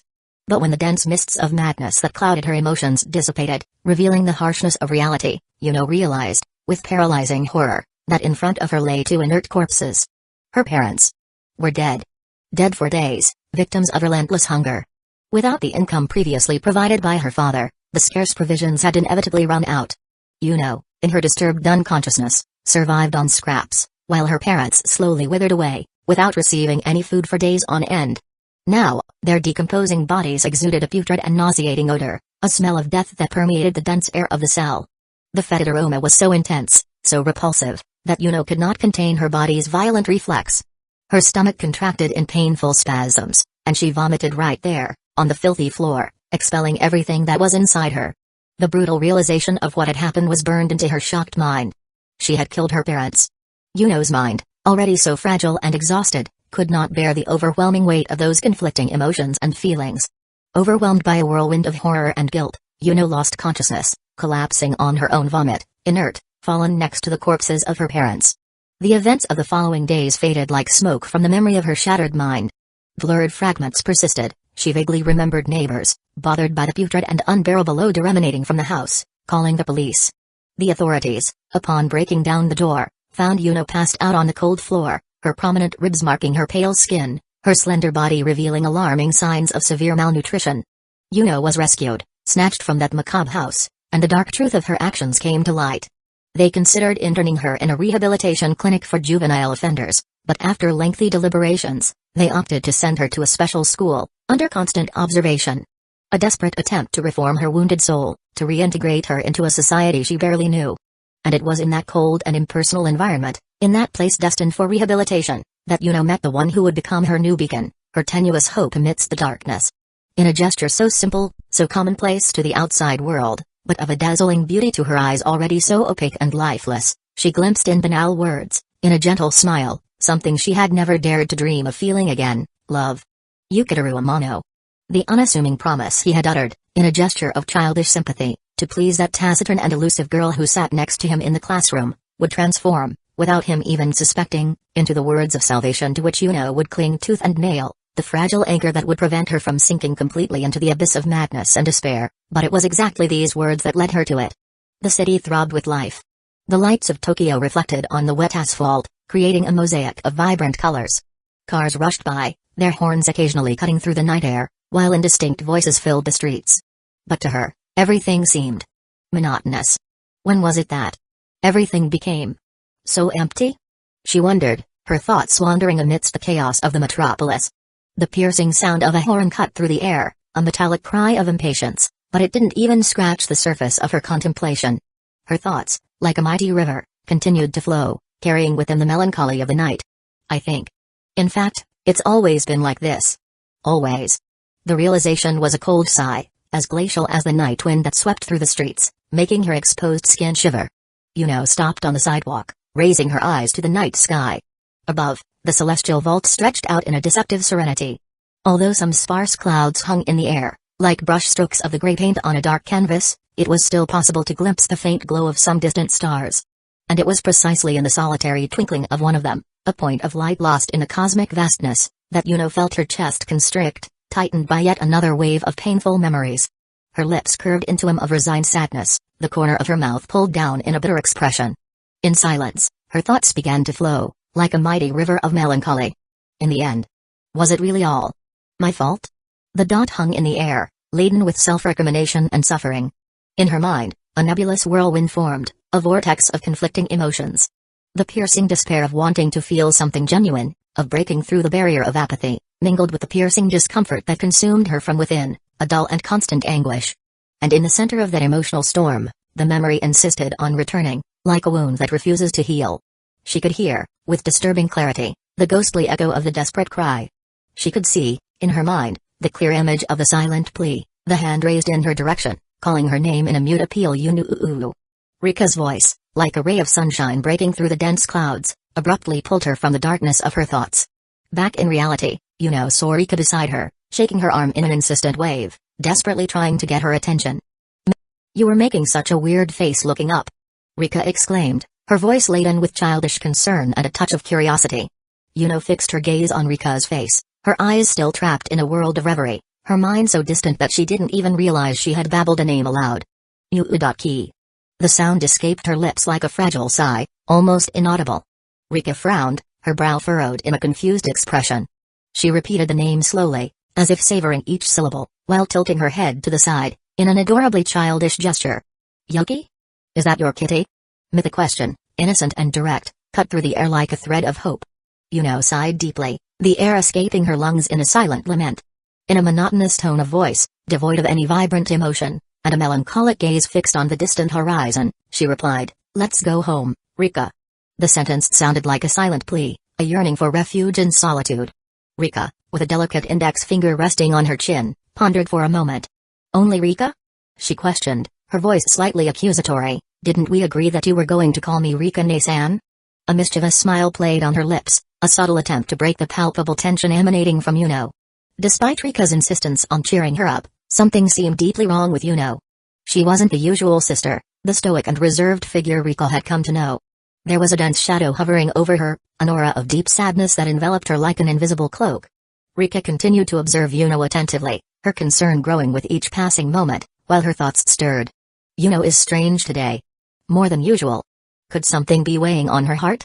Moved by an impulse of fraternal care, Rika gently slid her hand down Yuno's arm, a caring and comforting gesture. Her voice, sweet and genuinely concerned, flowed like a gentle stream. "Yuno. Are you okay? You can open up to me. You know that, don't you?" Yuno averted her gaze, fleeing Rika's eye contact, while distractedly running her hand through one of her pink ponytails, her thin and pale fingers caressing the dark ribbon. "It's nothing, Rika. I just..." Her voice faltered at the end of the sentence, losing strength, the words dying on her lips before materializing. The invisible weight she carried in her chest seemed to have drained all her energy, robbing her of her voice and the will to move forward. The cold night wind strummed the long hair of both sisters, creating a soft and melancholic ballet. Despite not sharing blood ties, and having become sisters so recently, a special, strong and invisible bond had already formed between them, a deep connection that had blossomed without either of them even noticing. Rika gently pulled Yuno's arm again, her voice now even sweeter and gentler, like a comforting whisper. "Come on, Yuno. Let's sit over there," she insisted, indicating with her eyes the wooden bench by the lake. Rika led Yuno to the bench, strategically positioned facing the lake that shimmered under the city lights.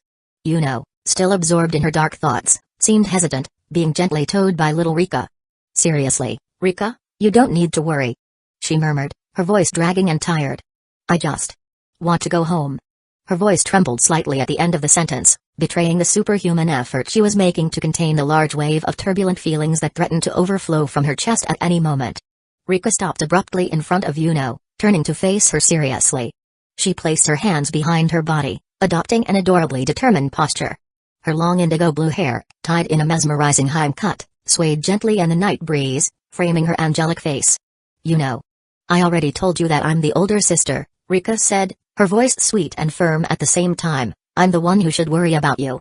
Despite the inherent cuteness in her voice and mannerisms, Rika's tone was surprisingly serious, denoting an unwavering determination to take care of Yuno. Yuno made a slight, discreet pout, her lips projecting into a childish pout. "I still haven't accepted that," she grumbled, her voice muffled by a slight tone of pique. "You're much smaller than me, and you look about 3 years younger." The complaint, although it sounded a bit childish, was devoid of any real aggression, more a remnant of her melancholy than a genuine objection to Rika's concern. Rika, ignoring Yuno's little provocation, took her hand again, intertwining her delicate fingers with hers. With a gentle and reassuring smile, she replied, "Yeah, but mentally I'm over 100 years old." The phrase, said with a playful glint in her eyes, was a clear attempt to disarm Yuno's sadness with a dose of light and affectionate humor. Yuno, finally, could not resist Rika's charm and insistence. She yielded to the silent invitation, sitting down on the wooden bench. For a long moment, she remained silent, watching the calm surface of the lake, her mind still populated by ghosts of the past, but now with Rika's comforting presence beside her. "Rika, with an attentive and perceptive gaze, observed the surroundings. Her eyes lit up when she spotted a small ice cream stand, miraculously still open at that hour of the night. A gentle smile illuminated her angelic face, and with a quick and lively gesture, she raised her index finger. "Wait a little bit," she said, her voice vibrant with enthusiasm. "I'm going to buy us both an ice cream." Without waiting for a response from Yuno, Rika spun lightly on her heels, her elbows open in a graceful movement, and adorably walked towards the stand. Her long indigo blue hair swayed gently in the rhythm of her quick and cheerful steps, like waves in a calm sea. Yuno followed with her eyes the diminutive figure of her sister moving away, watching the mesmerizing ballet of her hair in the night breeze. She brought a hand to her chest, feeling a strange tightness, a shapeless emotion, difficult to decipher. It wasn't exactly sadness, nor joy, but something new, unknown and warm. She averted her eyes from Rika's trail, trying to compose her thoughts, to organize the internal chaos that consumed her. But as she gazed at the other side of the lake, her gaze was captured by an unexpected scene. There, in the distance, she noticed a man kneeling before a young woman. The girl's expression was of pure astonishment and emotion, her face bathed in tears of joy. The scene, in its touching simplicity, struck Yuno like lightning. In that instant, memories of her previous life invaded her with overwhelming force. Her eyes welled up, clouded by a sudden wave of melancholy and longing. In an almost inaudible whisper, a painful question escaped her lips. "Yuki, weren't we going to get married one day?" "Hi, my dear reader. How are you? I have some news that's both good and bad. Starting today, chapter releases on web novel will slow down. But don't worry. They will still be posted daily on Patreon. I'm doing this because I haven't been able to get more subscribers there. So if you want the daily chapters to continue here on web novel, please support me with your Power Stones and Patreon subscriptions. Thank you for your support." Chapter 121, The Survival Game. From that fateful promise, nothing else mattered to Yuno. Her entire world revolved around a single name. Yukiteru Amano. Her shattered, fragile mind clung to him like a lifeline in a stormy ocean. He was the only light in her darkness, the only thing that made sense amidst the chaos that consumed her existence. Yukiteru had accepted her, and that was enough. She would protect that light with everything she had, with her own life, if necessary. Even if it meant crossing rivers of blood. Even if it meant doing horrible things. Her chance came with an event that would mark her forever.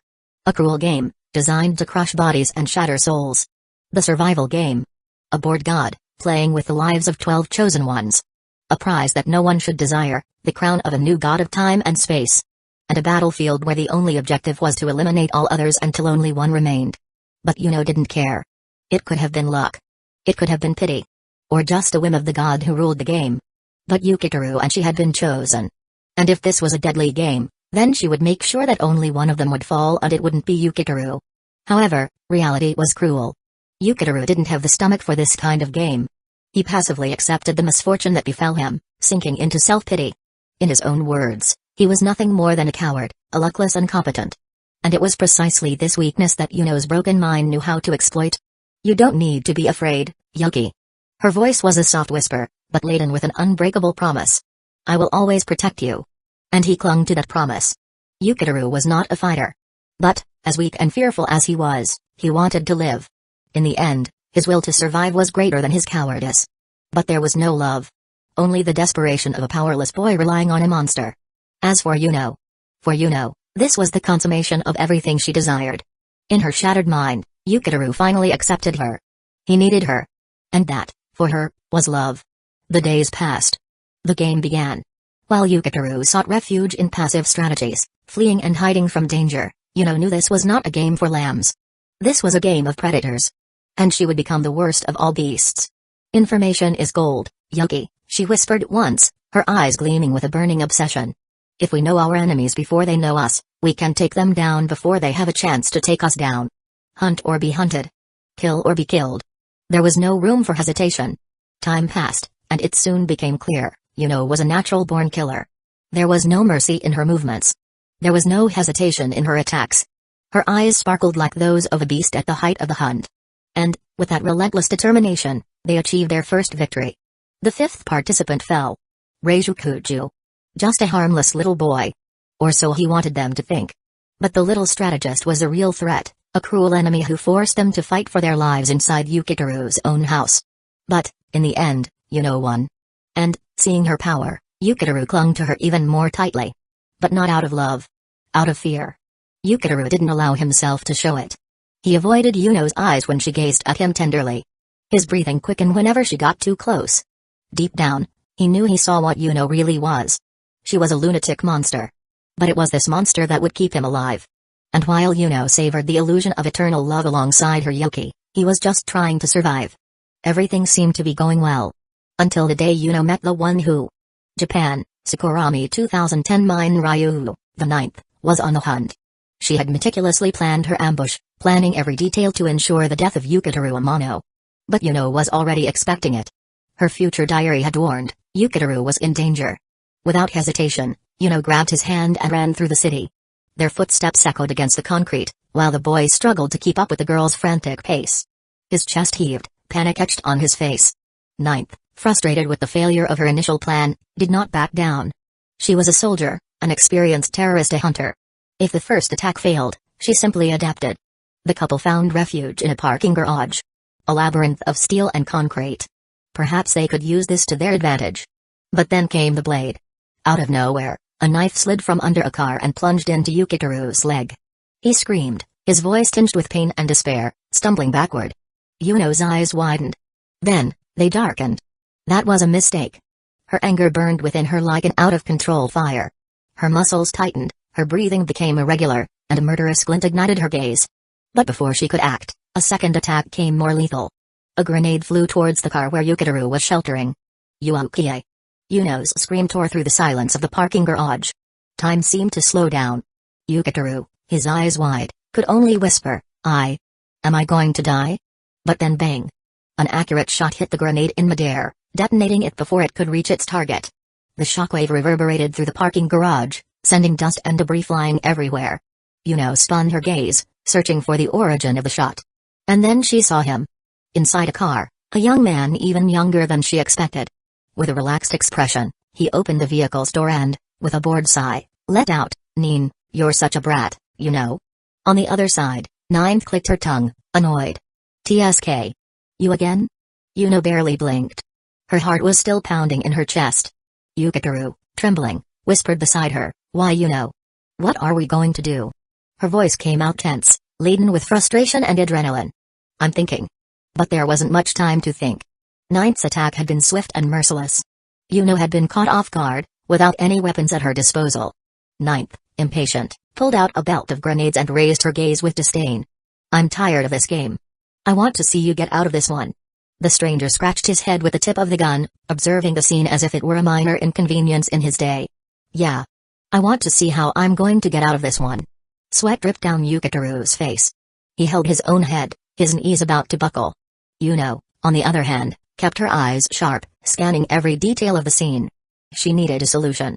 And then, the stranger shouted, If you want to get out of here alive, you're going to have to run to me. With a quick movement, he pulled two mini Uzis from inside his overcoat and raised them. It was the trigger for Ninth to act. Without hesitation, she began to pull the pins from the grenades, throwing them one after another in their direction. The world hung in suspense for an instant. Yuno made her decision. Let's go, Yoki. She didn't give Yukiteru time to hesitate. With force, she grabbed him and dashed towards the stranger, who at that moment became their best chance of survival. Behind them, the bullets began to fly. The sound of the mini Uzis roared in the parking garage. Each grenade thrown by Ninth was intercepted in midair before it could touch the ground, exploding in violent successions that shook the structure around them. The scene was hellish. Pillars cracked, pieces of concrete fell, and the structure threatened to collapse. Yuno and Yukiteru reached the stranger's side. Yuno analyzed him with predatory eyes, trying to decipher who this man was who, for some reason, was helping them. He didn't waste any time. He shouted, his voice almost being swallowed by the sounds of the explosions. Get in the fucking car. Yuno hesitated. Her instinct screamed that trusting him was a mistake. But then let's go, Yuno. The walls are going to collapse. Yukiteru pulled her arm with unexpected strength. Yuno's gaze flickered between him and the stranger. But time was short. With an irritated grunt, she threw herself into the car along with Yukiteru. Chapter 122, I Still Don't Trust You.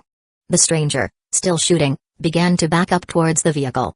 His car, a 1969 Dodge Charger Hellcat Black Piano, roared with the raw sound of the V8 engine, a mechanical thunder that echoed through the collapsing parking garage. With one last shot, he emptied the clip. The dry click of the empty gun was the only sound before he simply threw it on the ground and turned to the steering wheel. Ah, fuck it. And then he floored the accelerator. The wheel spun, throwing up smoke and tire marks on the ground, as the car shot forward like an enraged demon. Direction? Straight towards Ninth. Ninth stopped throwing grenades at the last second, throwing herself to the side to avoid being run over. Meanwhile, the parking garage was collapsing around them. Pillars cracked, debris rained down, and the man dodged between the cars and the newly opened holes from the destruction, controlling the car with absurd precision. In the back seat, Yuno kept Yukiteru safe against her chest, her eyes sharp as blades. "Are you also a participant in the game?" she shouted, trying to make herself heard amidst the chaos. The man pulled the handbrake, skidding around a tight corner before answering, "I'm a frustrated salesman after a bitch who bought and didn't pay." Yukiteru, still trying to process what was happening, blinked, stunned. What do you mean? God damn it. I'll be short and sweet," he growled, turning the steering wheel with one hand while the other adjusted the rear-view mirror. "My name is Ryan Gosling, and that lunatic bought an entire arsenal from me and disappeared without paying. Do you have any idea how much an anti-tank missile costs these days?" Yukiteru's eyes widened, his voice failing. "Wait. Ryan Gosling?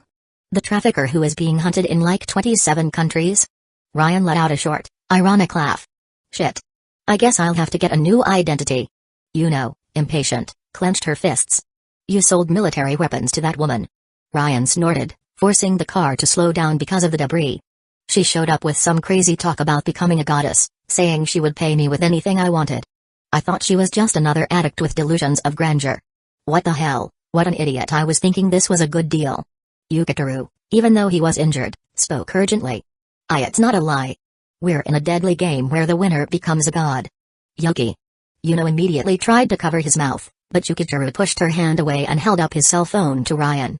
"Look at this. Our cell phones predict the future." Ryan narrowed his eyes, glancing away for a second to read the message on the screen. "The floor of the second-to-last floor will collapse due to the explosions and the commotion of people trying to flee the scene." Ryan immediately threw the car into reverse, narrowly escaping before the concrete collapsed, taking with it several other cars and part of the structure. "Damn," he murmured, blinking, surprised. Then he looked at Yukiteru. "You convinced me quickly." Yuno didn't seem at all comfortable with the idea of having revealed that, but Yukiteru insisted, he can be an ally." She still hesitated, but before she could argue, Ryan let out a long, frustrated sigh. "Shit. I've gotten myself into a real pickle." He accelerated, leaving the parking garage and merging into the city traffic. Only when they reached an alley near the docks did he finally stop the car.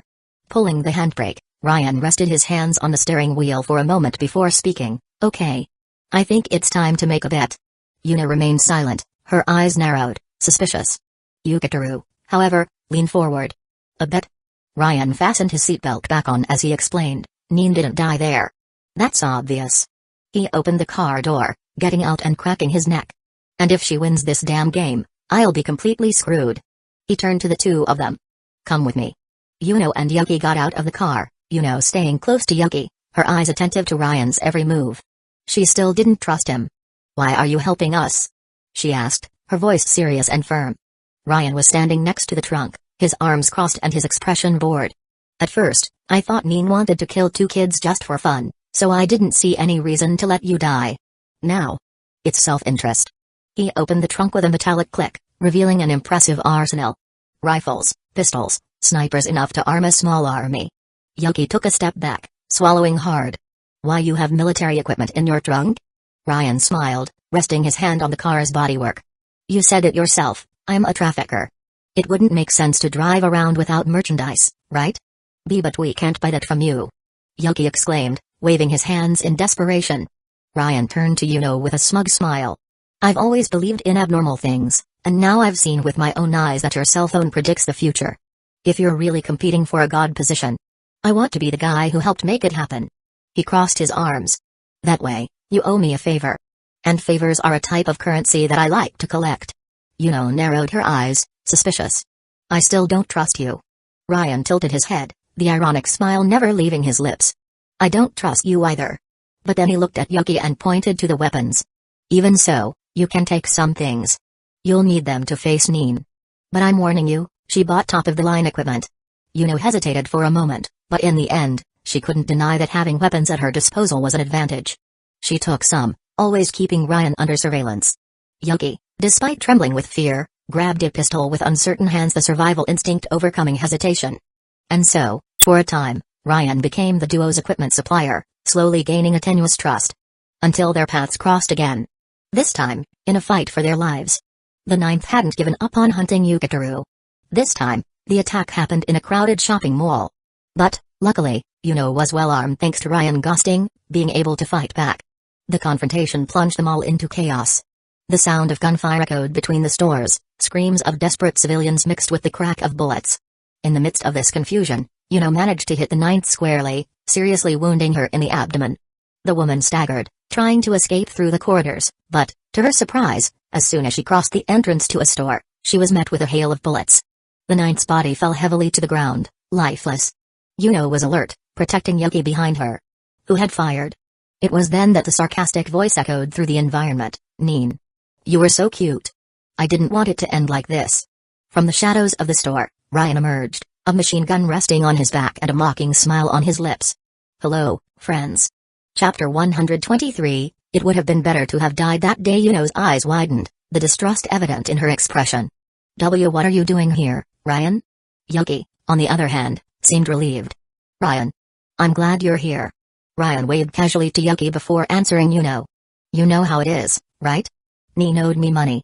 And it would be bad for my reputation if I let her die at the hands of someone else, taking everything she owed me to the grave.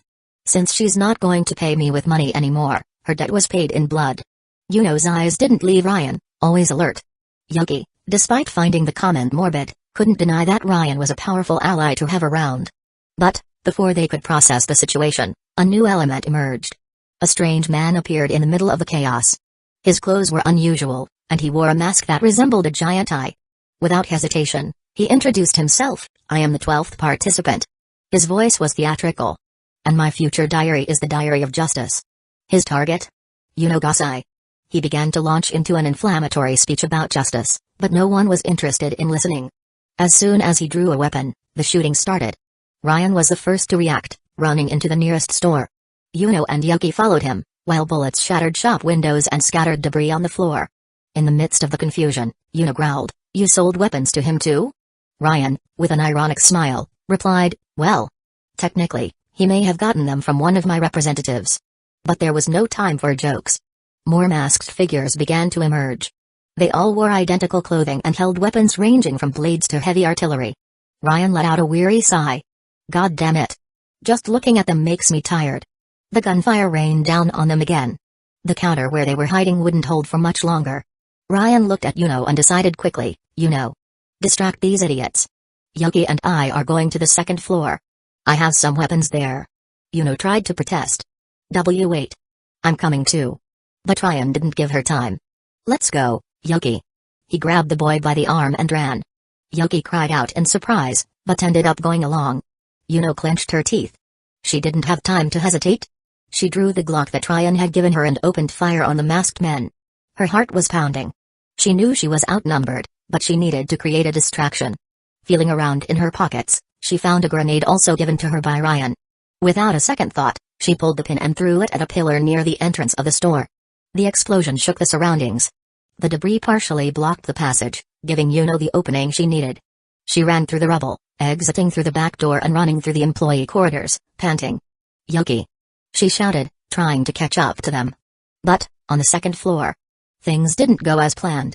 Ryan had a gun pointed at Yuki's head. The boy trembled, his eyes wide, his voice shaking. Ryan. What is this? Ryan sighed. His gaze, previously carefree, was now cold and emotionless. Honestly. You're so stupid it's pathetic. Yuki froze, while Ryan continued, From the beginning, when I first laid eyes on you, I saw that you were incompetent. But an incompetent person who wants to live so badly that he'd end up killing himself by being reckless. Yuki raised his hands in surrender, desperate. But you were helping us. Why do this now? Ryan tilted his head slightly. PFFT, well. Because we're in a death game. 12 enter. 1 leaves alive. He shrugged his shoulders, speaking sarcastically. Meanwhile, Yuno was running through the mall corridors when her diary vibrated. She looked at the screen. Yuki will die. At the same time, Yuki felt a cold shiver run down his spine as he looked at his own cell phone. Death end. His heart raced. Tears began to form in his eyes. Please, Ryan, don't do this.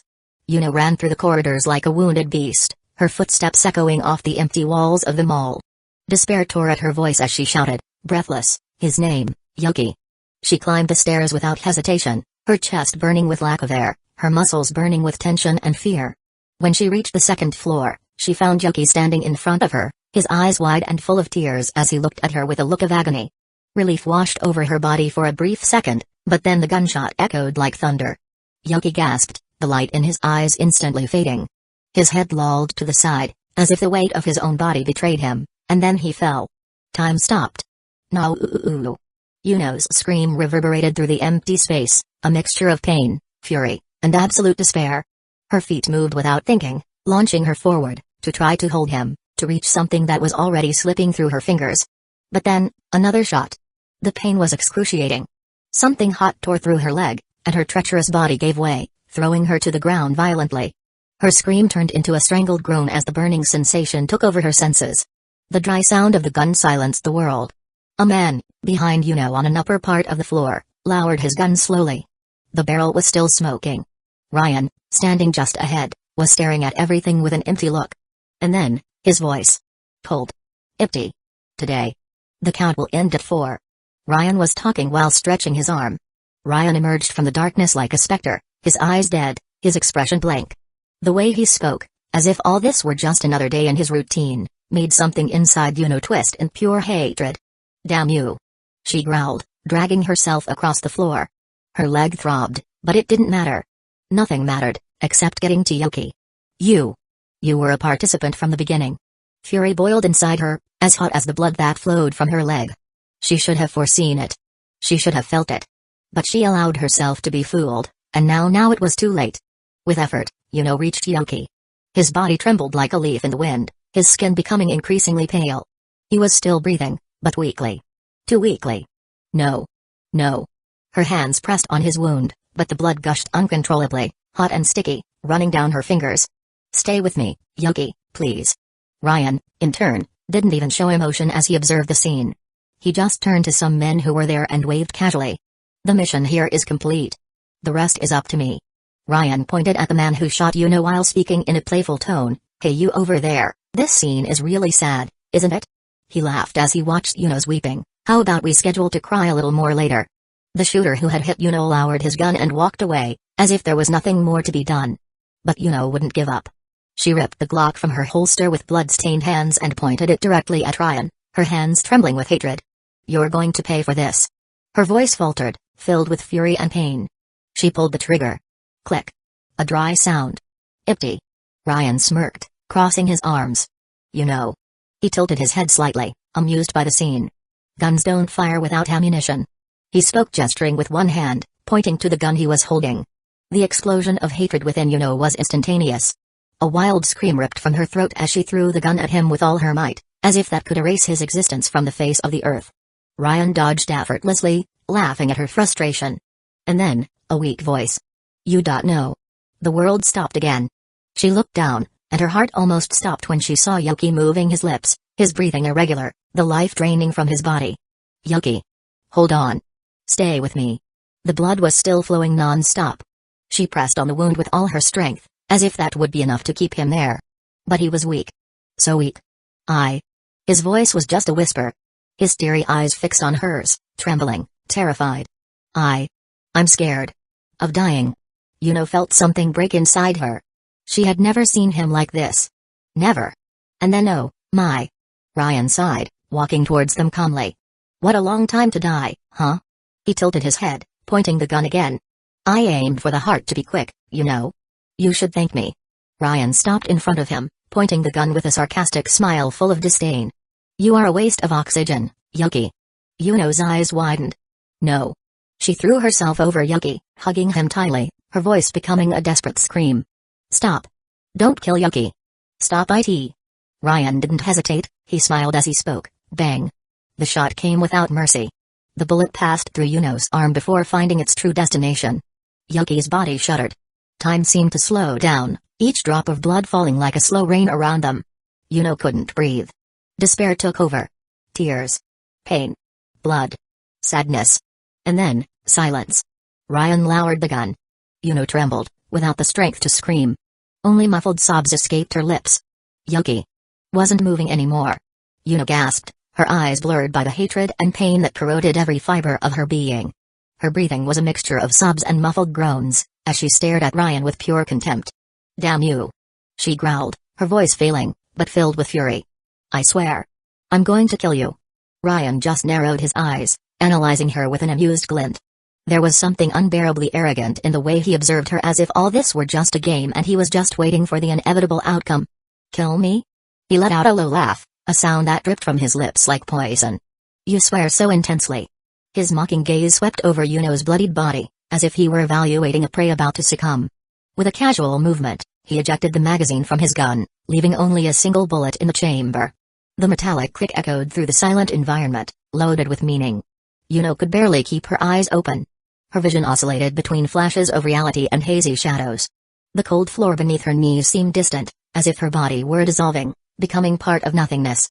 Pain. Blood. Trauma. She was on the edge of the abyss, and Ryan knew it.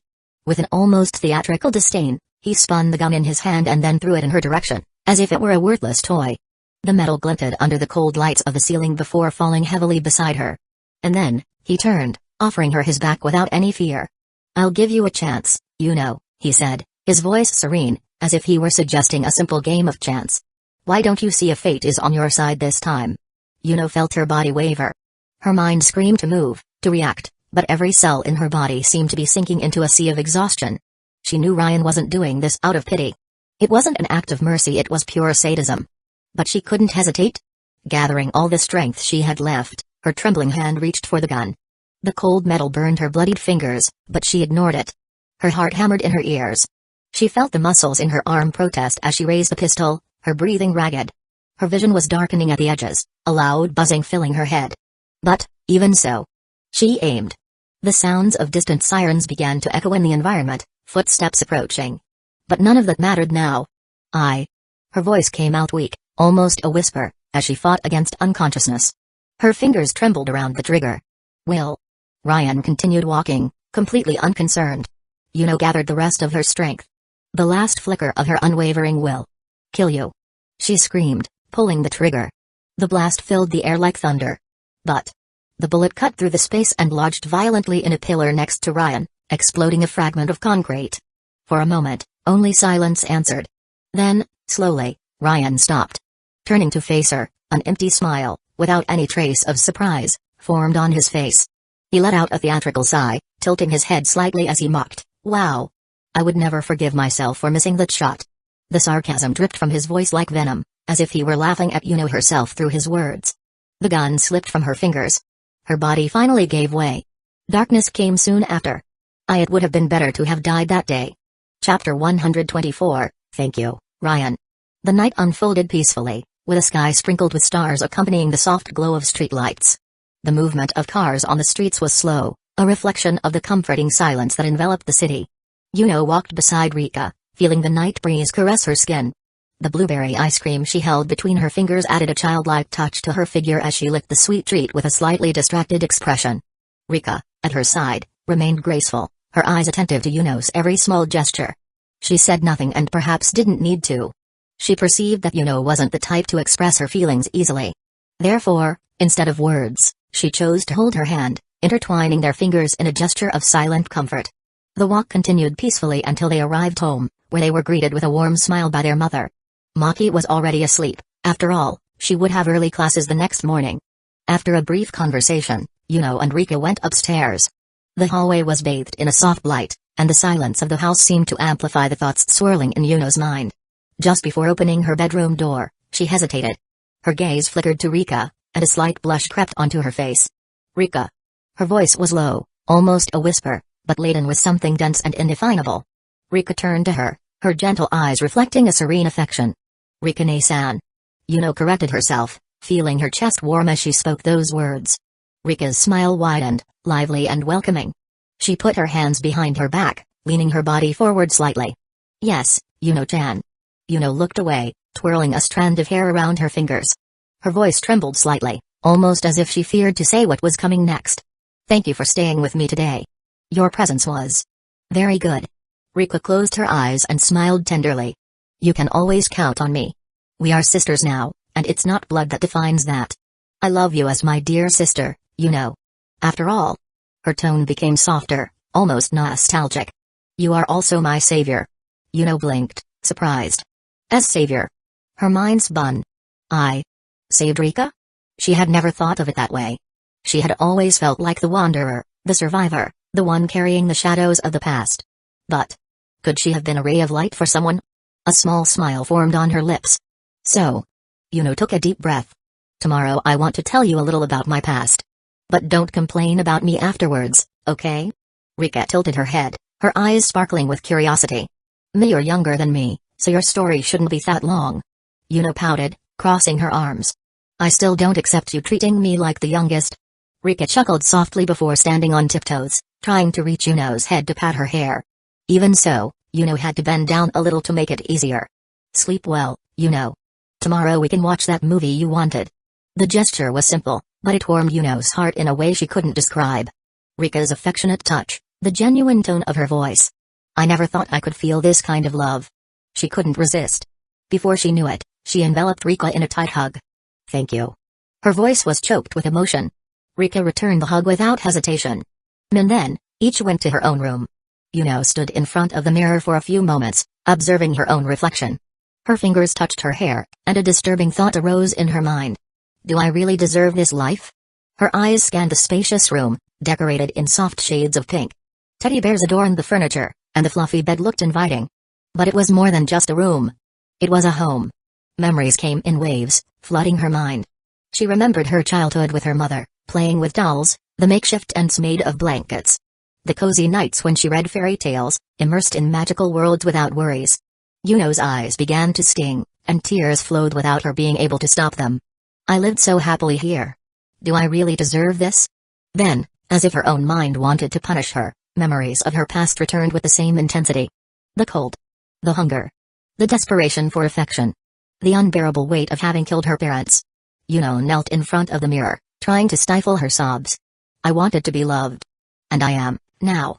She squeezed her own chest, trying to suffocate the overwhelming tightness that took over her. Mom and Dad love me. They are my real parents. My little sister Maki, and the image of Rika's smile emerged amidst the whirlwind of memories. Even you seem to love me as I am. But then, a treacherous thought infiltrated her mind. Her body trembled. Yuki. What about you? What feeling did you have for me? Fragments of memory overlapped. Yuki's gaze when he looked at her. The hesitant way he spoke to her. And, above all, the fear in his eyes. Yuno's heart tightened in a way that almost suffocated her. She covered her mouth, trying to silence the sobs that escaped. It was a one-sided feeling. The tears continued to fall, reflecting in the mirror as if they were a second version of herself, a version that could never escape the past. As she sank into her own weeping, the memories struck her mercilessly. Like merciless specters, they clung to her mind, suffocating any rational thought. It was then that the voice echoed, hoarse, provocative, but laden with a feeling she no longer knew how to name. Pinky. Her eyes widened. Her body froze. Her breathing became shaky, erratic, as her heart pounded painfully against her chest. She stared at her own reflection in the mirror, her face bathed in tears, her lips parted in an almost inaudible whisper. Is not fair. This is not fair. The words escaped her lips like a choked lament. Yuno swallowed hard, trying to find some logic in that confusion of feelings. Her voice trembled as she continued, he seems to have accepted the new life without any problems. She inhaled deeply, closing her eyes for a moment. But the memories wouldn't leave her. Not now. Not when the pain of the past still throbbed in her soul. He was my turning point. Her thought wandered to that fateful day. That moment that destroyed her notion of identity. The hot steam of the bath enveloped her body when it all happened. A sudden attack, an avalanche of memories hurled against her mind like a waking nightmare. A whole life overlapping another. An unbearable bombardment of memories, feelings, pains, and dreams that did not belong to her and, at the same time, did. The gentle, shy, and bright girl that Yuno was now found herself imprisoned within a furious storm, where the broken Yuno, the Yuno of the past, screamed, clamoring for control. She couldn't bear it. She screamed. Her fingers slipped down the damp bathroom wall, her stomach churning in pure despair. The last memory of that old life was Ryan killing her, and now? Now there was more. There was the present. There was a new life that coiled around the old one like a lethal poison. What was real? What was a lie? She didn't know. It was then that the bathroom door was thrown open, and a pair of arms urgently enveloped her. "You know, dear." What happened? The warmth of that hug should have calmed her. But it didn't. Her wild, terrified eyes met those of that woman, and her instinct was to fight, to struggle, to scream. "Who are you?" The despair in her voice was soul-gutting. "What do you mean, who am I?" "I'm your mother, you know." That phrase. So simple. So impossible. The shock was like a slap. Her body stopped struggling. Tears still flowed, but now not from panic, but from something worse. Something deeper. More cruel. "Mom?" Her voice was hesitant, almost a frightened whisper. She didn't know what to believe. "My mom," she repeated, her mind trying to find a point of balance. One side of her consciousness screamed that yes, that was her mother. The woman who loved her. The woman who had taken care of her from the beginning. But the other side. The other side was a black hole of pain and loss. "You have no mother, you know." And then, everything dissolved into silence. Yuno stared at the mirror once more, her pale and confused features reflected back. "I took 3 days to understand what happened," she murmured, her voice lost in the emptiness. "And it was only that fast because of my new family. At that moment, I told myself that I was just having a waking dream." She ran her hands through her long hair, as if trying to anchor herself in reality. But then, her expression hardened. Until that day.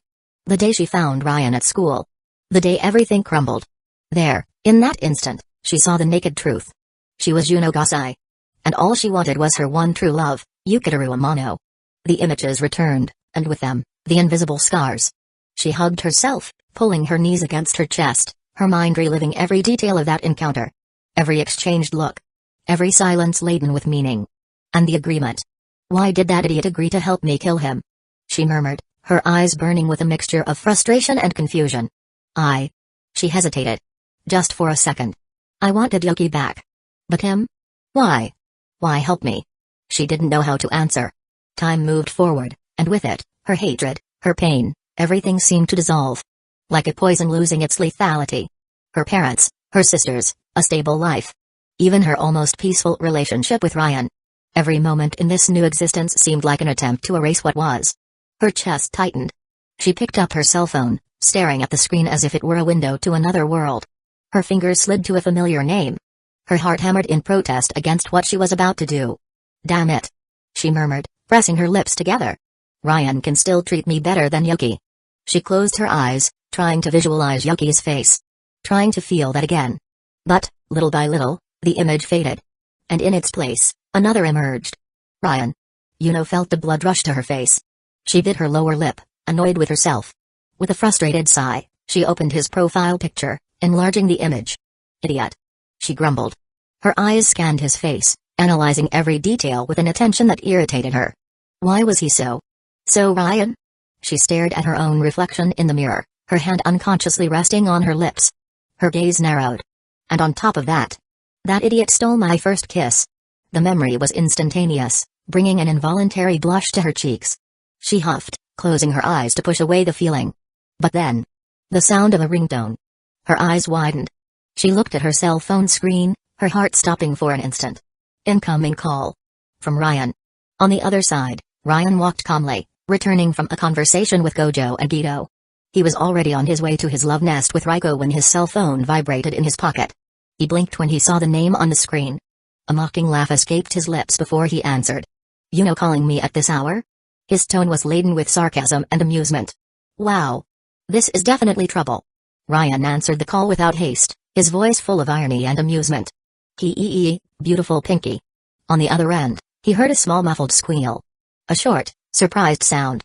Yuno only realized what she had done at that moment and, in a reflex, began to speak quickly, trying to maintain a tough tone, but failing miserably. I called by mistake." Ryan smirked, leaning back against the wall. "By mistake, huh?" His voice dripped with mischief. "Don't tell me you were looking at my picture and made the classic mistake of clicking call?" The half-second silence on the other end of the line gave everything away. "Of course not, idiot." Yuno exploded, but soon took a deep breath, forcing her voice to calm down. She needed to think fast. "I want to ask you something." Ryan raised an eyebrow, still amused. "Ah, sure. You can ask me anything." Except what I'm doing tonight. Yuno frowned. His mocking tone irritated her. What are you doing, Ryan ghosting? His laughter came effortlessly. Damn, you must be a very possessive girlfriend. Humphrey, that's none of your business. Yuno retorted, crossing her arms as if he could see her. Ryan, on the other side, gestured in the air as he replied, as if shrugging. Same here. But then, was that all you wanted to ask? Her silence lasted a little longer this time. No. Yuno murmured, gathering courage.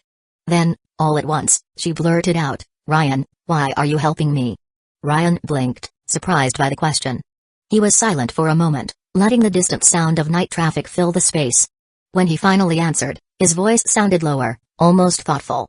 Well, I guess, in the end, I should never have won that game. On the other side, Yuno's eyes widened. As seriously? That's your reason? Ryan let out a short laugh through his nose. Well, that's not the only reason. His voice regained its carefree tone. But, it's not just a woman's heart that's hard to understand. We men are also quite mysterious, So, my motivations will stay with me.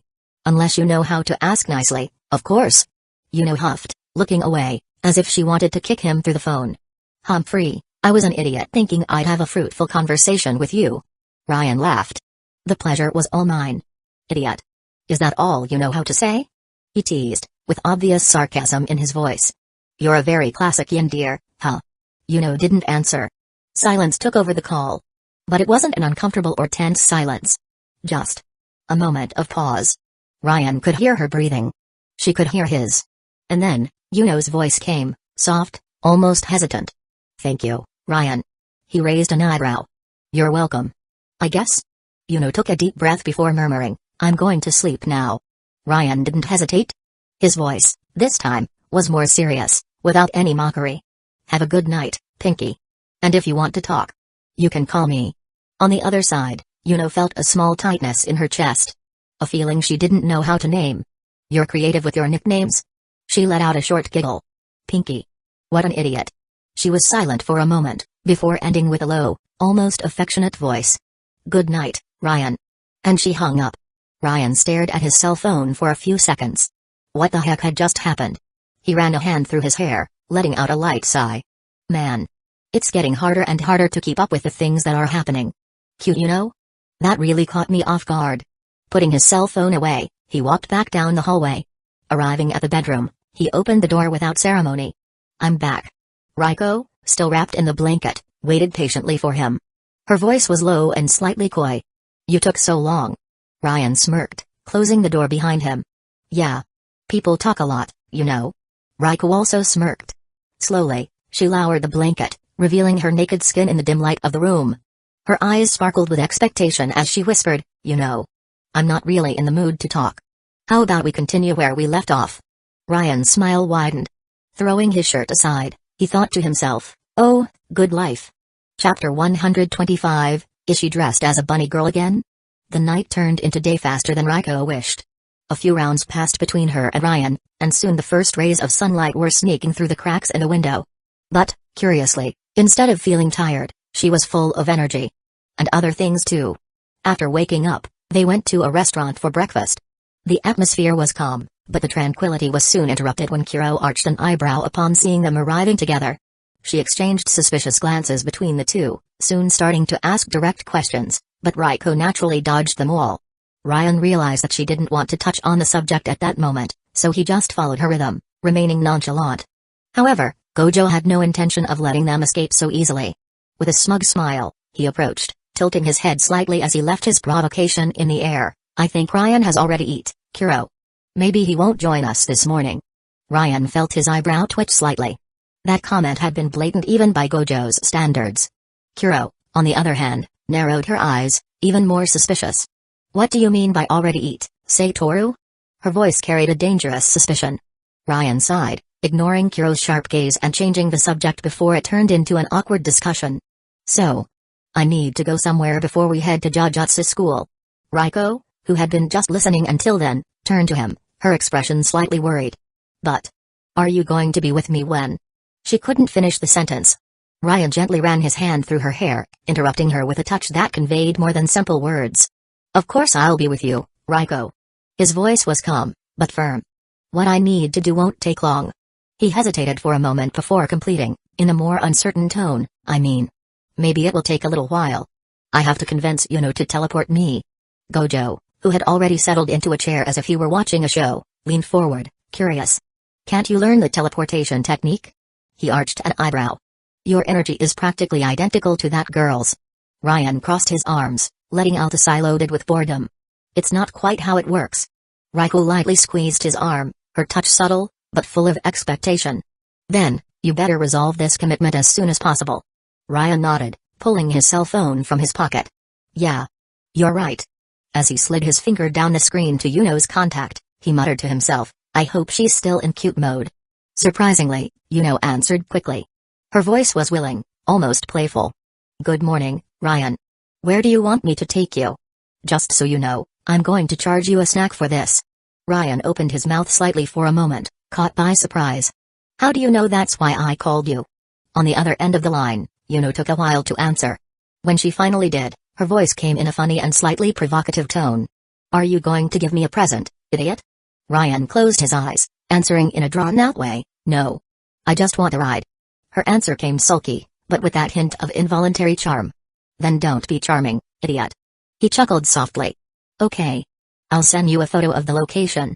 He ended the call and, without wasting time, took a photo of himself making a peace sign. Gojo, of course, didn't miss the opportunity to appear in the background, raising his arms in an exaggeratedly fond way. In a blink, Yuno appeared before him. Ryan turned around and found her wearing her school uniform. The white shirt, slightly fitted, highlighted her slender silhouette, while the purple tie hung softly over the impeccable fabric. The blue pleated skirt swayed subtly with each movement, revealing her well-shaped thighs. Her slender fingers touched his face almost innocently, and her smile carried that enigmatic glow of someone who always hides one or two secrets. Ryan blinked, not filtering the words before they escaped. Damn. Have I ever told you that you look hot in that uniform? Yuno's smile vanished instantly. She made a sulky face, crossing her arms. Humphrey. I didn't ask for your opinion, idiot. But Ryan noticed the detail she was trying to hide. Her cheeks were slightly flushed. Beside him, Raiko crossed her arms, clearly uncomfortable with the compliment Ryan had given Yuno, but chose not to comment. Yuno took a deep breath and decided to get straight to the point. Okay, where do you want to go? I have to go to school, unlike you. So don't waste my time. Ryan scratched his head, answering in a bored way, geez, you don't even need to worry about being late. You can appear sitting in your chair a second before the teacher anyway. While he was talking, Gojo decided to intrude in the background, as always. Good morning, pink hair. Good to see you too, Yuno. Yuno didn't even look at him. Her answer was dry, effortless. Hey, albino. Gojo pursed his lips, narrowing his eyes. He turned to Gito, indignant. Wow. What a problematic woman, huh, man. Gito let out a discreet chuckle, shrugging. I think she really didn't like you. Gojo rolled his eyes, but soon turned his gaze back to Ryan and Yuno, curious to see what all this would lead to. Ryan slid his finger across the phone screen and showed the photo he had asked me for earlier. Without further ado, he held out the device to Yuno. Can you take me here? Yuno looked at the image and shrugged. Sure. But she didn't move. Instead, she stared at Ryan with an expectant expression, as if she were waiting for something. He arched an eyebrow, confused. Please. Yuno rolled her eyes before flicking him on the chest, making him recoil slightly. I don't want your idiotic politeness. Her voice carried a cute little frustration, a slight pout of discontent. I said I want a snack, remember? Ryan blinked, and then it clicked. Ah. So that's it? He pulled his wallet out of his pocket and held up his card to her. Here, you can buy something on my card. Yuno crossed her arms, tilting her head to the side with a sarcastic smile. I'm already being nice by taking you here and there. Be decent at least once and buy it yourself. Ryan sighed, accepting defeat. Fine. What do you want? Yuno turned her back and walked to a nearby table, sitting down with an air of superiority. I'll wait sitting down. Ryan squeezed his eyebrow with his fingers, feeling a slight throbbing in his forehead. Damn it, she's playing the classic game. Is she on her period? Before he could go buy something for her, he felt a timid tug on his sleeve. Raiko, beside him, hesitated before murmuring, Ryan. I'm also a little hungry. He froze for a second. And then, another flash of understanding came. Damn. She got jealous. Quickly regaining his composure, he turned to Raiko and smiled gently. Okay, wait a little bit and I'll buy something for you, My dear. He chose the right words. Raiko smiled openly, her expression lighting up. Thank you. Ryan scratched the back of his neck as he looked around. Despite being in a restaurant, he realized that maybe they wanted something different. So, he decided to go a step further and look for a more refined place, where he could impress them with something more elaborate. However, it wasn't long before he noticed two intruders approaching. Gojo and Gito. Ryan frowned upon seeing them following his walk. Without further ado, he spun on his heels and pointed an accusing finger at the two. I'm not paying for anything for guys, I'm telling you right now. Gojo laughed and put an arm around Ryan's neck, pulling him close as if they were old comrades. You naughty boy, you're not satisfied with just Raiko, are you? Gito, with his hands in his pockets, cast a suggestive look. Sator told me about what he saw yesterday. Ryan narrowed his eyes at Gojo. Who else did you tell? Gojo raised his hands in a carefree gesture, adjusting his sunglasses with his fingertips. Relax. It was just for Gito. Man to man, you know. Ryan inhaled deeply before letting out a heavy sigh. Yeah. I hope this stays just between us. His gaze was sharp. Gojo patted him on the back, laughing.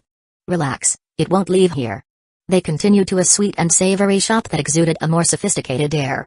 Ryan chose a well-prepared carriage for Yuno and an extremely tasty takoyaki for Raiko. After the purchase, the three returned to the restaurant, where they found the girls sitting, waiting for them. Ryan approached and handed over the snacks with a neutral expression. I hope you like it, because I'm not going back to exchange it.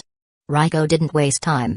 She took a bite of the takoyaki and let out an adorable mmm, closing her eyes in pure satisfaction while resting one of her hands on her cheek. Wow! You got exactly what I was craving. Ryan closed his eyes for a moment, relieved as he thought. Wow, thank goodness, because I wouldn't be able to abuse going back in time with Yuno here. Yuno, on the other hand, picked up her carriage and took a hesitant bite. She chewed slowly before murmuring, it's edible. But her cheeks were slightly flushed. Ryan noticed and smiled softly. You can finish it calmly, it's still early, so I'm not in such a hurry. Yuno huffed lightly, averting her gaze. Humphrey. But she continued eating, now with less hesitation. A few minutes passed and, when she finished, Yuno stood up, stretching her arms. Okay, let's go. Ryan looked at Raiko and winked. I'll be there when the time comes, so don't worry, okay? Raiko blushed and smiled shyly. Don't even think about being late. He put a hand on Yuno's shoulder, ready to leave. Not a second late. And, in the blink of an eye, both disappeared into the air, reappearing at the meeting point that Ryan had arranged with Mai. Yuno crossed her arms, casting a judging look around before fixing it on Ryan, her expression loaded with judgment. Don't tell me you've already come after another woman, you idiot. Ryan sighed, taking his hand to the back of his neck with a resigned air. You call me idiot so much that I'm almost believing it. He shook his head, gesturing slightly as he continued. But, for your information, I did came to see a girl, yes. Only it's nothing like what you're thinking. She needs help, that's all. Yuno arched an eyebrow, keeping her arms crossed as she tilted her head to the side, her tone loaded with sarcasm. And Ryan, altruistic as always. A true angel with a pure heart, doing good without expecting anything in return, right? What a beautiful thing to see. Ryan narrowed his eyes, his face taking on a half-tired, half-annoyed expression. Look, you can judge me for what I used to be, but at least I'm trying to be decent in this life. The minimum, you know. Yuno kept her gaze fixed on him for a few seconds, as if trying to find some loophole in what he was saying. Is that so? Before Ryan could answer, she disappeared in an instant, leaving only a trace of her presence behind. Ryan stood there, blinking a few times at the emptiness before letting out a dry laugh and muttering to himself, even knowing that she was no longer there to hear. Yeah, you know. The old Ryan was touched by the spirit of a peaceful life. As strange as that sounds. He sighed, leaning against the wall with his arms crossed. The surroundings were relatively calm. It was still early, and the mall where he was hadn't gained its usual hustle and bustle. His gaze went to the clock, and he frowned slightly. What exactly does this woman want? Perhaps as an ironic answer from fate, as soon as the words left his mouth, he spotted her in the distance. Mai was approaching. But in an unexpected way. Ryan narrowed his eyes, tilting his head slightly. Why the hell? Is she dressed as a bunny girl again?